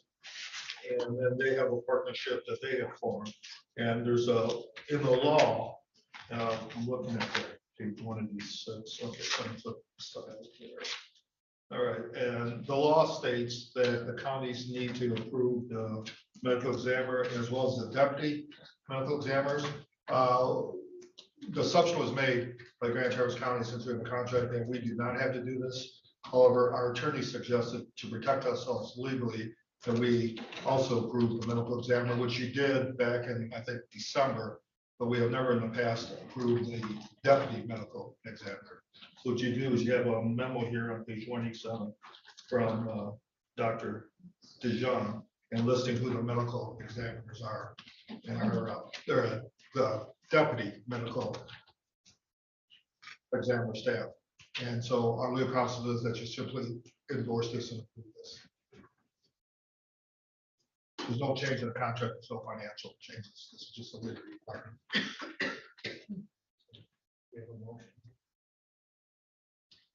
Commissioner Solskjaer. Yeah, and to recommend that the Board of Commissioners approve the letter dated March 8th, 2022 from Joyce L. D. Young, medical examiner, listing the deputy medical examiners that have joined their faculty this year.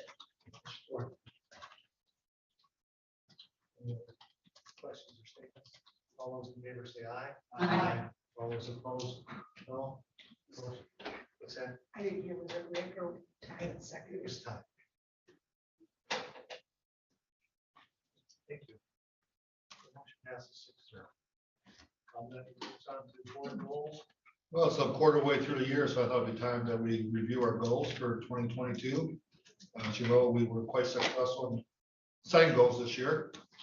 And I thought if you wish to, and I don't know how you are time-wise, if you want to have a discussion at or wait till next Tuesday. We should wait till we have a full board. To present properly. Then we'll move on then to the finance audit committee update. Okay, as you know, our finance audit committee has been meeting. We had a meeting a couple weeks ago. We had one prior to that also, and we're looking at the focusing on the non-union pay scale. There's some issues. We had, I think, an interesting dialogue. There was a legal counsel involved. We're going to meet again in a couple of weeks, and legal counsel will be also involved. But part of it, you asked for a budget update on the county finances prior to the ARPA meeting, which is next Tuesday. So we thought we'd give John and Jen a chance to present pretty much what they presented to the finance committee. And any updates that they have since that time. I don't know, Jen or John, which one you want to go first? Doesn't matter. Ladies first. Alrighty.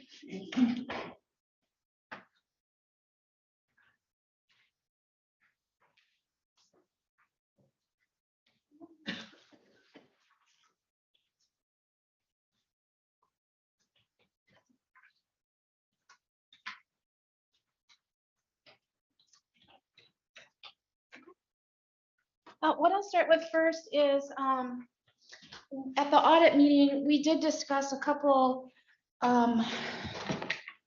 factors that have to deal with when the audit is over, what rolls from year to year, revenues over expenses.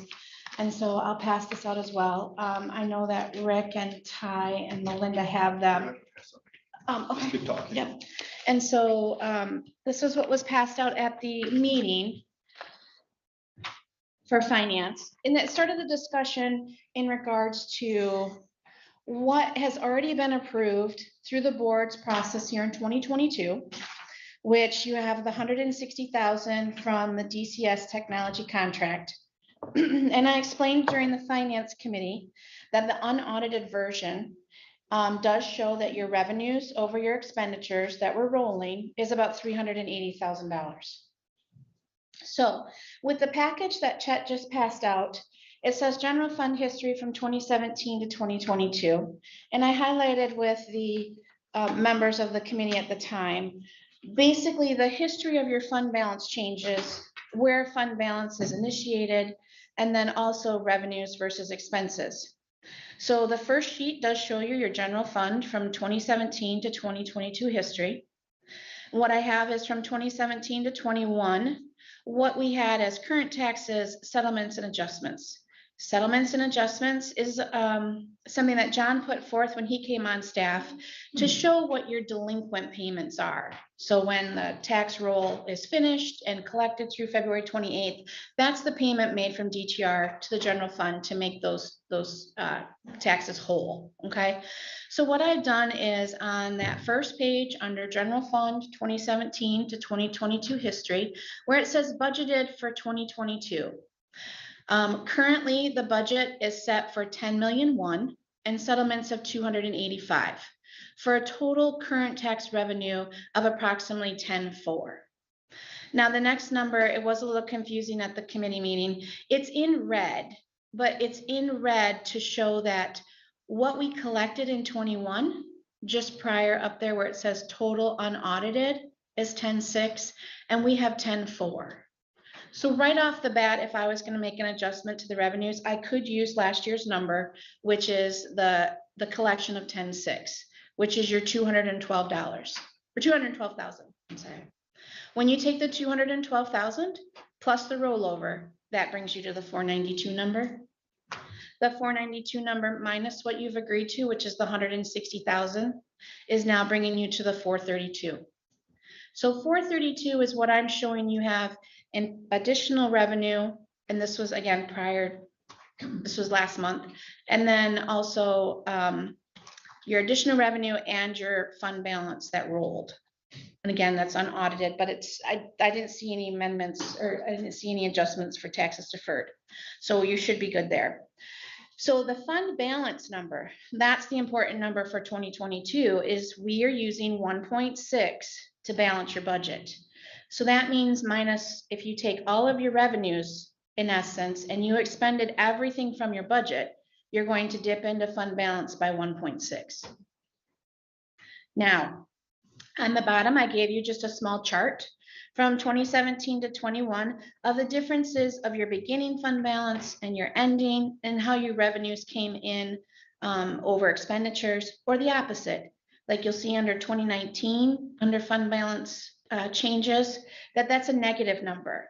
And that is, we updated the HVAC system with the general fund and the LAC roof from the general fund, and a portion came from DTR. So that's where that negative comes in. So your revenues were short over your expenses. You borrowed basically into that fund balance. So that's that picture. The second page that Chet handed out to you, I presented to the committee. It's the 2022 general fund wage and fringe adjustment.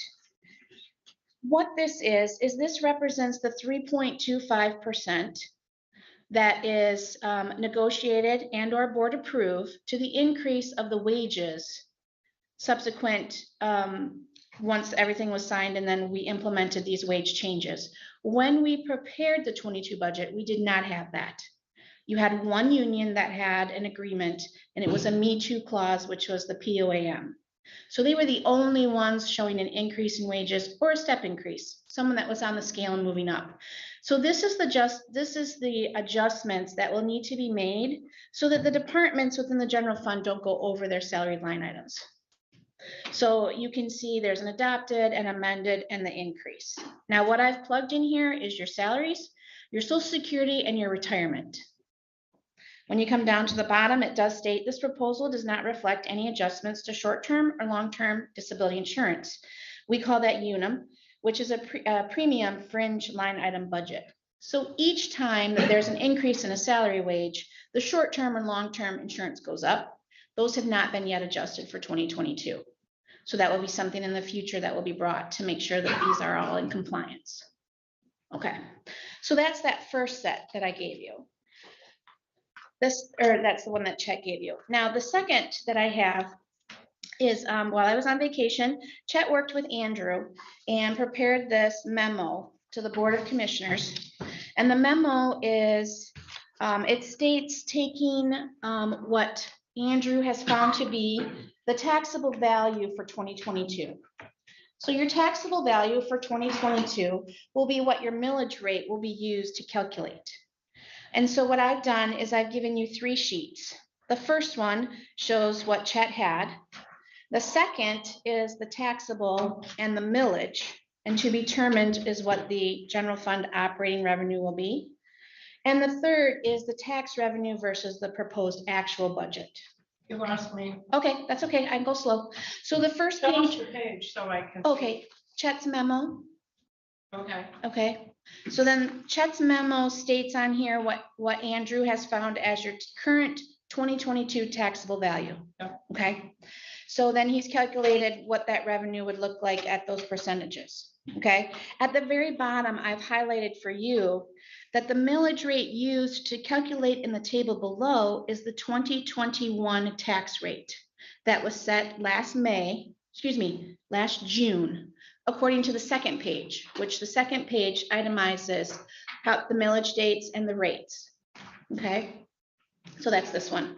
Okay. So they used the 3.3986, and then they gave you a revenue number there. So after talking with Andrew yesterday, and I asked Chet if it was okay for me to talk about this today, is this number that is going to be representative on the memo he sent you does not reflect the Headley rollback. And that was something that I discussed with Andrew. When Chet asked for it, he asked for these numbers at the 2021 millage rate.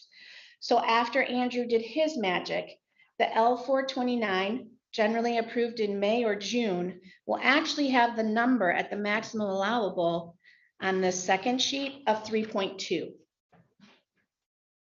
So I wanted to show you what could be generated if it's at the highest maximum.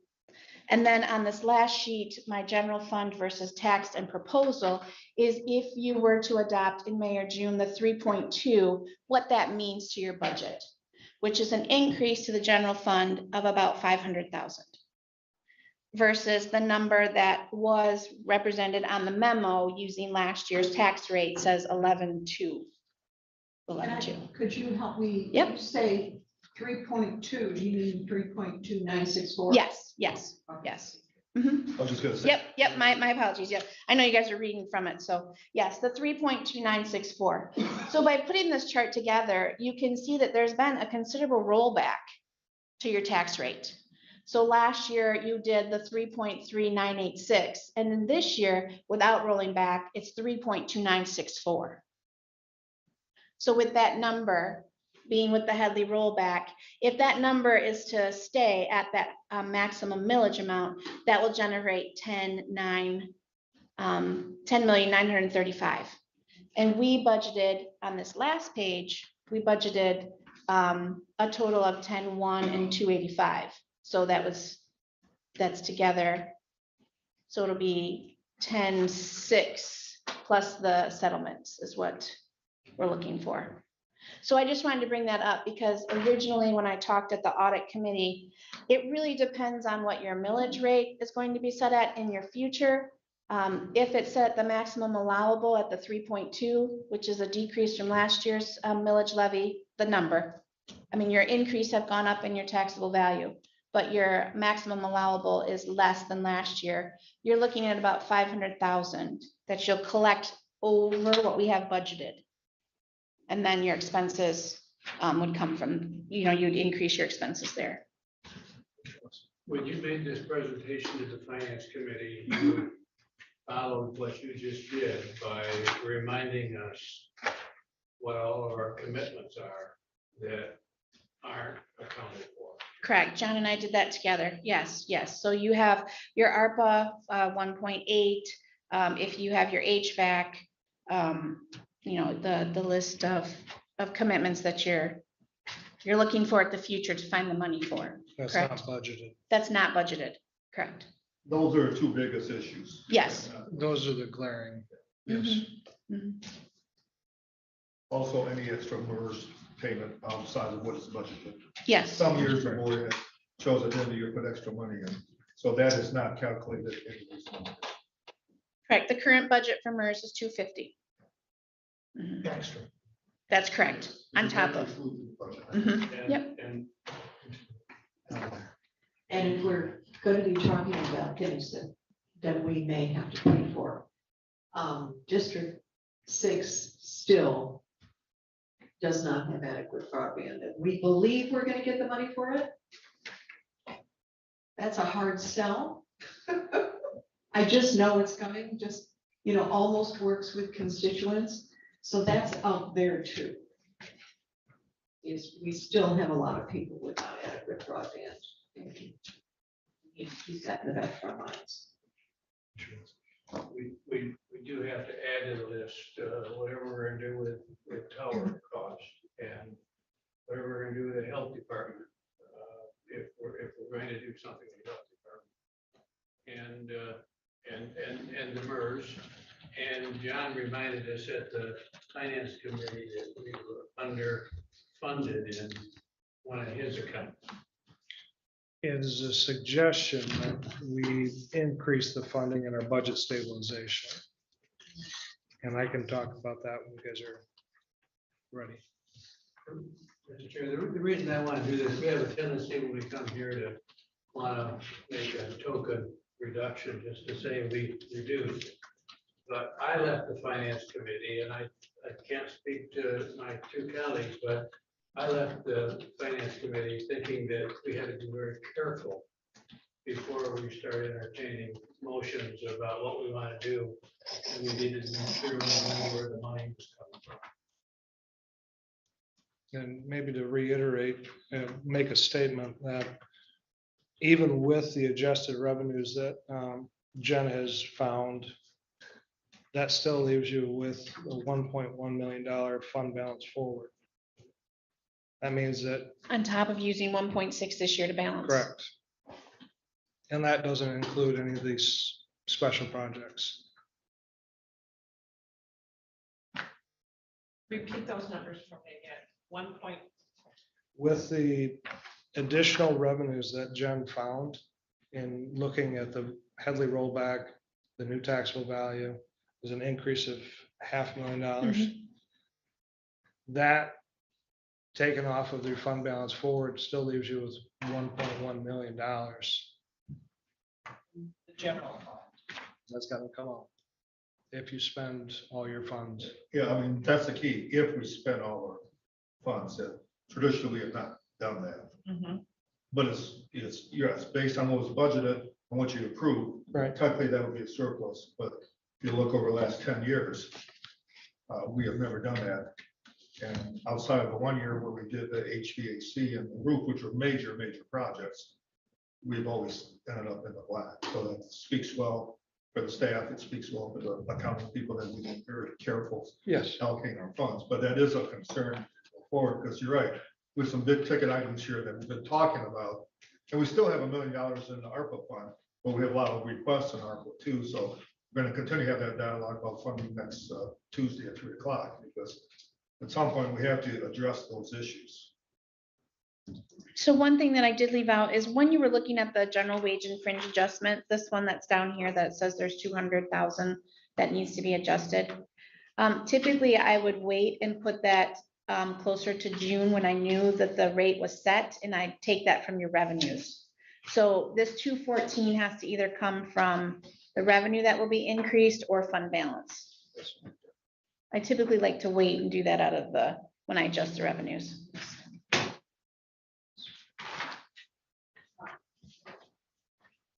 So I want to just go back to the first page that you talked about, where you have the red, the 200. Yep, so, go ahead. Okay, so that's the difference between the 2022 and the 2021 budget, that we actually collected more. So in 2021, yes, you collected 10.6, and for budgeted purposes, we used 10.4. So the tax collection, so you're technically, I'd say you're guaranteed 10.6. Be a fair statement? Fairly close, yes. Yes. So that's why I'm stating, I'm giving you that 212 as the benefit of the doubt, that in 22, you should see 10.6. Yeah, so the unaudited expenses and revenues are, that you say there's $380,000 Rolling from, from last year. yes. Okay. And you can see that that's on the bottom here. If you come down to that bottom fund balance changes, you started at 7.4 and you're ending at 7.8. Yep. And what is the full budget? I guess I'm not sure what the full budget for 2022 is. 15 million? I think it's about, it's 12 million for sure, with revenues. So I'd have to go back because I just ran this through the revenue portion. But I'm sorry, I didn't bring my book to let you know what your full exposure is for 2022. Forward would give you. Yes, that's true. So well, that should be all the same though, 12.4. Oh. Yeah. Yeah. Mr. Chairman, just by board rules at 2 o'clock, that you're going to consider whether you continue or not. So if you want to bring it up. Or we're going to just come back tomorrow. After this. We do. My suggestion is, I don't think we're talking about a whole lot of time, that we complete this task, and we're not gonna get a lot of public comment. Right. We're going to have a motion to just allow it to go past 2 o'clock. Yes. By your rules, you don't have to have a motion to continue, only if you wish to stop. Okay. So if you, by rules, you have to bring it up at 2 o'clock, but we want to continue. All right. So So without a motion, you just continue. Thanks. So were there is there anything else that you wanted to report? I've got my sheet. I was charged with bringing forward the delinquent tax revolving funds, cash and investments, and presenting you with the report. Under the finance committee, we looked at the reserves policy, and that's when I brought forward the question as to the budget stabilization fund. The front page of the handout I provided you, second sentence, that first paragraph. The reserve fund will be maintained at 15% of the prior year's general fund budget or the average of the last 5 years' general fund budgets. That is what I brought up to this body or to the finance committee, is something that needs to be taken into consideration. There was clarification asked whether that is a state mandate or our ordinance. I have got clarification from our team that it is our internal measure at 15%.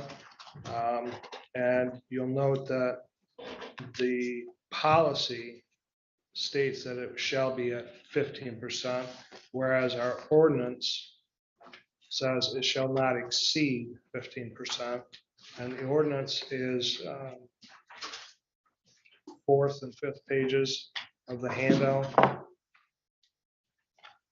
Page 2 of the ordinance on the top paragraph.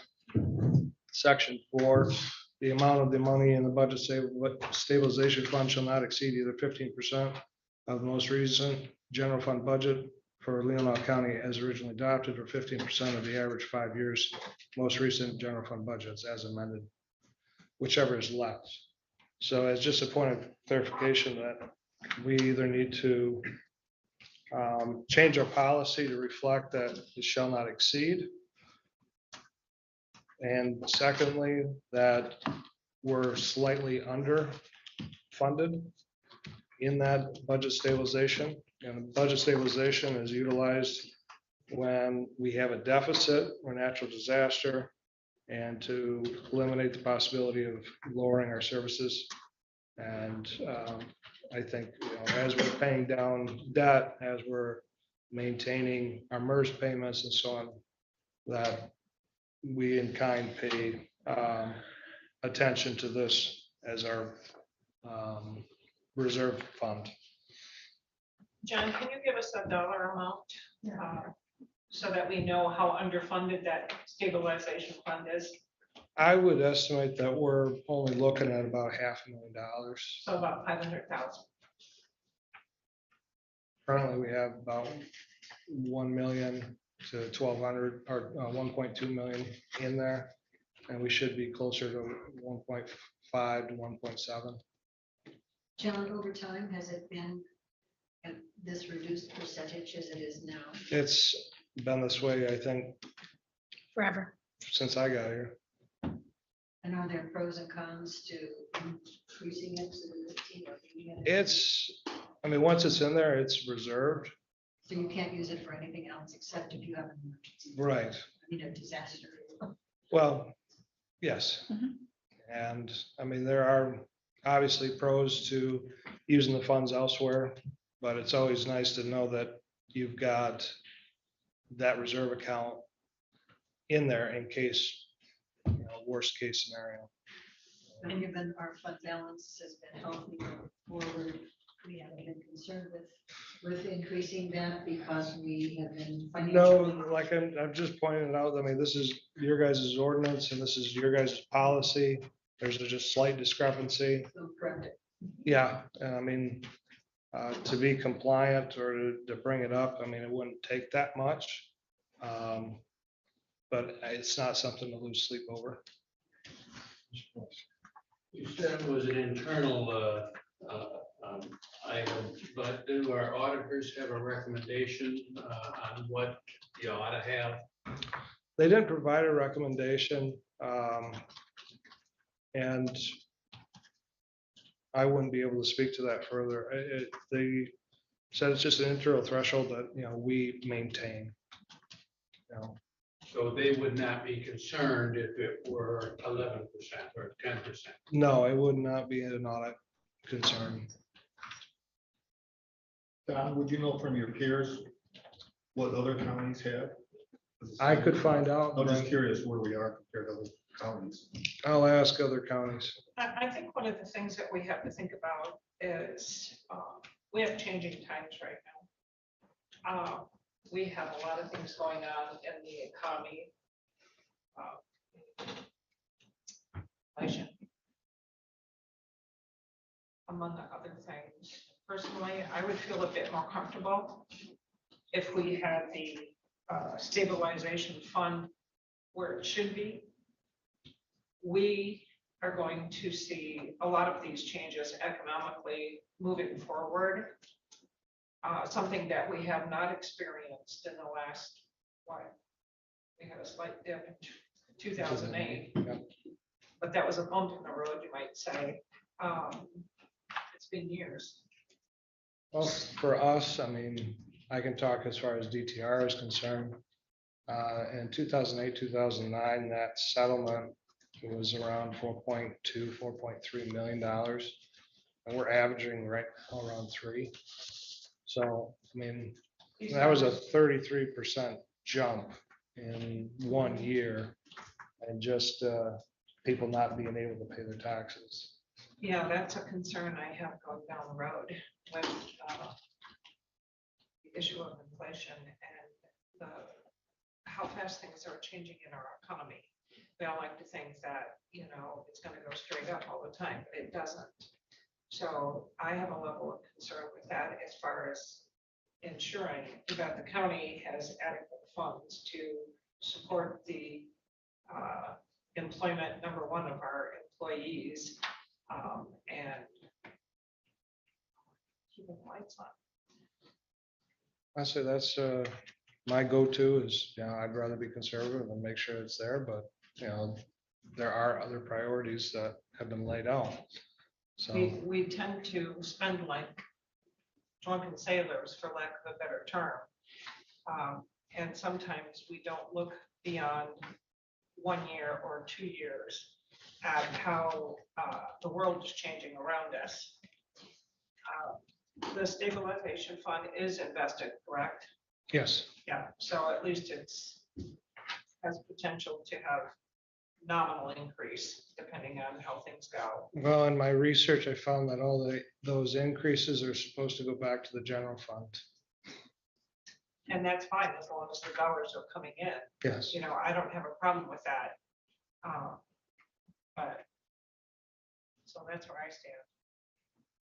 I said we fund our stabilization. Well, I think it's just a part of a bigger discussion as you guys Right. move forward. I'm just sharing my opinion. I think it should be funded. And I wanted to go to my graphs. I said everybody at the finance committee received these graphs. This just kind of gives an ebb and flow of the DTR on an annual basis. The first one is the DTR and fund balance, with the blue being the cash and investments, the orange being the fund balance, and the gray being revenue. Cash and investments, you'll see in 2007-8 took a significant drop, and that was because we built this building. Since then, it's a pretty straight arrow upward through 2014-15, and then we started to draw those funds back and use them for different projects like the roof, like the HVAC. And we've kind of remained around that $5 million, $6 million range for cash and investments. We have an internal policy that the board has adopted for the DTR to use the last 3 years average for settlement. And the reason I bring that forward is to show you guys, what's available and considered surplus to be used for these special projects, and what's liquid and available for use. But the next page will show that DTR settlement versus year-end cash. Again, the blue being cash investments, the red being, or orange, revenue, and the gray settlement. In the 2007, our cash dipped down. During that period, our settlement had increased to over $4 million, close to $5 million, and has tapered off since then, and steadily or slowly increasing in 2017 through 19, dipping down in 21, where we were about 2.8. Our cash has been maintained at a fairly liquid level. I've got about $2 million in money market that we had discussed last fall. We weren't going to pull from MERS, and we were going to set that and save that money for a future project. We were talking intensely about the HVAC at that time. And now that we've got the ARPA project moving forward, those funds should be considered excess and available for the board to use on these big projects. Are there any questions on the DTR? So you're saying there's 2 million available from the DPR? Is that- That would put me down to bare bones. But I mean, a drawdown, for instance, I mean, over a 2-year period, that wouldn't affect operations at all. So if we were not to receive any other funds, and we've got that 1.8 that we committed to, then that could be available. The board's discretion.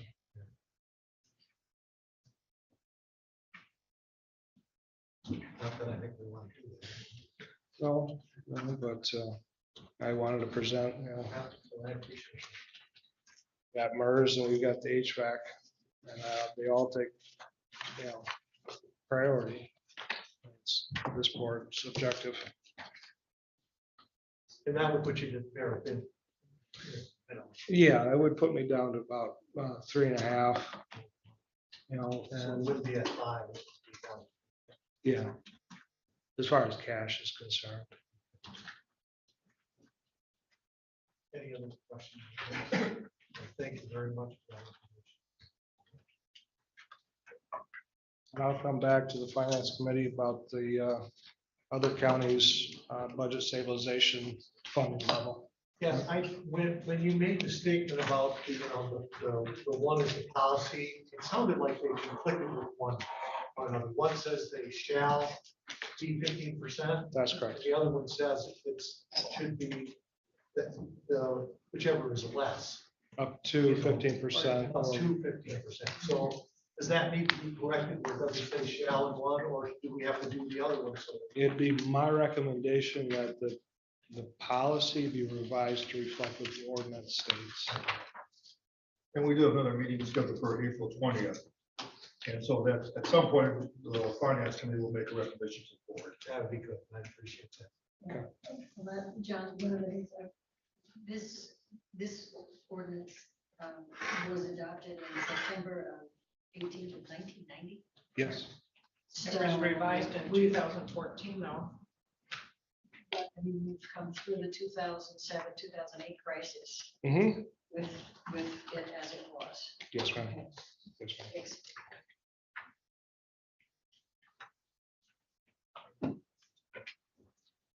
Then that would bring us to review financials. Anybody has anything here?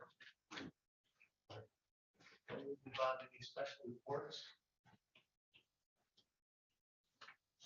I have just one quick one, and I noticed that all of us received a email from the Community Mental Health Board Chair today, and I would urge you to take a look at that. We're still having major problems with filling that CEO position. We talked about doing a report. Judd asked me if we were ready to do a report, and the board meets next week, Thursday, so I do not have an update. But one of our issues has been that we have had poor attendance from some of the counties. That has not been true for our county, so but we need to get people there next Thursday and make a decision on this issue. I don't know, you talked to Grant Travers. I don't know. Well, Mr. Bun and I had a brief discussion. It just happened to be after the airport commission.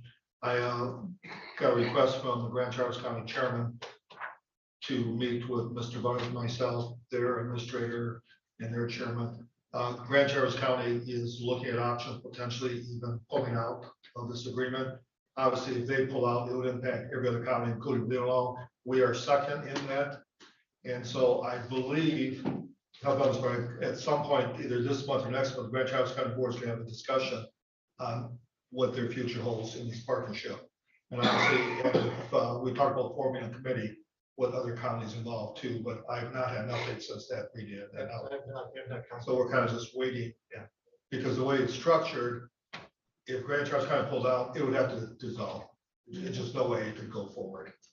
And so we're kind of waiting to hear on what their options are. As you know, they've entered a new contract with the jail of what an alternate provider. But there are some concerns that they are having at Grand Traverse County, and we will be addressing those. So that may impact what we choose to do and how we proceed to go forward.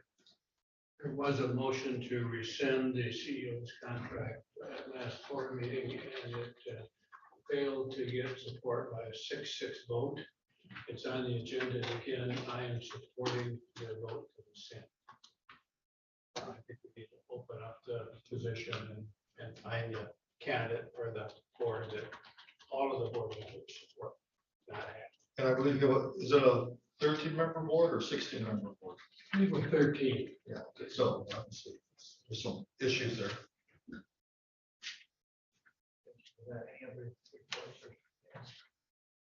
So then that would bring us to public comment, which we don't have any. Then commissioner comments.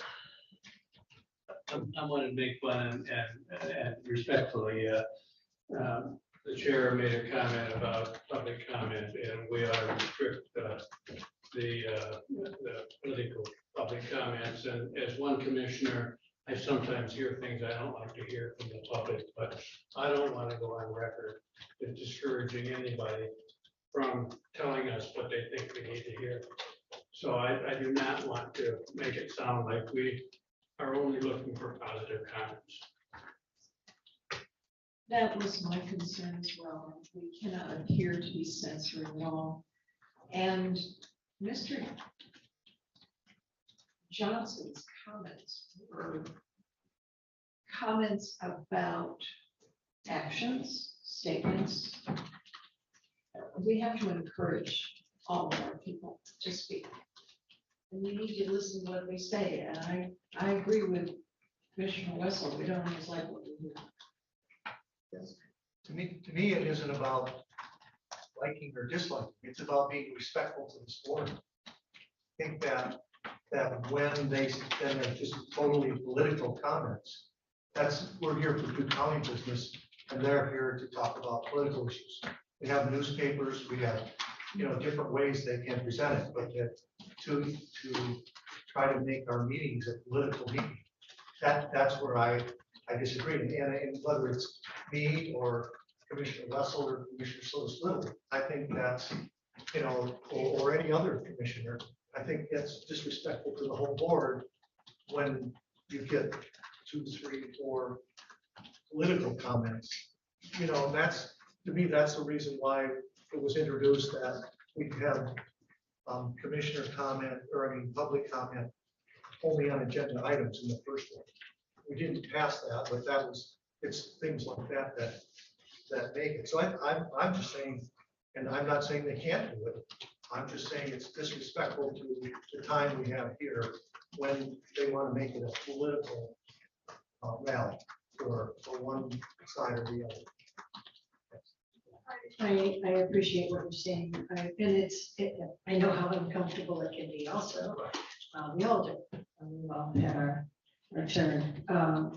But I think with Mr. Johnson, 5 of those 7 things he went through were governmental business he was relating to, and even though it makes it uncomfortable, they were government things he was correcting.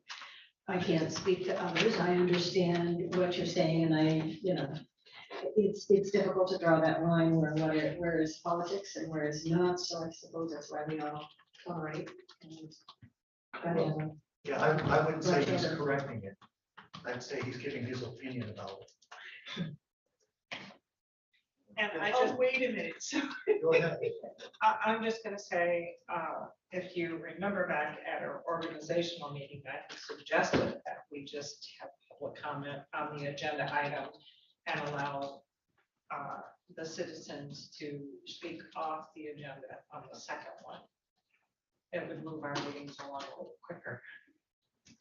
Still, for the opportunity to the public to speak their mind. Just have to say that those were corrections. In your mind.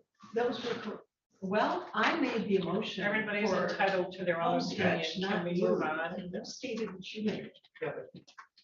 You amended it. Okay. And and I am very, very glad that we allow our citizens to do general public comment at night. As you can see how many people could have sat here for 7 hours, 5 hours, I'm sorry, it was not 7, 5 hours and still any general public comment.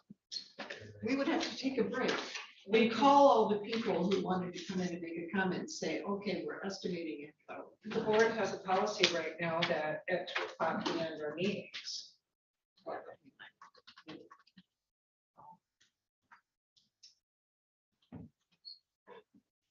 so that brings us then to approval of financials. And we do have some amendments and transfers. And I just have one question about one of them we have in here. Talks about the accounting department, and I don't know that we have an accounting department. Well, let me clarify, because actually Jen and I talked yesterday and I told her I was gonna bring this up because I don't have a deep financial background. I've always trusted work that's done by accounting. Let me just pass this up. And so I'm not surprising Jen with this. Then you know what I'm talking about here. So Absolutely. see at the same time. So some concern has been brought up after you sent your email out yesterday. And obviously the whole issue of finance and the director and the transfer is very controversial. So I just want to be upfront and we can have a dialogue about this and maybe explain. And it could be very rational reason for it. But when the board approved its 2022 employee funding under the Board of Commissioners, the administrator, finance director, the human resource director, the executive assistant, and then the board and the board members. Yeah, and what you proposed in your adjustment is that basically you have taken the finance director position out of the Board of Commissioners and put it under accounting. And you had a reason, and could you explain that? Yeah, yesterday. This has been brought up by other people. I just want to make sure we're on the record and we have an honest dialogue about it. Yeah, absolutely. The second position that's under the administrator is finance director, and the third is your human resources director. So upon approval of your October, when you did go ahead with your final vote and you implemented and then later passed the resolutions for a finance director and human resources director, currently those positions were held in the clerk's office. And so there is a state of Michigan chart of accounts. It's this lovely book here. Michelle and I have used it for years. John was using it as well when creating funds, or I was, if he was unable to create a fund. So inside this chart of accounts is actually what the county is going to be moving forward to, and it spells out where the position goes and department. So yes, you do have an accounting department prior to your chart of accounts that you have implemented. So in here, it will tell you that the finance director is not under the Board of Commissioners. It lets you know that it has to be in a finance number, as well as human resources director has a number. And that's reflected when I did state on here in the yellow. So the new department that's created is going to be the 100-270, and that's going to fulfill your human resources director. So I know that Darcy was introduced today as your HR director. So in May, when she's paid after completing her payroll, this is the department that needs to be set up to pay her. So human resources is not under the Board of Commissioners. It in here in the creating an account number, it has its own department. I think the challenge is the finance director is not part of the accounting department. He or she supervises the accounting department. Not according to your chart of accounts. So in here, under the state's chart of accounts, if you have a finance director, that they are, so like here, under my page 124, it says 270 represents the human resources department. And so for right now, I have put the finance director under accounting, but accounting will move to a new number on this implementation. Well, just out of respect for the people here and you. Yeah. I would prefer that we just get this clarified by an independent person, because I'm getting different opinions from different people on it. And to go forward that we're on the same page, I just like that clarified either by our auditors or someone that, I mean, what you're saying could be very well correct. I've been told other things by different people, and I'm not, and I'm a financial background, and I didn't have enough time to research this. But if we could just table this until next week, I could like to have it clarified, so everyone knows exactly where we stand, so we don't have another controversy on this. I can support that, because I do have a question in regards to that. I need to check my book before I can have a discussion about this, because I think you've got a point there. So we need to do, this needs to be looked at a little bit deeper. Now, once again, this is a legal issue and a accounting issue, and I'll check, and I'll have Jen be part of the process. I want us to be as open as possible, so we're on the same page. When we did the resolution saying, the legal counsel that drew up the resolution said they should be under the board of commissioners. Under staff. Now, that's a legal opinion. I wasn't that specific on it. It was a general dialogue, but Jen could be very right. That is the state of Michigan accounting code, I believe. So let's just get that clarified so we don't have any more controversy on this topic. That's all I'm requesting. Just wait a week, get that clarified. And I invite Jen to be part of the dialogue.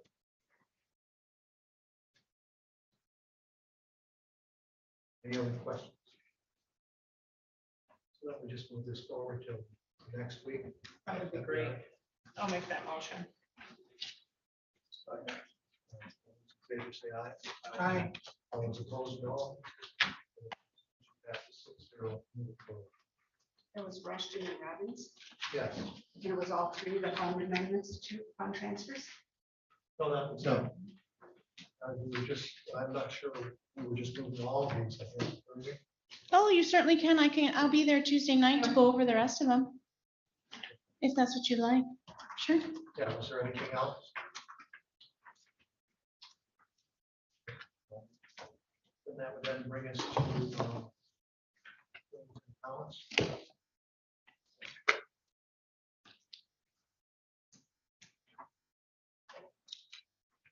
Thank you. Yeah, no problem. Chair, Yes. I move to approve claims in our accounts totaling $598,427.03. Support. All those in favor say aye. Aye. All those opposed? No. Motion passes 6-0. Post audit. Where's Melinda when you need her? Right. He watches everybody. She's giving you practice. I move we move that forward till next week. I don't have it. Yeah. Is that okay? Yeah. So who seconds it? You made a motion I'll to second just move it from the next- It was sent out last Friday. Yeah. If we want to just. grab it. Who seconded the motion to move it forward? I'll second. So the motion is just to move it forward, post audit till next Tuesday.